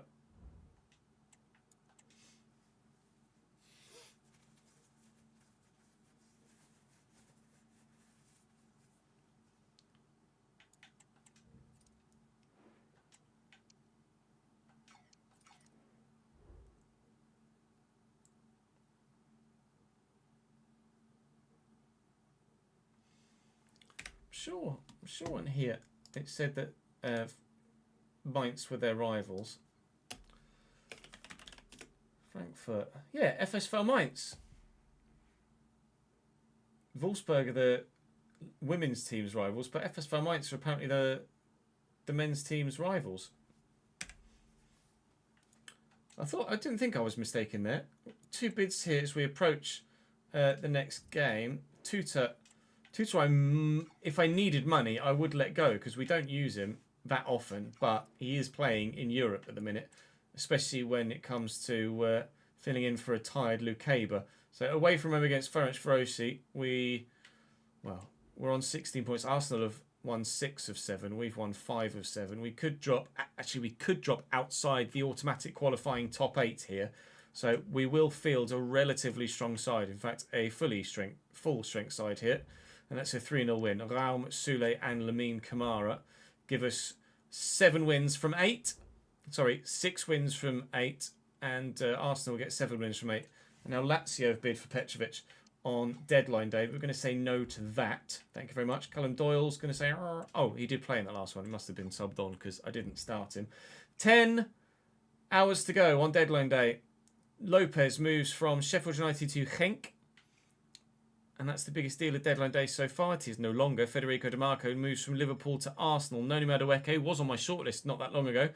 Bournemouth to Stade Rennais. Flamingo, the centre-back, has moved to Liverpool. Intriguing. I don't recognise the name, actually. I recognise the word, obviously. Lukeba, City bid 72. No. and Mesha.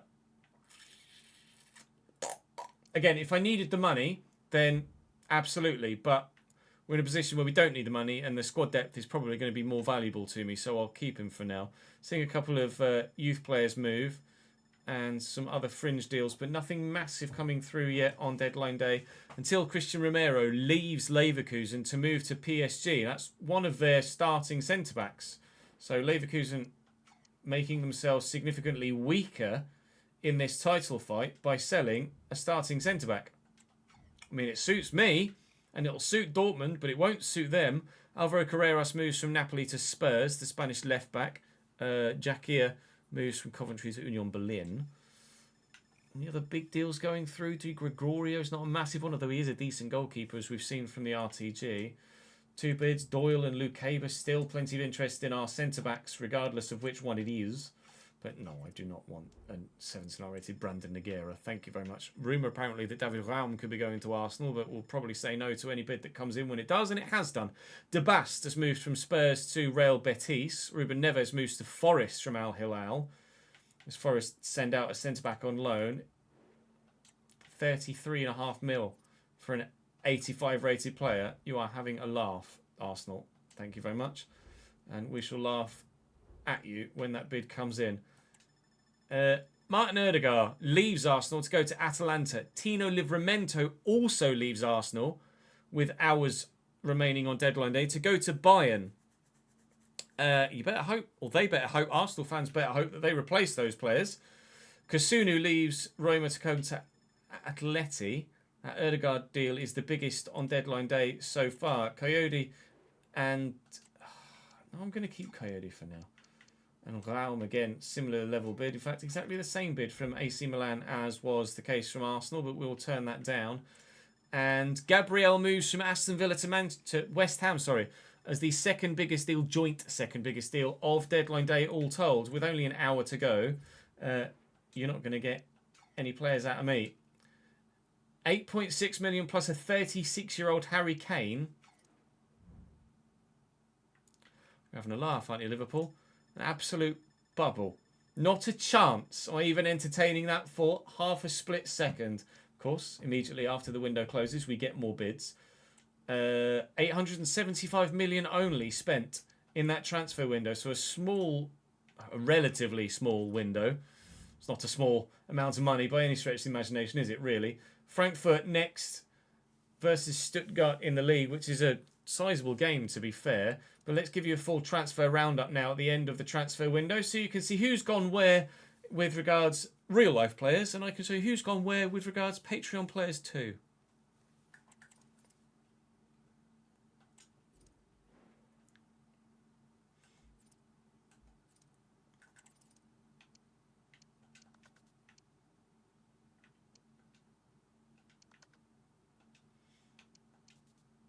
Right, spreadsheet. Patreon players, Journeyman.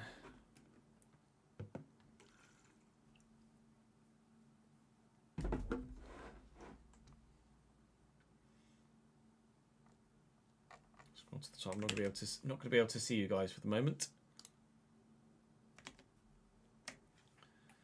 Will is on loan at Montpellier now.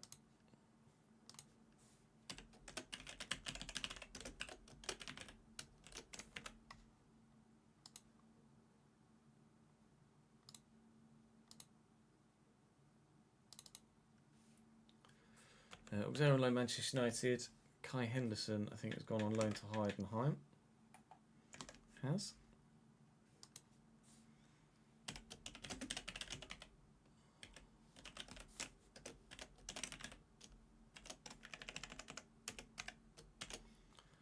Heidenheim on loan.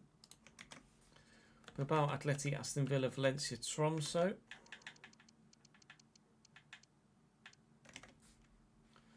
Villa, Lille, Real Madrid, Marseille, Brighton, Nice, Fulham, and Stephen Kemp has gone on loan from Lille to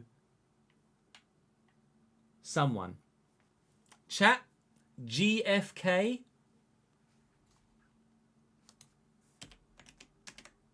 Who the fuck? I don't recognise the badge either. My brain is telling me someone in Turkey, but Yeah, Gaziantep. There you go. It's Gaziantep.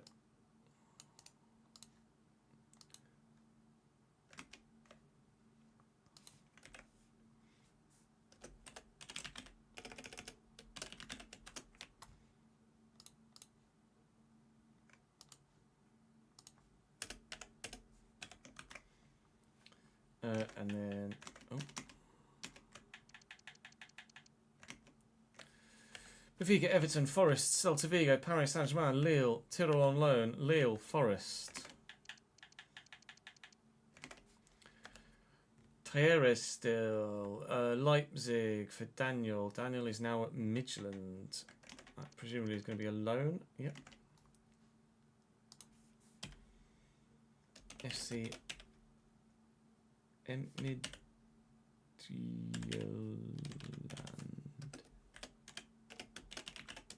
No.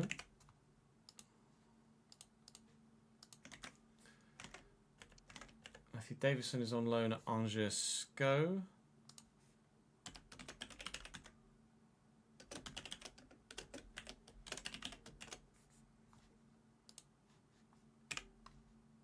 A lot of loan deals in this window, weirdly. Never seen this many loan deals in a single window before.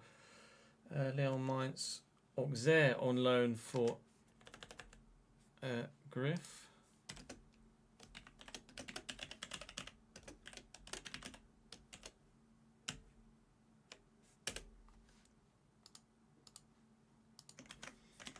St. Pauli Leipzig, Everton.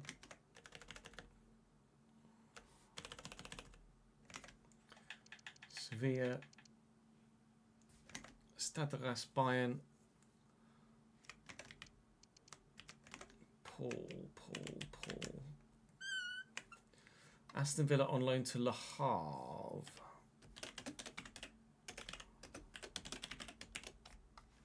Loads of loan bids. We normally get like maybe one. Benfica, Man United, Atalanta, Tottenham, Arsenal, Monaco. Lens for Wednesday, Toulouse, Trabzonspor, Newcastle, Aarhus, Sparta, and Michael's gone out on loan to Angers as well.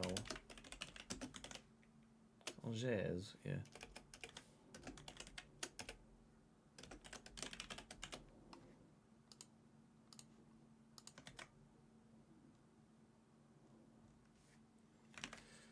Kilmarnock. Stuttgart. Ads is on loan at Venezia.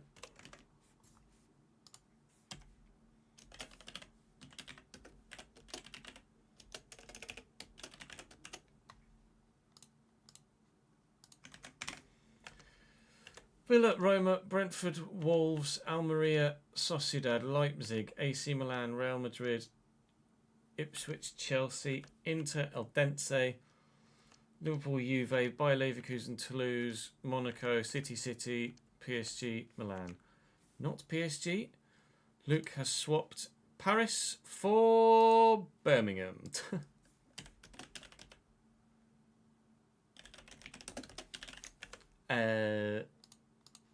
Sorry, Brummies, but that is a step down. IMO, a step down. Although I like the transfer, actually. A 77 rated player going to Birmingham. I'm here for that. What league are Birmingham? Elite? Presumably Birmingham is still Championship. There's no way they're still League One. Yeah, they're still Championship. Right.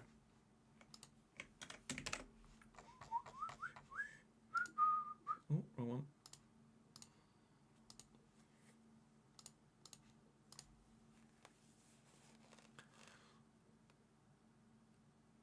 You're winning 12-0, Marcus.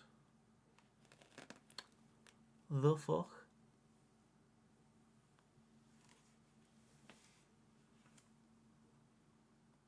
Oh, he's 10-0 at the minute. The 12-0 was a question mark.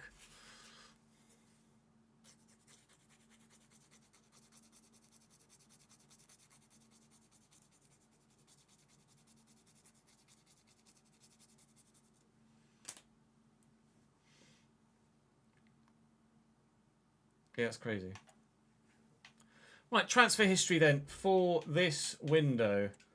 That one, he's 90 rated now, Ardagula, so he's not even 93, 94, 95, but £217 million, now valued at £117 million on 200 grand a week at Arsenal. Fair dues. Arsenal have also, in January, spent £106 million on Maxim Shevchuk as well, an 87 rated right mid. So they've got some money. Elsewhere in January, we've seen Phil Foden go to Napoli for 87.3. Arlindo Tavares, not sure on that nationality. Equatorial Guinea, maybe, as a random shout. Equatorial Guinea-ish, maybe. To Roma for £85.3 million. Erdegaard went to Atalanta, but now you know why. Because they've signed Ardagula. Elsewhere, Bino Gittins has left Dortmund, so Dortmund weakening themselves as well in this transfer window. He's gone to Atleti for 83.8. Tiasula came to me, of course. Scalvini to Villa. Pedro Porro to Atleti. Ruter went to... Oh, no, that was me. Haha! Pau Kabasi to Nottingham Forest from Real Madrid. Okay. Pau Kabasi is 84 rated at the minute in this save. Schlotterbeck has come to Leipzig. Back to the Bundesliga for the 88 rated 30-year-old. De Bast we saw leaving Tottenham. Gabriel we saw as well.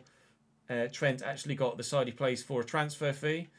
Christian Mosquera to Bayern. That's a great move for them. 85 rated. Enzo Fernandez to Tottenham. 86 rated. Again, player goes from one club to third party to original club's main rivals. Jan Uzun left me, of course. We did that early. Anything else in January of note? Rico Lewis to Manchester United. Again, player goes from one club to third party club to original club's main rivals. It's so fucking predictable and boring.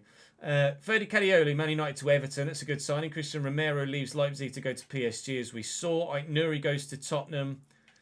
Ansu Fati, Arsenal to Fulham.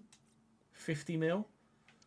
Ansu Fati still grows very well in career mode, considering his real life self isn't really that highly thought of anymore.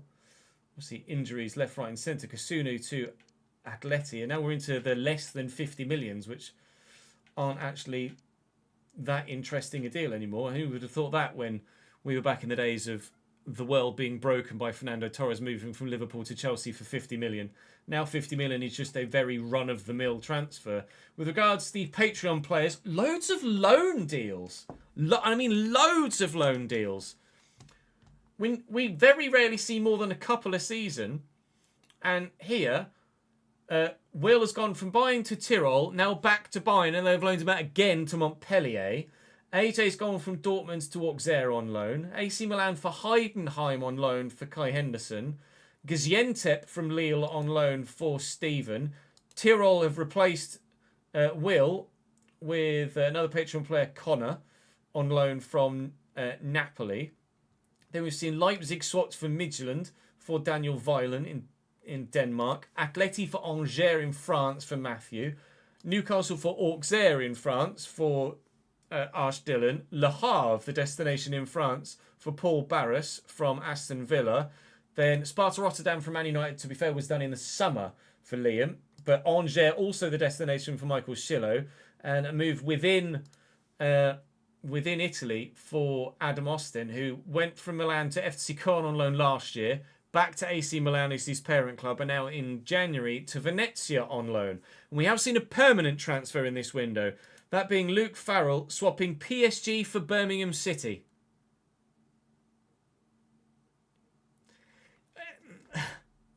Lol, I think is probably all I can say about that one.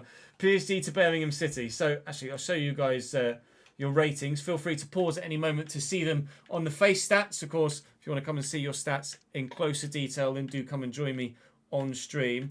In the interests of time and getting recordings done and making sure that you guys have a video every day this week, we will call this one here. Apologies that this and the last episode have been a little bit shorter than the usual, but needs must at times. Hope you guys are still enjoying this Journeyman save, though. I know the support for it has waned slightly over the past few weeks, but there's not long left in it before we get to F125. So I would like to achieve something substantial before we get to F125, though, and stop this save. So Frankfurt will probably be swapped for a giant club in the next season that we move, and then hopefully we'll be able to find ourselves winning the Champions League and a big main first team top division before the end of the save. But they are your player. Yella just rocketing still at 88 rated, but that is your deal for today. So 6 points to gap in the Bundesliga. To be fair,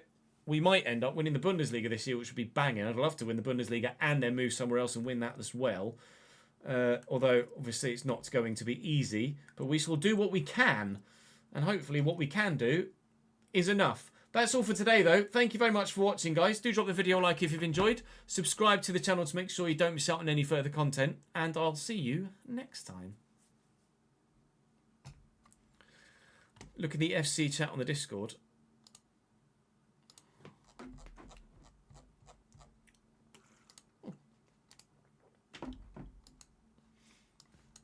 Damn, son.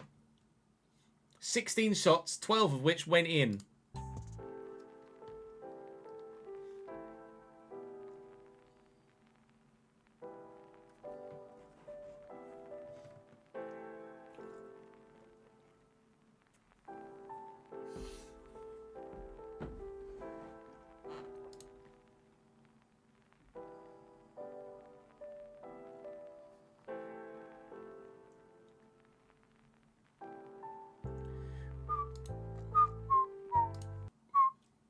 Sorry, Crystal Palace, you just got fucked. Well and truly, after 2 minutes they scored. Don't mind the dust. Clear your fucking monitor, mate. Everyone wants your players now, do they, Griff? I'm not surprised, but surely after winning the Bundesliga, you're in a position where you can actually turn them down, right? Or do your players actually want out? They feel like they've achieved all they can at Schalke and now they want to go elsewhere and have new challenges.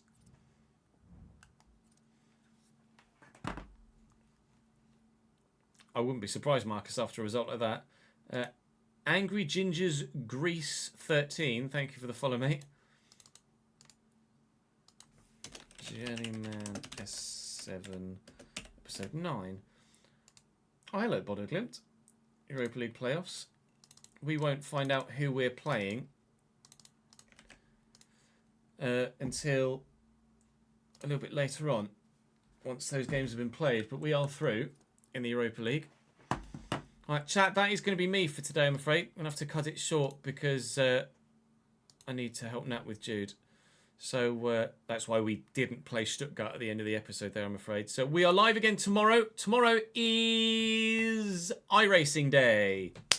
So very much looking forward to getting the rig out again tomorrow for some vroom vroom. So do join me. It'd be great to see you. I do very much enjoy the iRacing stuff, and hopefully you guys do too. We shall be bazzing about in the Mazda, getting the GT or GR86 out. We may even try some stuff in other cars as well. Ooh, look at me go. So that'll be all for today, guys. Appreciate your support.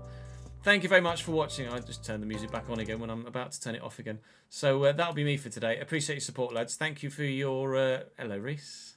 I might catch the end. Yeah, maybe, potentially-ish. Was Bathurst tomorrow, as well as somewhere else. Alton Park and Bathurst for the two cars that we mainly drive tomorrow. But like I say, we may try some other stuff as well. That's all from me for today, though. Thank you very much for watching, guys. I will see you tomorrow or Thursday.